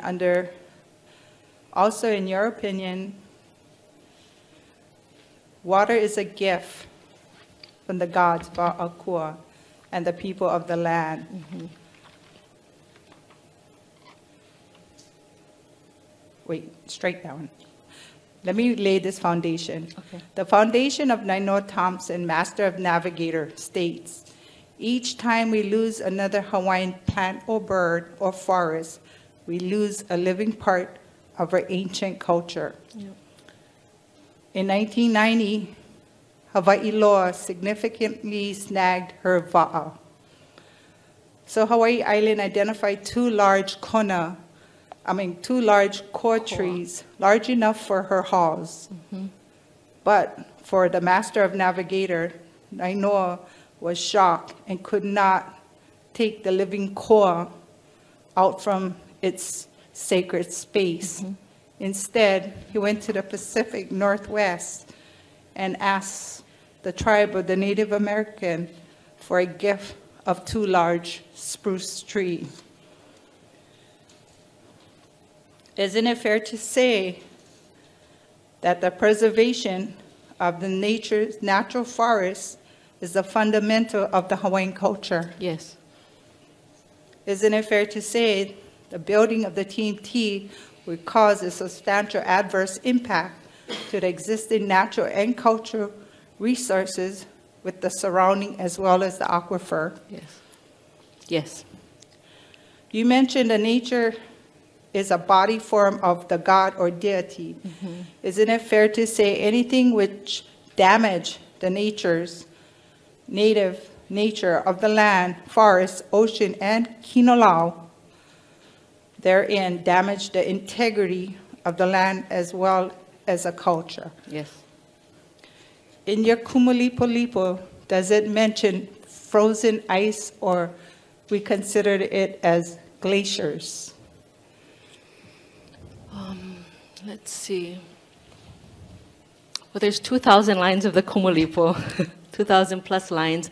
I haven't studied every single line, so I can't positively say that there isn't. But it is a possibility. It's a possibility.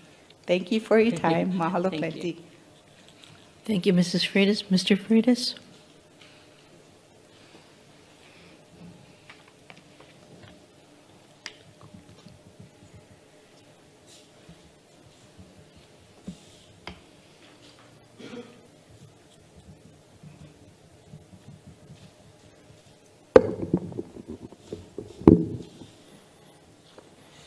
Aloha, Dr. Kanahele. Almost doctor. Well, that makes me proud to say it anyway. Thank you. Mahalo for your accomplishments and what you do for the preservation of our culture, Native Hawaiians. First question, our host culture is Native Hawaiians. Is that correct? Yes. Thank you.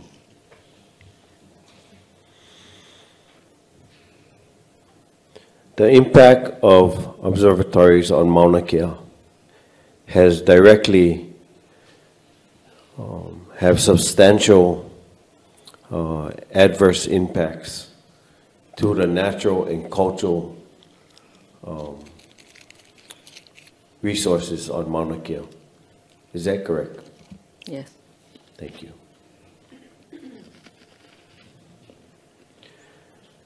In the area of TMT, on the North Plateau of Ka'ohe, are you familiar with that area? I've seen it on maps. Have you ever been to the site? No, my belief is that that MaunaKea is a wawakua, and I don't travel there to sightsee. Thank you. Yeah.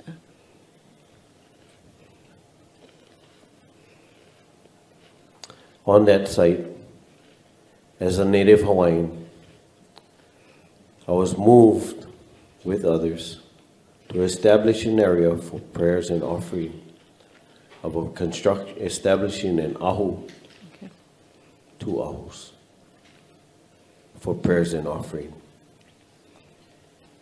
In reference of the area that has been desecrated by bulldozers and drilling of 85 feet into the po'o of Mauna.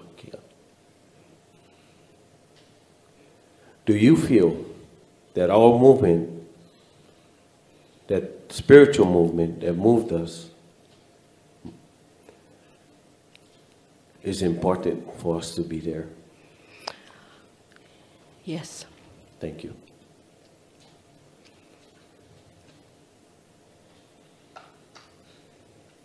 In the area of the proposed site of TMT, I personally have witnessed things that I probably would have never witnessed. And through prayers and offerings, they present these things to me and others. Do you feel these are, would you understand this to be a sign of connection? Yes. Thank you.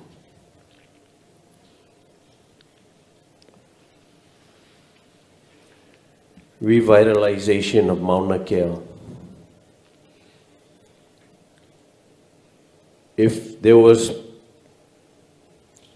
a point in time that no further development would be allowed on MaunaKea, would that be a first step of revitalization of MaunaKea? Yes. Thank you. If decommissioning one observatory, would that be a revitalization of MaunaKea? One step, yes. Thank you.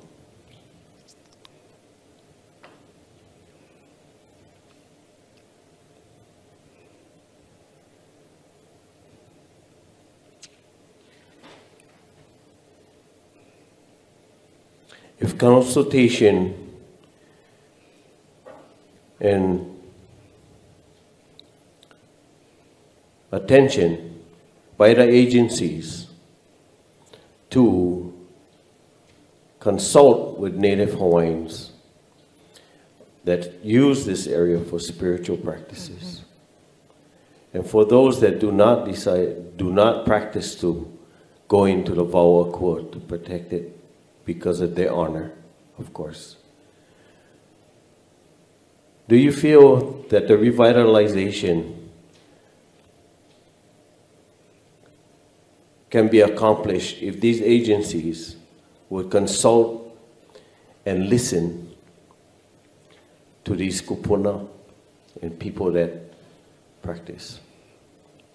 Yes, if they, if agencies consult and listen to kupuna, revitalization can begin to occur. Thank you. Along with the revitalization of MaunaKea, the spirit of our people, our presence of being on the top of MaunaKea, as it heals itself, as we allow it to heal itself, we would not be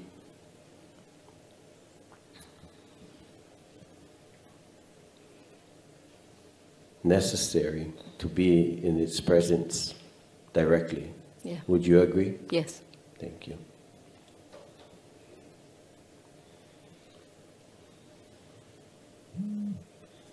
With all due respect to your belief of not entering into the Wauakua, I mahalo you for your testimony. And please forgive me if I offend you in those ways. Mahalo. No further questions? Oh, go ahead. Even though it's my belief not to go up into the Wauakua, I firmly stand behind those who go up, and I believe it's necessary to stand up for your beliefs and for our beliefs as Hawaiians. Mahalo. Thank you. Thank you. No further questions? Mr. Minot? No question. Mr. Shinyama?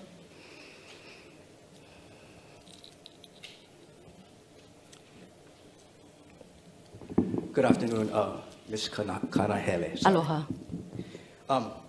Very briefly, you testified about your opinion that the waters in the Wauakua region of MaunaKea should be kept pure. Is that correct? Yes. Okay, and so as part of that opinion, you believe that the only, let me take a step back. Okay. Would that include Lake Waiau? Yes. Okay, and so your opinion would be that the only waters that should be in Lake Waiau are those that naturally occur in that Wauakua region, whether they be snow, fog, mist, or precipitation from rain. Is that correct? Yes. Okay. And is it your opinion that waters from the Waukanaka region should not be brought up to the Wauakua region?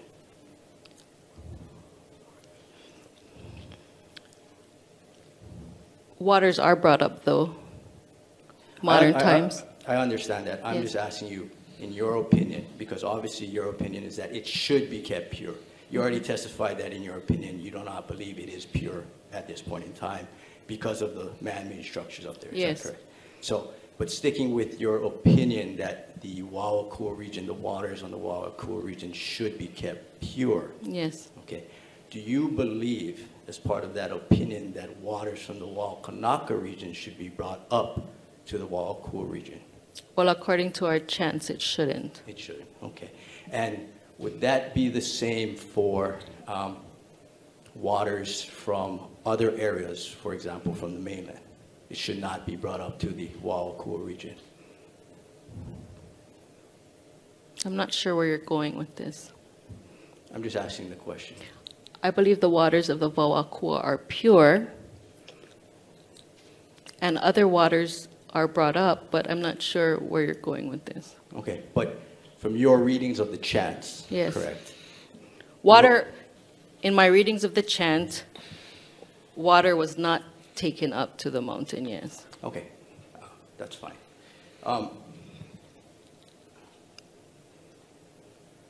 I've heard in this contested case hearing that Hawaiian words don't necessarily have an English translation. Would you agree with that? Some words don't have an English translation, yes. And so when you're translating Hawaiian to English, there is some level of interpretation that's necessary. Is that Yes. correct? And that would be the same when you translate, for example, the Kumalipo to English. Is that Yes. correct? Okay. No further questions, Your Honor. Thank you, Ms. Kanahele. Thank you, Mr. Shinyama. Ms. Aluli, any redirect? No, and I want to thank you, Ms. Thank you. Kanahele, for enlightening us. So we're done. Thank you, Your Honor. I also thank you and good luck to you. Thank you. Yes.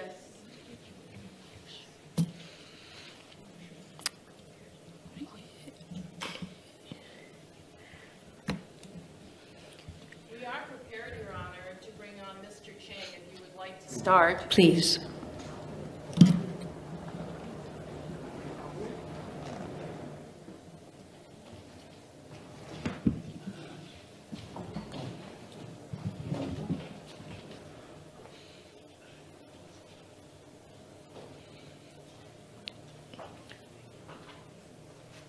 Your Honor, before I go up in the stand, I'd like to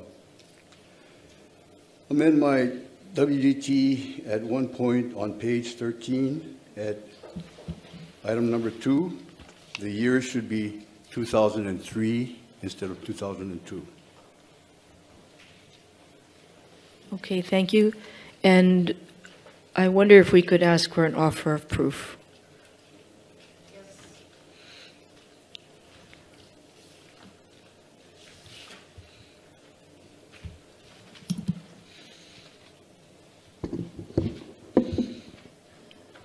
So Mr. Ching has prepared B.19A, which is his witness direct testimony.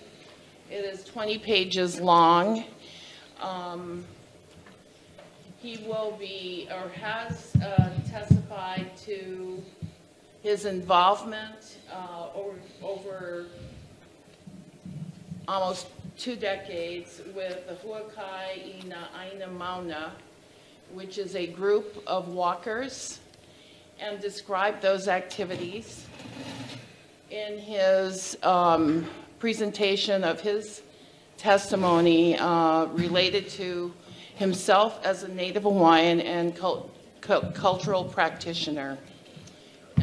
He also is trained, his bachelor's degree was in chemistry, and he has a law degree. He was a former Office of Hawaiian Affairs trustee and has been an acknowledged leader in our community for many years. And so his perspective with respect to a range of matters having to do with his involvement in this case and as a cultural practitioner is being offered by this testimony. Now, I know Mr. Ching asked for your assistance in objecting when you feel it is appropriate. Are we going to follow that? Yes, Your Honor, and I want to say that if we do not finish him today, Mr. Kayama will be here and he will function in the same manner. Okay, and with regard to Kahea, will Kahea be cross-examining in order, or because I'd like to give him the redirect, Mr. Ching the redirect if he's a witness party. Yes, I know. And so I see where you're, am I going to exercise the right of Kahea to cross-examine Mr. Ching? Let me help you with this, if you don't mind. So you're not offering him, he's testifying as a witness party? Yes, Your Honor, and what I'm doing is I'm giving some kokua at his request so that he doesn't have to manage all of these things on his own. Right, the objections.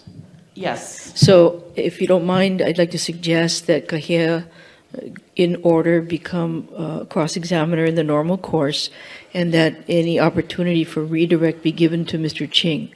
Is that okay with you? That sounds good. And Mr. Ching, is that okay with you? I'm not sure about that because my testimony is very wide-ranging, and it'll require me, for instance, to take notes while I'm testifying. In other words, I'm searching for answers and having to take notes of the, call it discrepancies.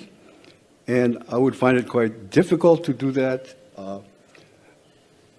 especially since I'm up here with a flashlight because there isn't enough light here, and my magnifying glass because the print I'm using is somewhat small.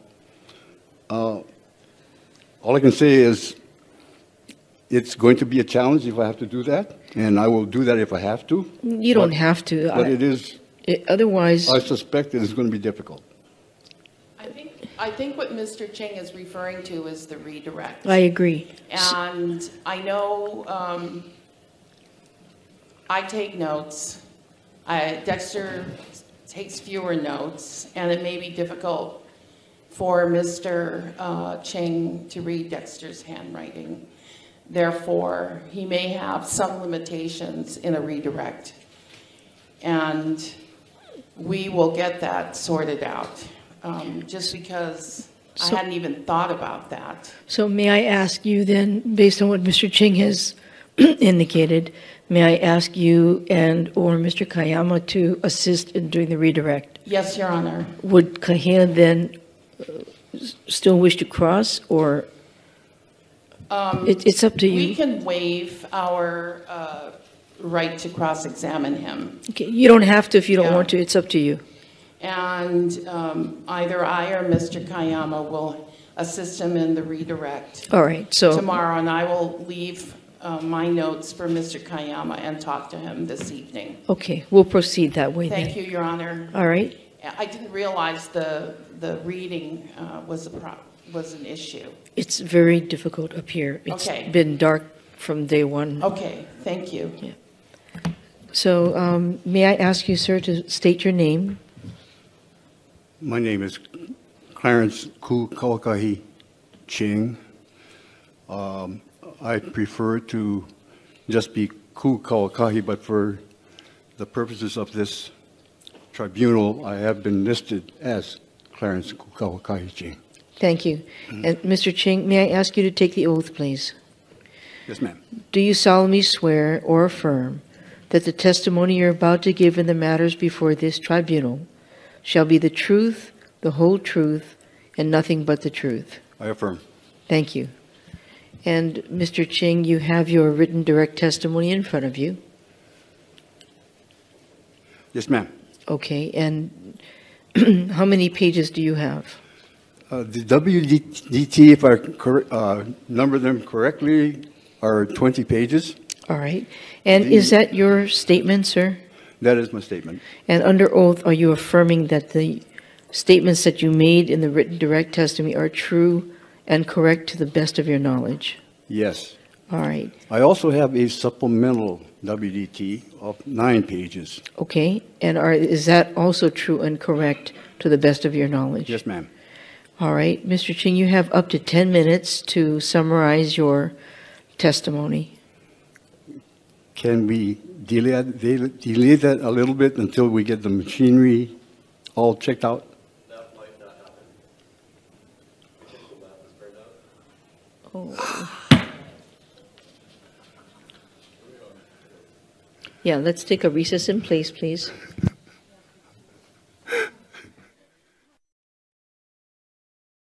Go ahead.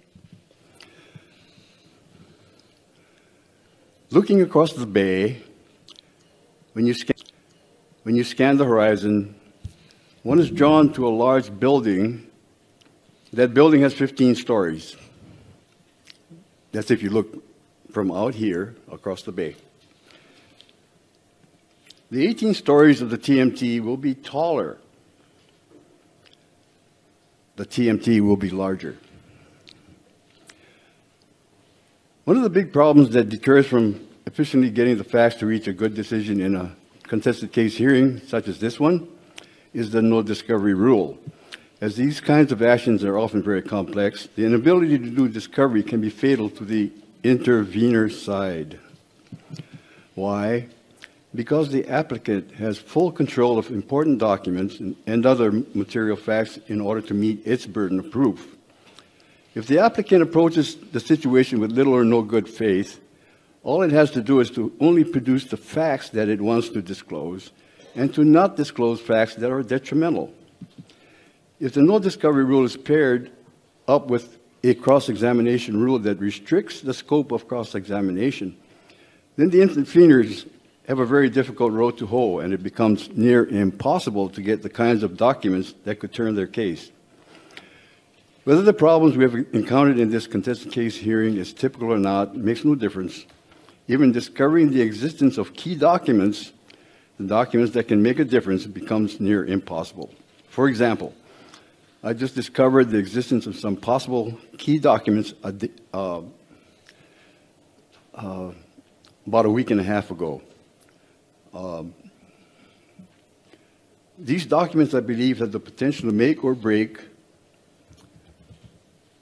the results of this contested case hearing. The documents I speak of are, number one, TMT construction proposal dated September 12, 2007, TMT document number TMT, PMO, MGT, 07.009, editors S. Dawson and S. Roberts.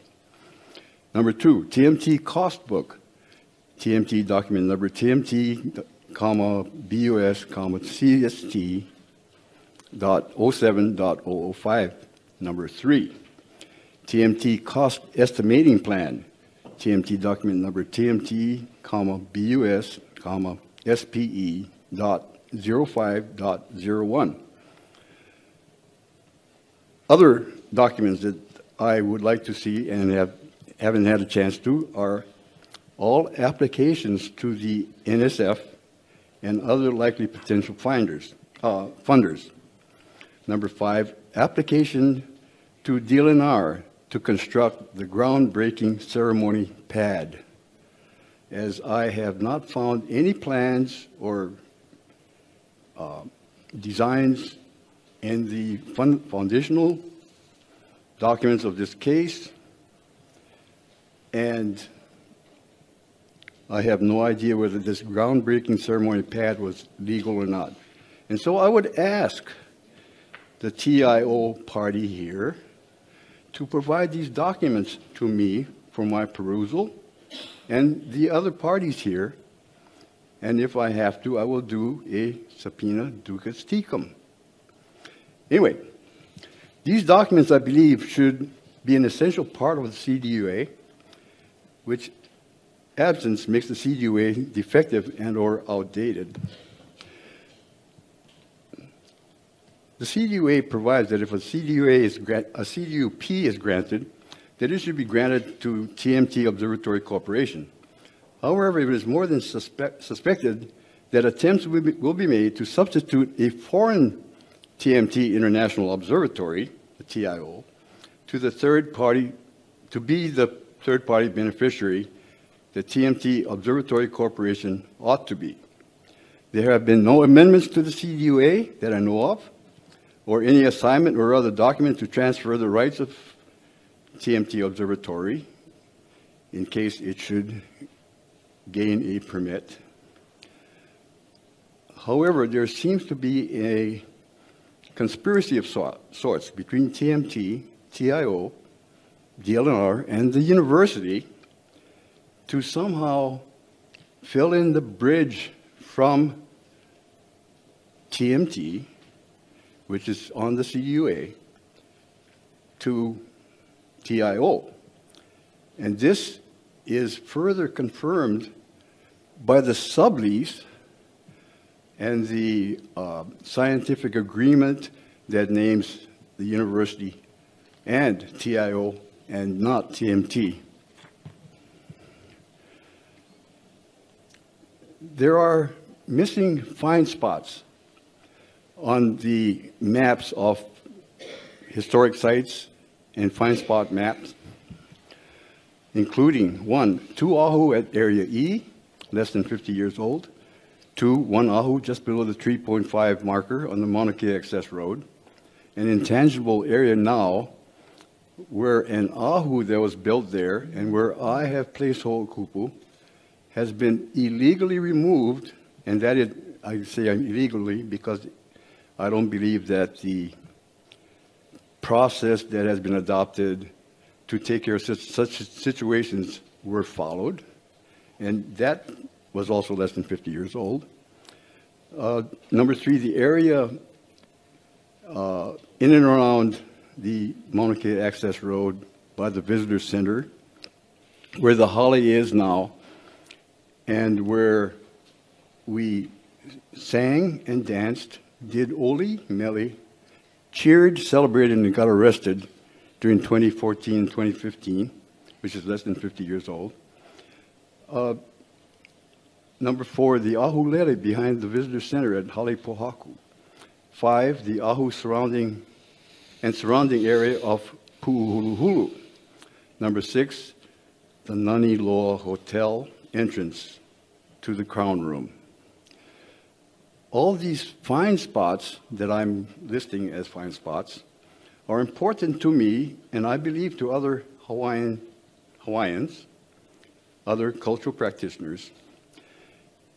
And because they are missing from the record, it makes the CDUA defective and outmoded. Taking a look at Exhibit C3,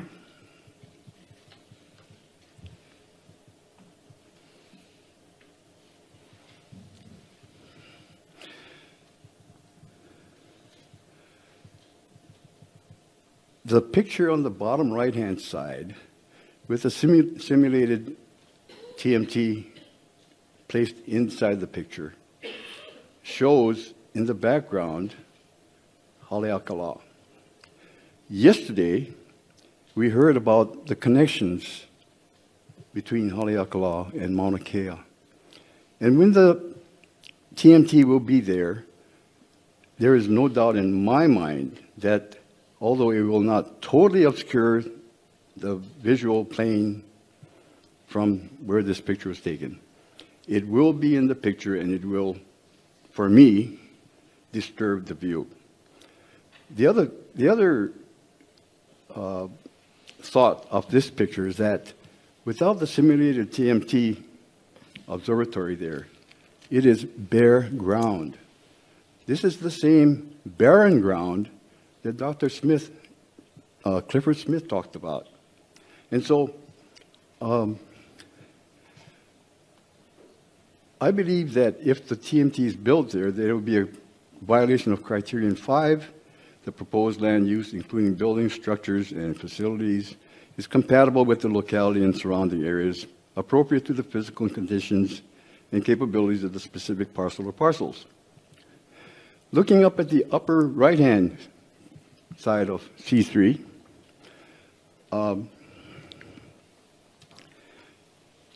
Dr. Sanders testified that this figure is correct. And when questioned about the figure in the EIS, he noted and declared that it was defective.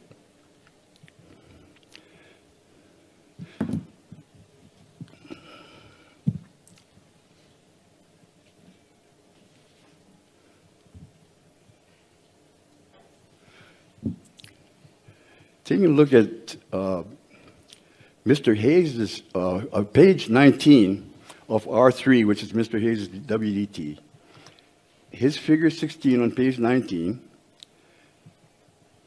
shows the same drawing that Dr. Sanders proclaimed was in error in the EIS.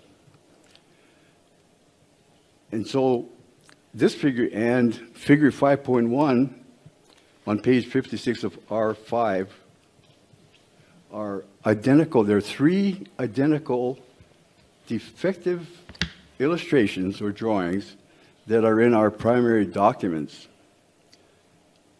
And I would move to strike them from the record. Commitment 4 of document A48, the management plan of the Science Reserve Master Plan.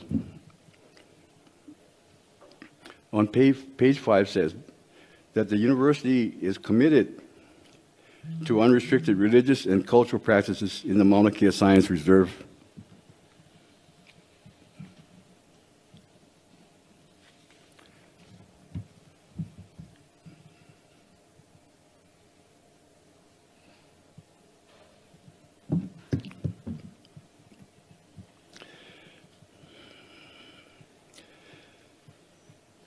This is Exhibit B.19b, taken on October 7, 2014, by Tammy Harp, and it illustrates two violations of the applicant UH Hilo. The university said that it was not going to block the road to the summit on that day, and it did not. However, it did block the road to the TMT. And then it said in its PR materials, so much about not blocking the road to the summit. However, what really happened was, as you see in this picture, the protectors just showing up, and then after being blockaded, they decided, and I wasn't a member of that group, to do a counter blockade. And so when the PR went out, the PR said that the protectors blockaded the road. But initially they did not. They did it in retaliation for those two vehicles being across the road. And I would propose that these practices of the university are violations of its commitment.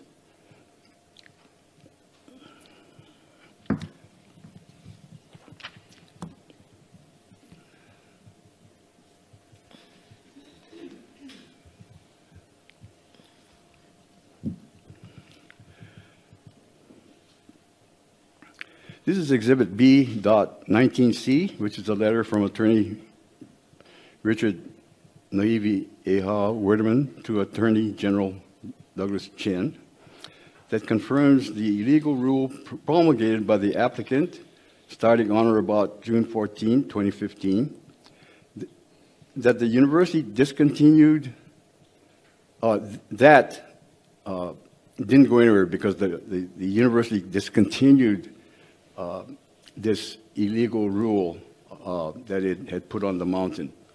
And so the point I'm trying to make is the university has been doing funny things on the mountain for which it is not supposed to be doing.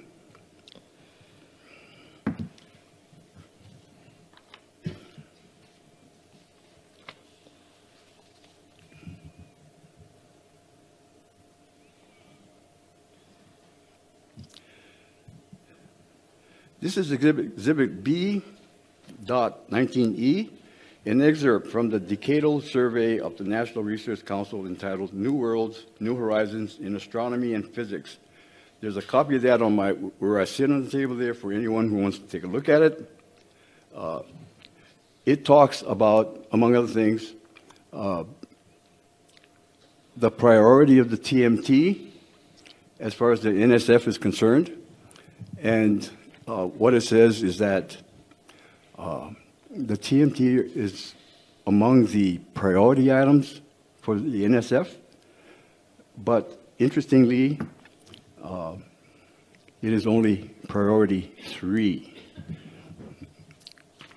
And I'm almost through.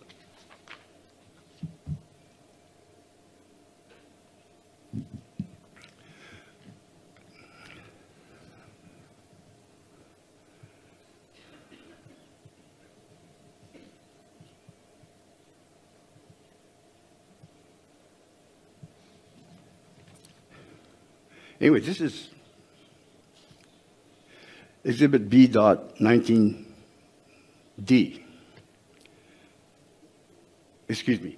It's been redesignated correctly as B.19G and is entitled, "The NSF Should Help Build Massive Telescope in Hawaii." I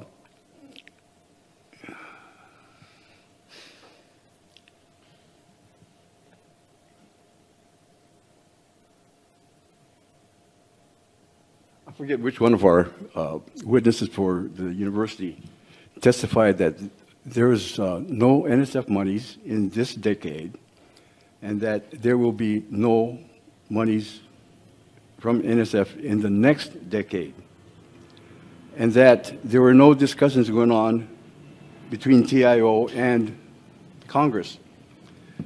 This is an article that says otherwise, that NSF wants to get money to the TMT.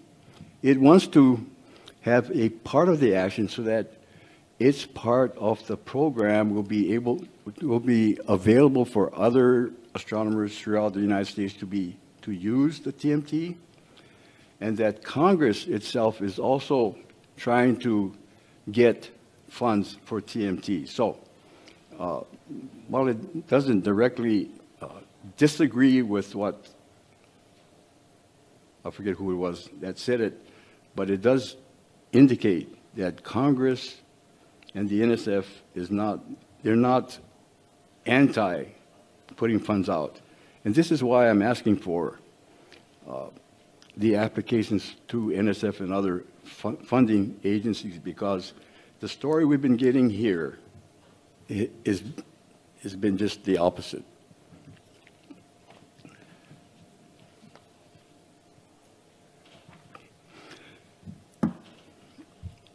The last thing I'm going to talk about is decommissioning.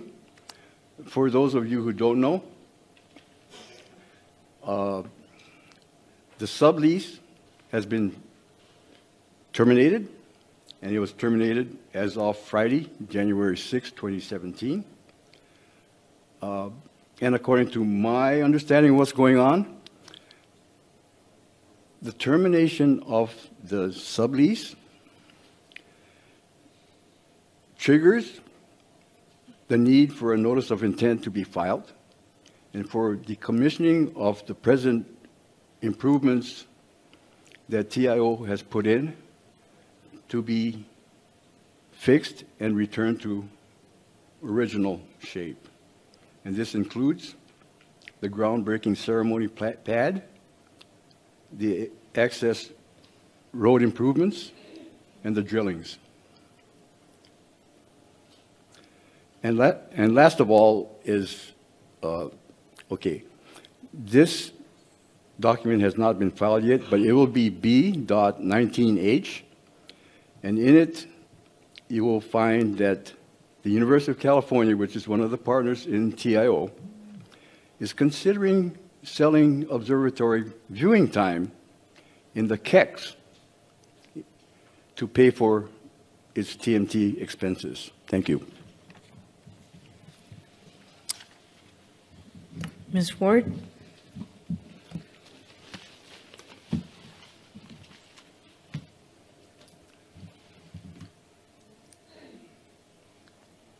I'm wondering if I could ask the indulgence of the other petitioners to allow me to go later. I'm not feeling very well. And I asked Ms. Bishoda if she's willing to go next, and she said she would, but I need to ask everyone else. Does anybody have any objections? Thank you so much. All right, no objections. Ms. Bishoda?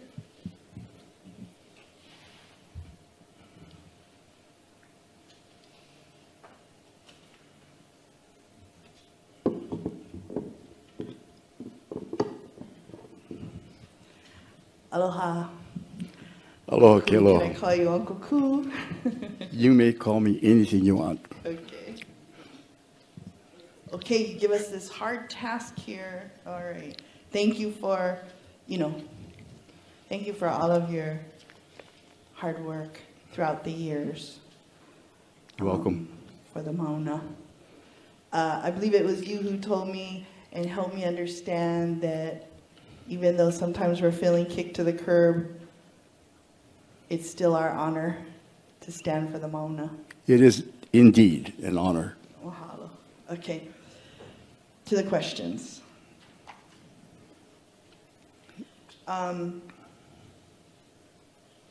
You know, after all these years, I mean, about when did you start your active work for the Mauna? I am guessing that it is middle to late 1980s. Okay, and even before I met you, right, I had learned about you because you were with Uncle Clay Bertelman in the Ads Quarry.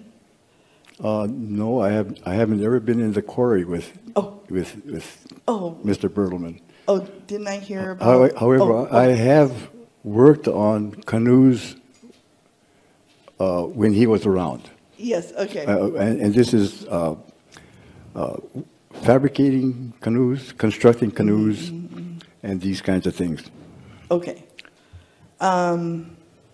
Were you in the first NASA Keck case with the rest of the original Hui? Is this the Keck Observatory's Outrigger telescope case? Yes. Okay. In that case, we had multiple management plans that we had to review through that case. Is that correct? I believe that in the course of between Friday of one week and Monday of the next, that we were presented about 3 different development plans, or something like that. Mm-hmm. Okay. And then, so you're familiar with the various plans that even precede the comprehensive management plan and the sub-plans? Yes, ma'am. Yeah, like the MaunaKea. I'm not an expert with them, of them. Yes. But I have read a few parts of them. Do you recall us asking in that first hearing about the asking NASA and Keck and or the OMKM if any of the observatories sold their time, observatory That time? has been a question that has been seemingly continually asked and answered, and the answer has always been no. And recently, you're familiar with the newspaper announcement of the Yale University purchasing time on the Keck telescopes? Yes. And then this recent finding is something different, is that correct? I don't know what you mean. The recent viewing time on the Kecks being sold that you just referenced, that you just found? Yes, Caltech, I understand, sells, it's part of the Yale contract where Yale is purchasing viewing time from the Kecks. Okay. So, but this other document that you just referenced says that University of California, the other partner, right, is contemplating selling viewing time to raise money to pay for its operational cost percentage of the proposed TMT telescope. But that would be selling Keck time to make up money for the University of California's input into the TMT, is that correct? That's true. Okay. However, what bothers me about that is that the way the TMT International Corporation is organized as a tax-free, non-taxable organization, they don't intend to pay any taxes. And so in my way of thinking, in doing this, they are converting the conservation lands of Mauna Kea into commercial lands And I don't know if the state of Hawaii will get its share of any income taxes that should be due from these sales. And through all these years, Uncle Ku, we have heard the promise that the university is in fact paying for time. They pay $1 a year, but that none of the observatories pay, or if they pay anything, either gratis or they pay $1. Is that your correct understanding also? I understand that in their subleases, most of the telescopes pay $1 a year, and at least one telescope, the Subaru, pays none. But that, in lieu of rent, they give the University of Hawaii astronomy program viewing time. Is that viewing time between 10 and 20%, as far as you remember? It's not all one number. It's a, you know, they're different. So different telescopes give a different percentage of time to the university.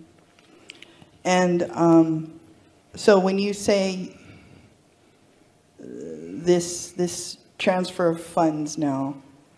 Well, it's not really funds, but it's value. But the upsetting part about that is that OHA is supposed to share in the income from at least the rents of the mountain. And if this is in lieu of rent, then OHA, I believe, is not getting its fair share. And I mean, we understand the $1, for example, for the university. Is that correct? That Yes. their 5F purpose education is? Yes, ma'am. But where we're not certain and where we're questioning is where the foreign governments that are operating, how they can then pay $1. Is that correct? Yes. And then it also comes with other complications of an international nature, namely, and I may get scolded for this, but that I believe that these lands are owned by the kingdom, and that the kingdom had treaties with some of the predecessors of some of these nations, and that what these nations are doing by joining a corporation that brings them entry into our country may be violations of an international nature. So, okay, so there's $1. Have you ever seen evidence that they've actually paid $1? No, I have not. Have we asked them to produce that evidence in the past? I'm not sure whether we have. I have not. Okay. Okay, so there's the $1 we're unsure of. But then there's also other financial exchanges, such as the KEC agreement here, that are not being registered on the ledger, the public ledger. Is that so? It's not benefiting the people of Hawaii. It's not going to them. Is that correct? I believe that what you're saying is correct, because what happens is that these dollar amounts are part of the sublease, and I think that technically speaking, because they are not necessarily part of the lease, that the university really isn't obligated to share the rents it gets on their subleases. Well, I hope I'm making that clear enough that, Yeah. you know, it's a layered kind of thing, and there's different things that happen in the different layers, and the layer in which OHA is supposed to get their 20% is not part of the rent part of the thing. Is one of the top layers the responsibility of BLNR or Well, DLNR? Yes. Let me go back and ask you those questions about the sublease. Okay. So we learned about that recently, that the decision was handed down, you said on January 6th or something, right? Yes. Okay. Now, is it your understanding that if, so basically what that decision did was what do you call that? Sorry. It did something. Revoked the consent of DLNR right. to the sublease between the university and TIO. Okay, but can I ask you this? Did it also then require them to have to honor the request from Mr. Flores for a contested case hearing also? That was one of the decisions of the court, I believe. Okay, thank you. Or let me say, one of the bases for making the decision that the court made. Okay, okay. All right. You were one of the plaintiffs in the Supreme Court decision that remanded us back here. Is that correct? You're one of the parties.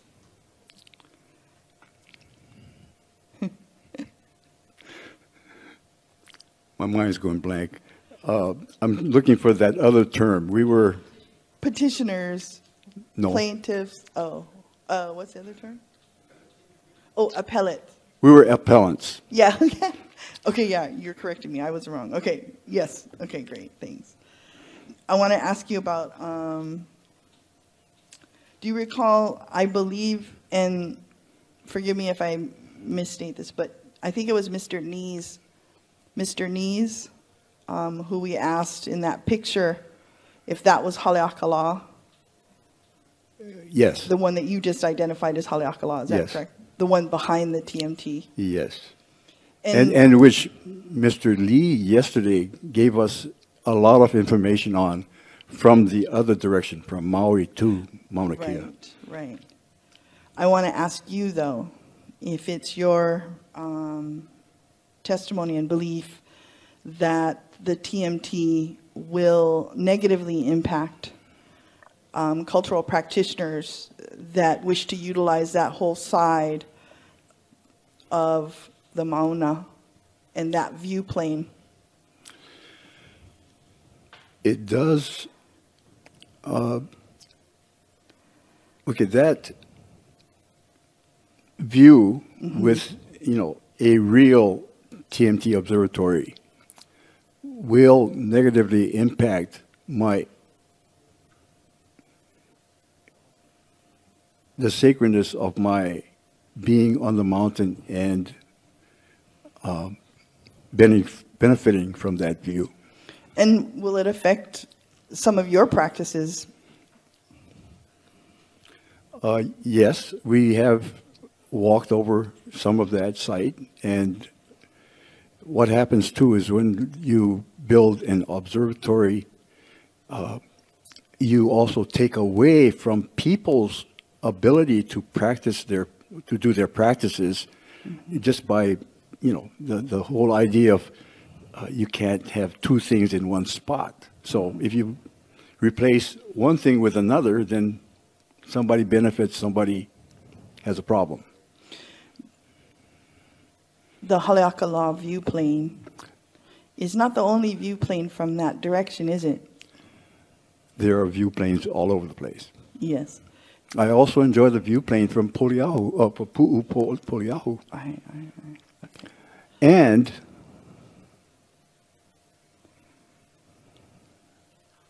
okay, I thought of another view plane, but it in this situation it doesn't apply. Do you believe that the view plane analysis has really included the cultural practices in that analysis or not? More or less. No. Do you believe?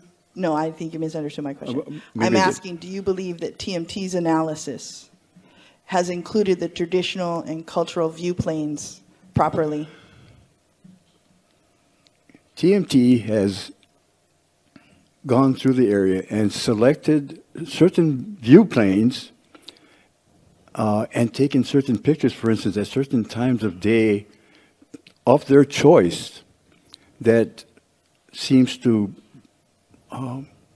give their analysis and designs unfair advantage. Okay, okay. Sorry, wait, I can't read my own writing over here.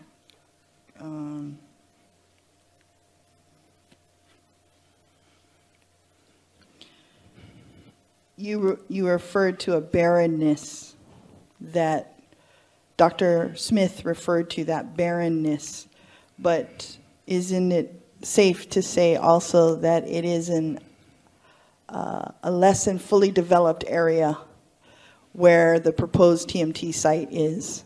I believe so. And would it not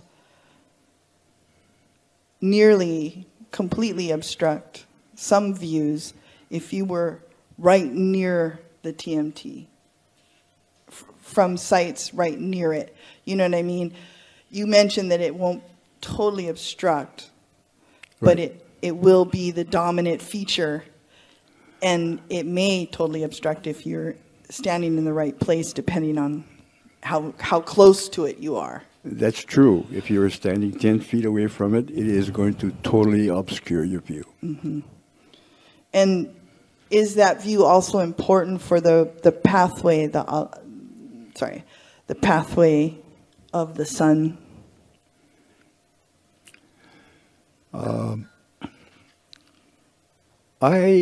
In my practice, Mm-hmm. I haven't really concentrated on the sun's relationship to that particular site. So. Okay. That's okay. Okay. Okay. I want to ask you about the fine spots that you mentioned. First, is your understanding of what a fine spot is simply a spot that has cultural uses that they just can't date, or that's less than 50 years? Yes, it's sort of a convoluted definition, because it could be an otherwise historical spot, Mm-hmm. Mm-hmm. but that the archaeologists don't know what it is or what it was for, and that then it becomes a fine spot. Or I believe that, for instance, if you're talking about uprights, Mm-hmm. if an upright happens to fall, it could be technically called a fine spot, I believe. Namely because now it is in a different configuration that it wasn't in before, and so it could be characterized as being less than 50 years old and therefore a fine spot. And so I think it was my understanding that the archaeologists sort of coined that phrase. I think it was Mr. McCoy. But since that time, do you believe that the TMT has treated fine spots properly? And well, but the answer has been no, because I've just noted a bunch of, for me, historic sites. Some are tangible, some are intangible. Mm-hmm. All are less than 50 years old. Mm-hmm. But to me, they have very strong historical, cultural, spiritual relationships and meaning. Mm-hmm. So the sites on MaunaKea are both historic and non-historic cultural sites. Is that fair to say? Yes, and the non-historic ones are called by them fine spots. Okay. And would that include the area by my family, Ahu? I believe also? so, yes. Mm-hmm.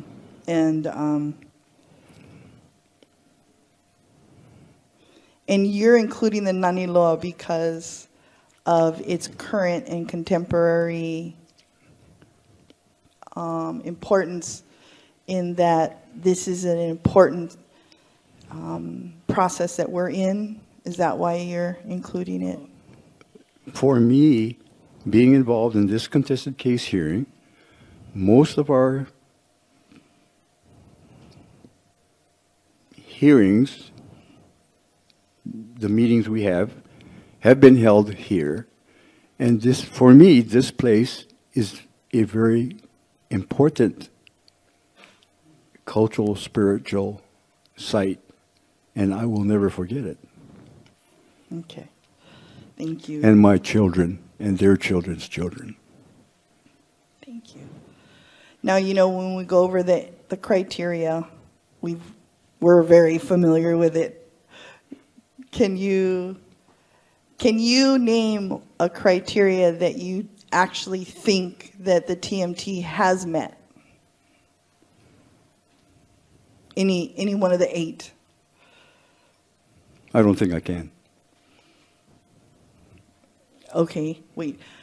Can I grab I left Uncle's testimony over there. Can I grab it? I'll be right back.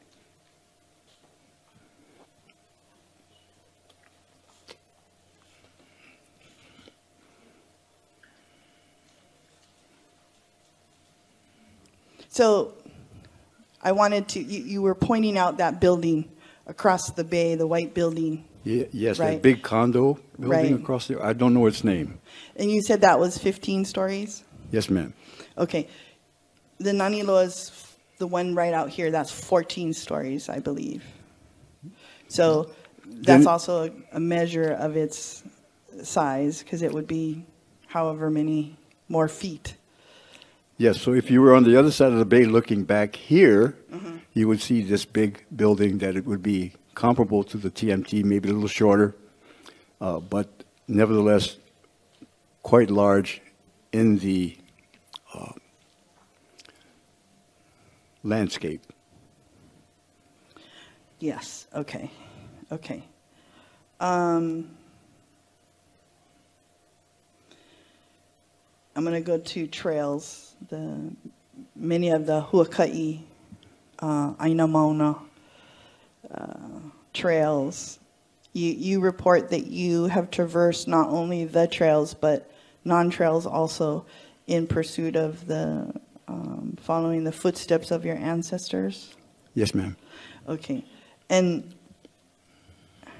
I'm trying to figure out, well, let me ask you this. You also mentioned that you were with Kepa Maile, and you reference Queen Emma's Huakai up MaunaKea. Is that correct? Yes. And I just want to ask you, and you may not have been there with him, but do you know were you a part of the Huakai with Kepa to re-find Queen Emma's ahu?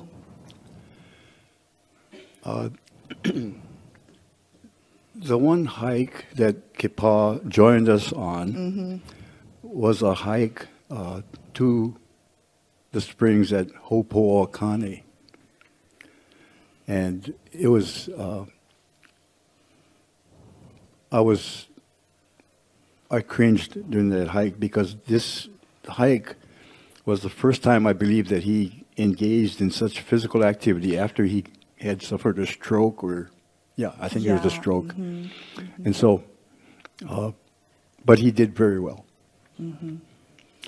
And hiking with such an expert, a person who knows so much of the mountain, it was, a great time for cross-fertilization, two-way discussions and all that, and a wonderful experience.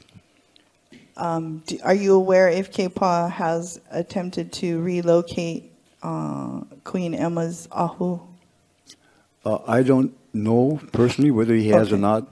I have been looking for it, and I haven't found it yet. I've had conversations with him. Okay.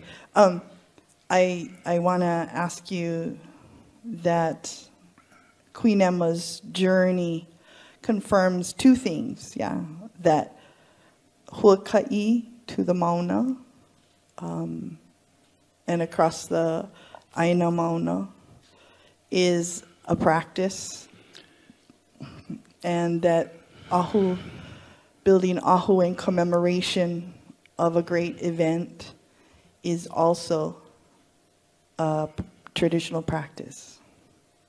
Yes. The interesting thing about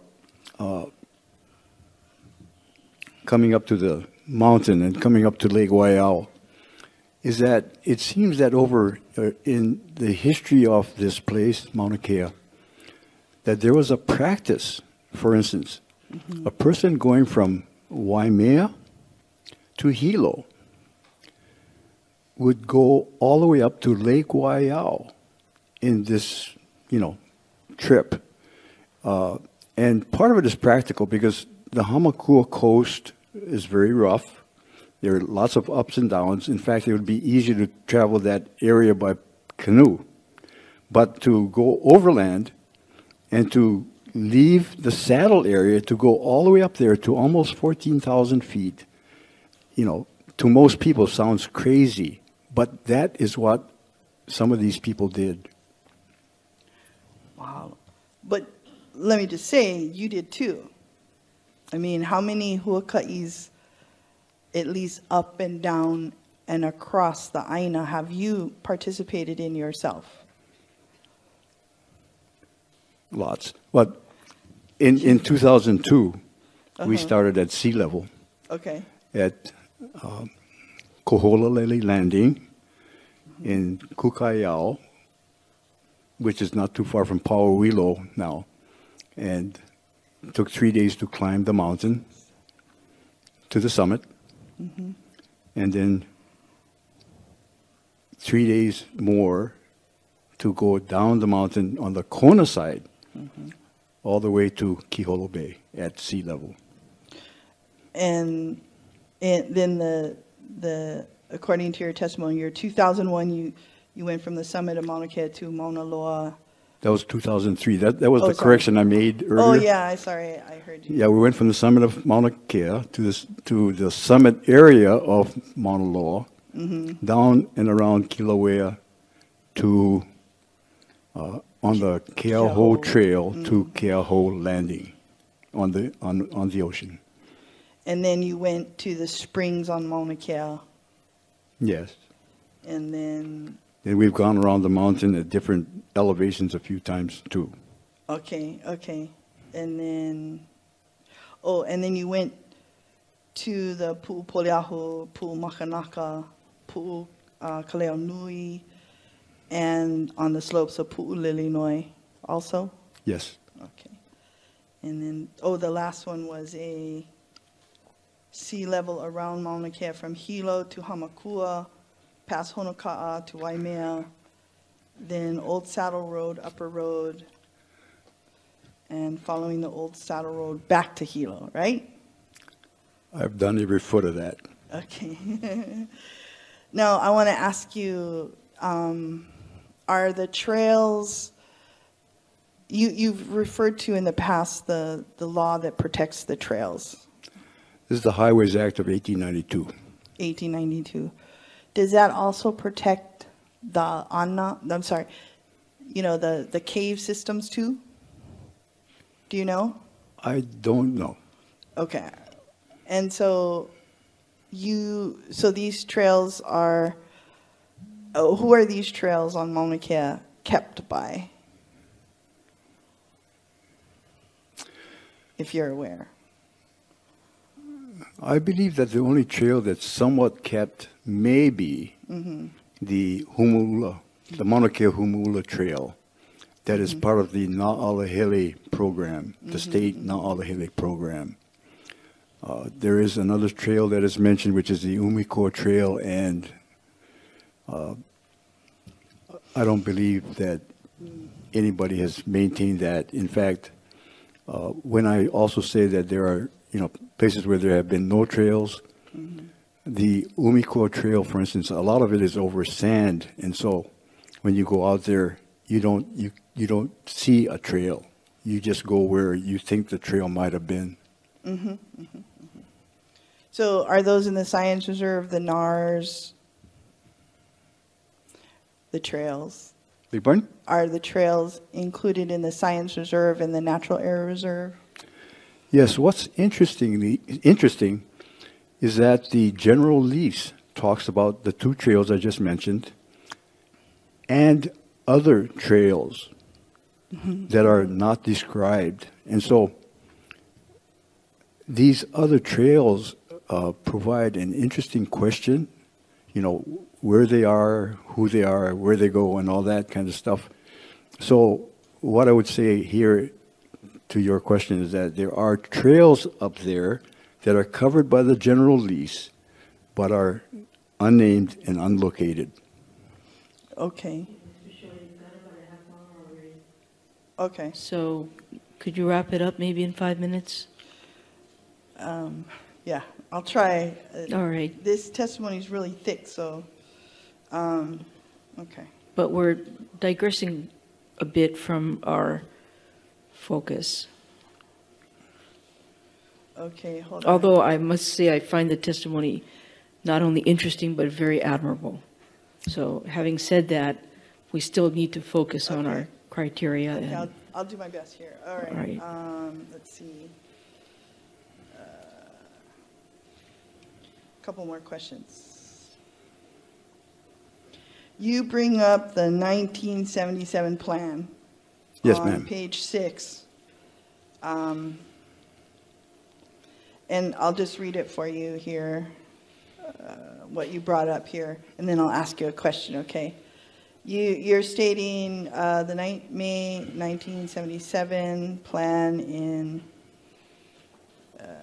it says, no application for any proposed facility shall have final approval without the applicant having first filed with the board adequate security equal to the amount of the contract to construct the telescope facilities, support facilities, and to cover any other direct or indirect costs attributed to that project. Is that how you remember it? Yes. Okay.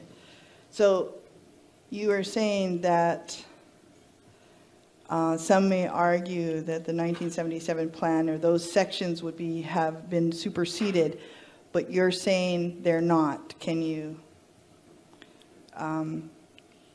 Well, I believe that as a rule of law, that when new things are proposed and promulgated, that they have to say what they intend to do. A lot of these new laws say, okay, this new thing replaces something else or is substituted for something else. And I believe that any subsequent documents that may have terminated this rule, if you want to call it that, would have said that it would. And as far as I know, there has been the comprehensive master plan, for instance, does not do that. Okay. But you're arguing that not only should that still apply, but it should apply anyways, correct? I mean... That is true. And that becomes extra important because if the TIO is actually the legal entity that should be getting the permit, its designation as a limited liability corporation makes the problem compounded. And is this some of the, basically, we need more than a handshake. Is that what you're saying? A handshake that this will be done. It should be identified in the CDUA, is that correct? I believe so. Another problem is that there is a confusion as to which corporation is the real party in interest. Even Mr. Reckman, I believe, who had contracts with both of these organizations at the same time, testified that he had difficulty in knowing who he was dealing at or with at any particular time. Okay, so the CDUA application sets forth some confusion simply because the university is the applicant on behalf of, is it TMT? The TMT Observatory Corporation. But we have another TIO involved. Is that correct? Well, I call them a foreign corporation because they are not listed or named in any of these documents, these original documents, which I believe that if that is what is intended by these parties, that they should have amended, among other things, the CDUA and the final EIS. Is it your testimony that basically we need to be certain of who is liable if there's a problem, be it a financial problem like unable to finish the project, or a disaster such as a mercury spill or a hazardous material spill, that we need to know who's liable? Yes, and according to the CDUA, no official of the TMT Observatory Corporation at that time was even named or even signed the CDUA.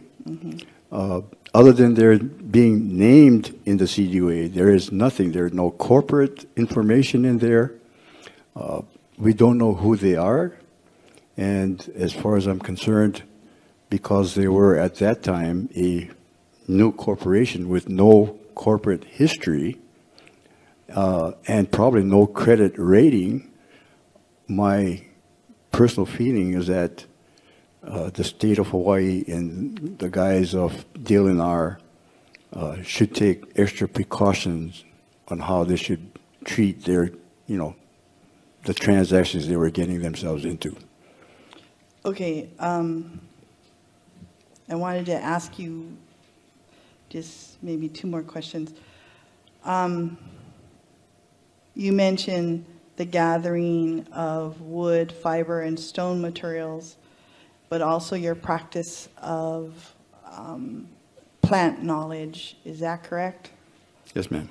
A part of. Well, I'm not an expert. The only botany class I've ever taken has been ethnobotany.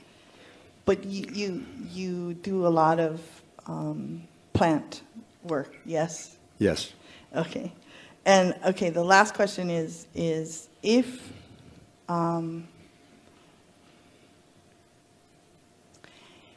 is it your feeling, Uncle Ku, that because you were in the previous contested case against NASA and Keck, it's the University of California who we fought then, and isn't it the University of California that we're still addressing now? Yes. These are the same people. Yes. Who understand that the NASA Keck Outrigger Telescope project, EIS, federal EIS, stated that the cumulative impact of 30 years of astronomy development will result in adverse, significant, and substantial impact to the natural and cultural resources. Yes, it is a rule of mine, and this is mine alone, in that, in my mind, you cannot subtract these impacts by adding a very large, giant telescope. Is it also your testimony, Uncle Ku, that this is not, that this would be a significant and substantial impact, not just a minimal one as been described and heralded in all of their documents?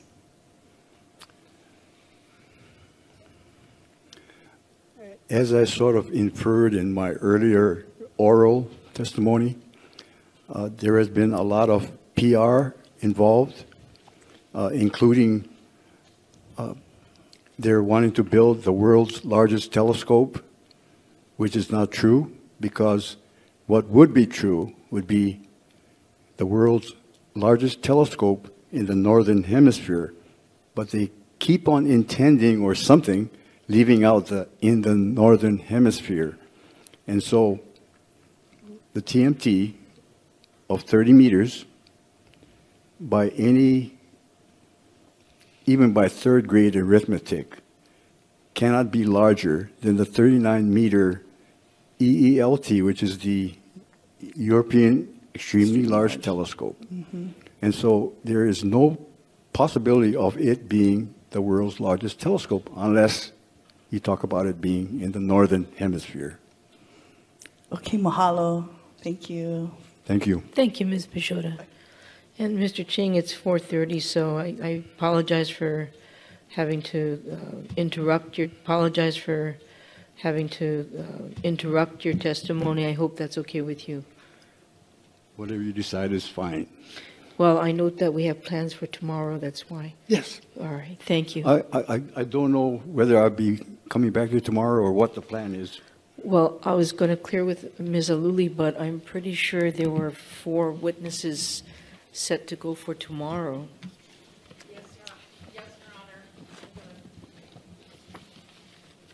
And according to my notes, it's Peter Mills, Davin. We'll go first. Then Davin Vicente. And then Kalani Flores, because he is only free on Mondays and Wednesdays. Got it. And then there's a Kapolei Flores. So how should we address the issue of Mr. Ching's continued testimony? Well, he's also scheduled for the 26th with Ruth Alawa. So then we had Ku Ching, Deborah Ward, and Dr. Aluli Meyer. Would you like me to check with Kalani if I can move him so we can keep the continuity of Ku and finish with him tomorrow as well as the others? Or I just want to know if I should double check right now. Well, I'm going to ask Mr. Manat or the university if they have any objection. What I was going to say was I'll leave it to them to arrange whatever they need to, whether it's Mr. Flores or Mr. Ching tomorrow. That's fine, Your Honor. I think our preference would be to bring Mr. Ching back on the 26th, if that works, but otherwise, depending on logistics for Mr. Flores. Okay, and Mr. Shinyama, I'd like to ask you as well. Wait, hang on a second. We can't take everybody talking. So let's just figure this out, and then I'm going to leave it to you folks. But Mr. Shinyama, you have any objections to being a little up in the air about who's going to come tomorrow? Okay, my understanding then is that we're going to table Mr. Ching till Thursday, and we'll go with the existing lineup. I want to leave it open to them, because if Mr. Flores can come on another day, maybe continuing with Mr. Ching would be better. Just leave it to them. Does it matter to you? No, it doesn't. As long as they've been identified in that list, we'll be ready to cross anyone. Yeah, we have the next couple of days all set to go, and I appreciate that. Does anybody have any objections to us leaving it to the MaunaKea Anaina Ho and Kahea group to kind of set, whether it's Mr. Ching or Mr. Flores, whatever is convenient is fine. Okay, is that all right? Okay, so to everybody, anybody else for today? Good to go? Thank you, everybody, and we'll see you tomorrow morning at 9 o'clock.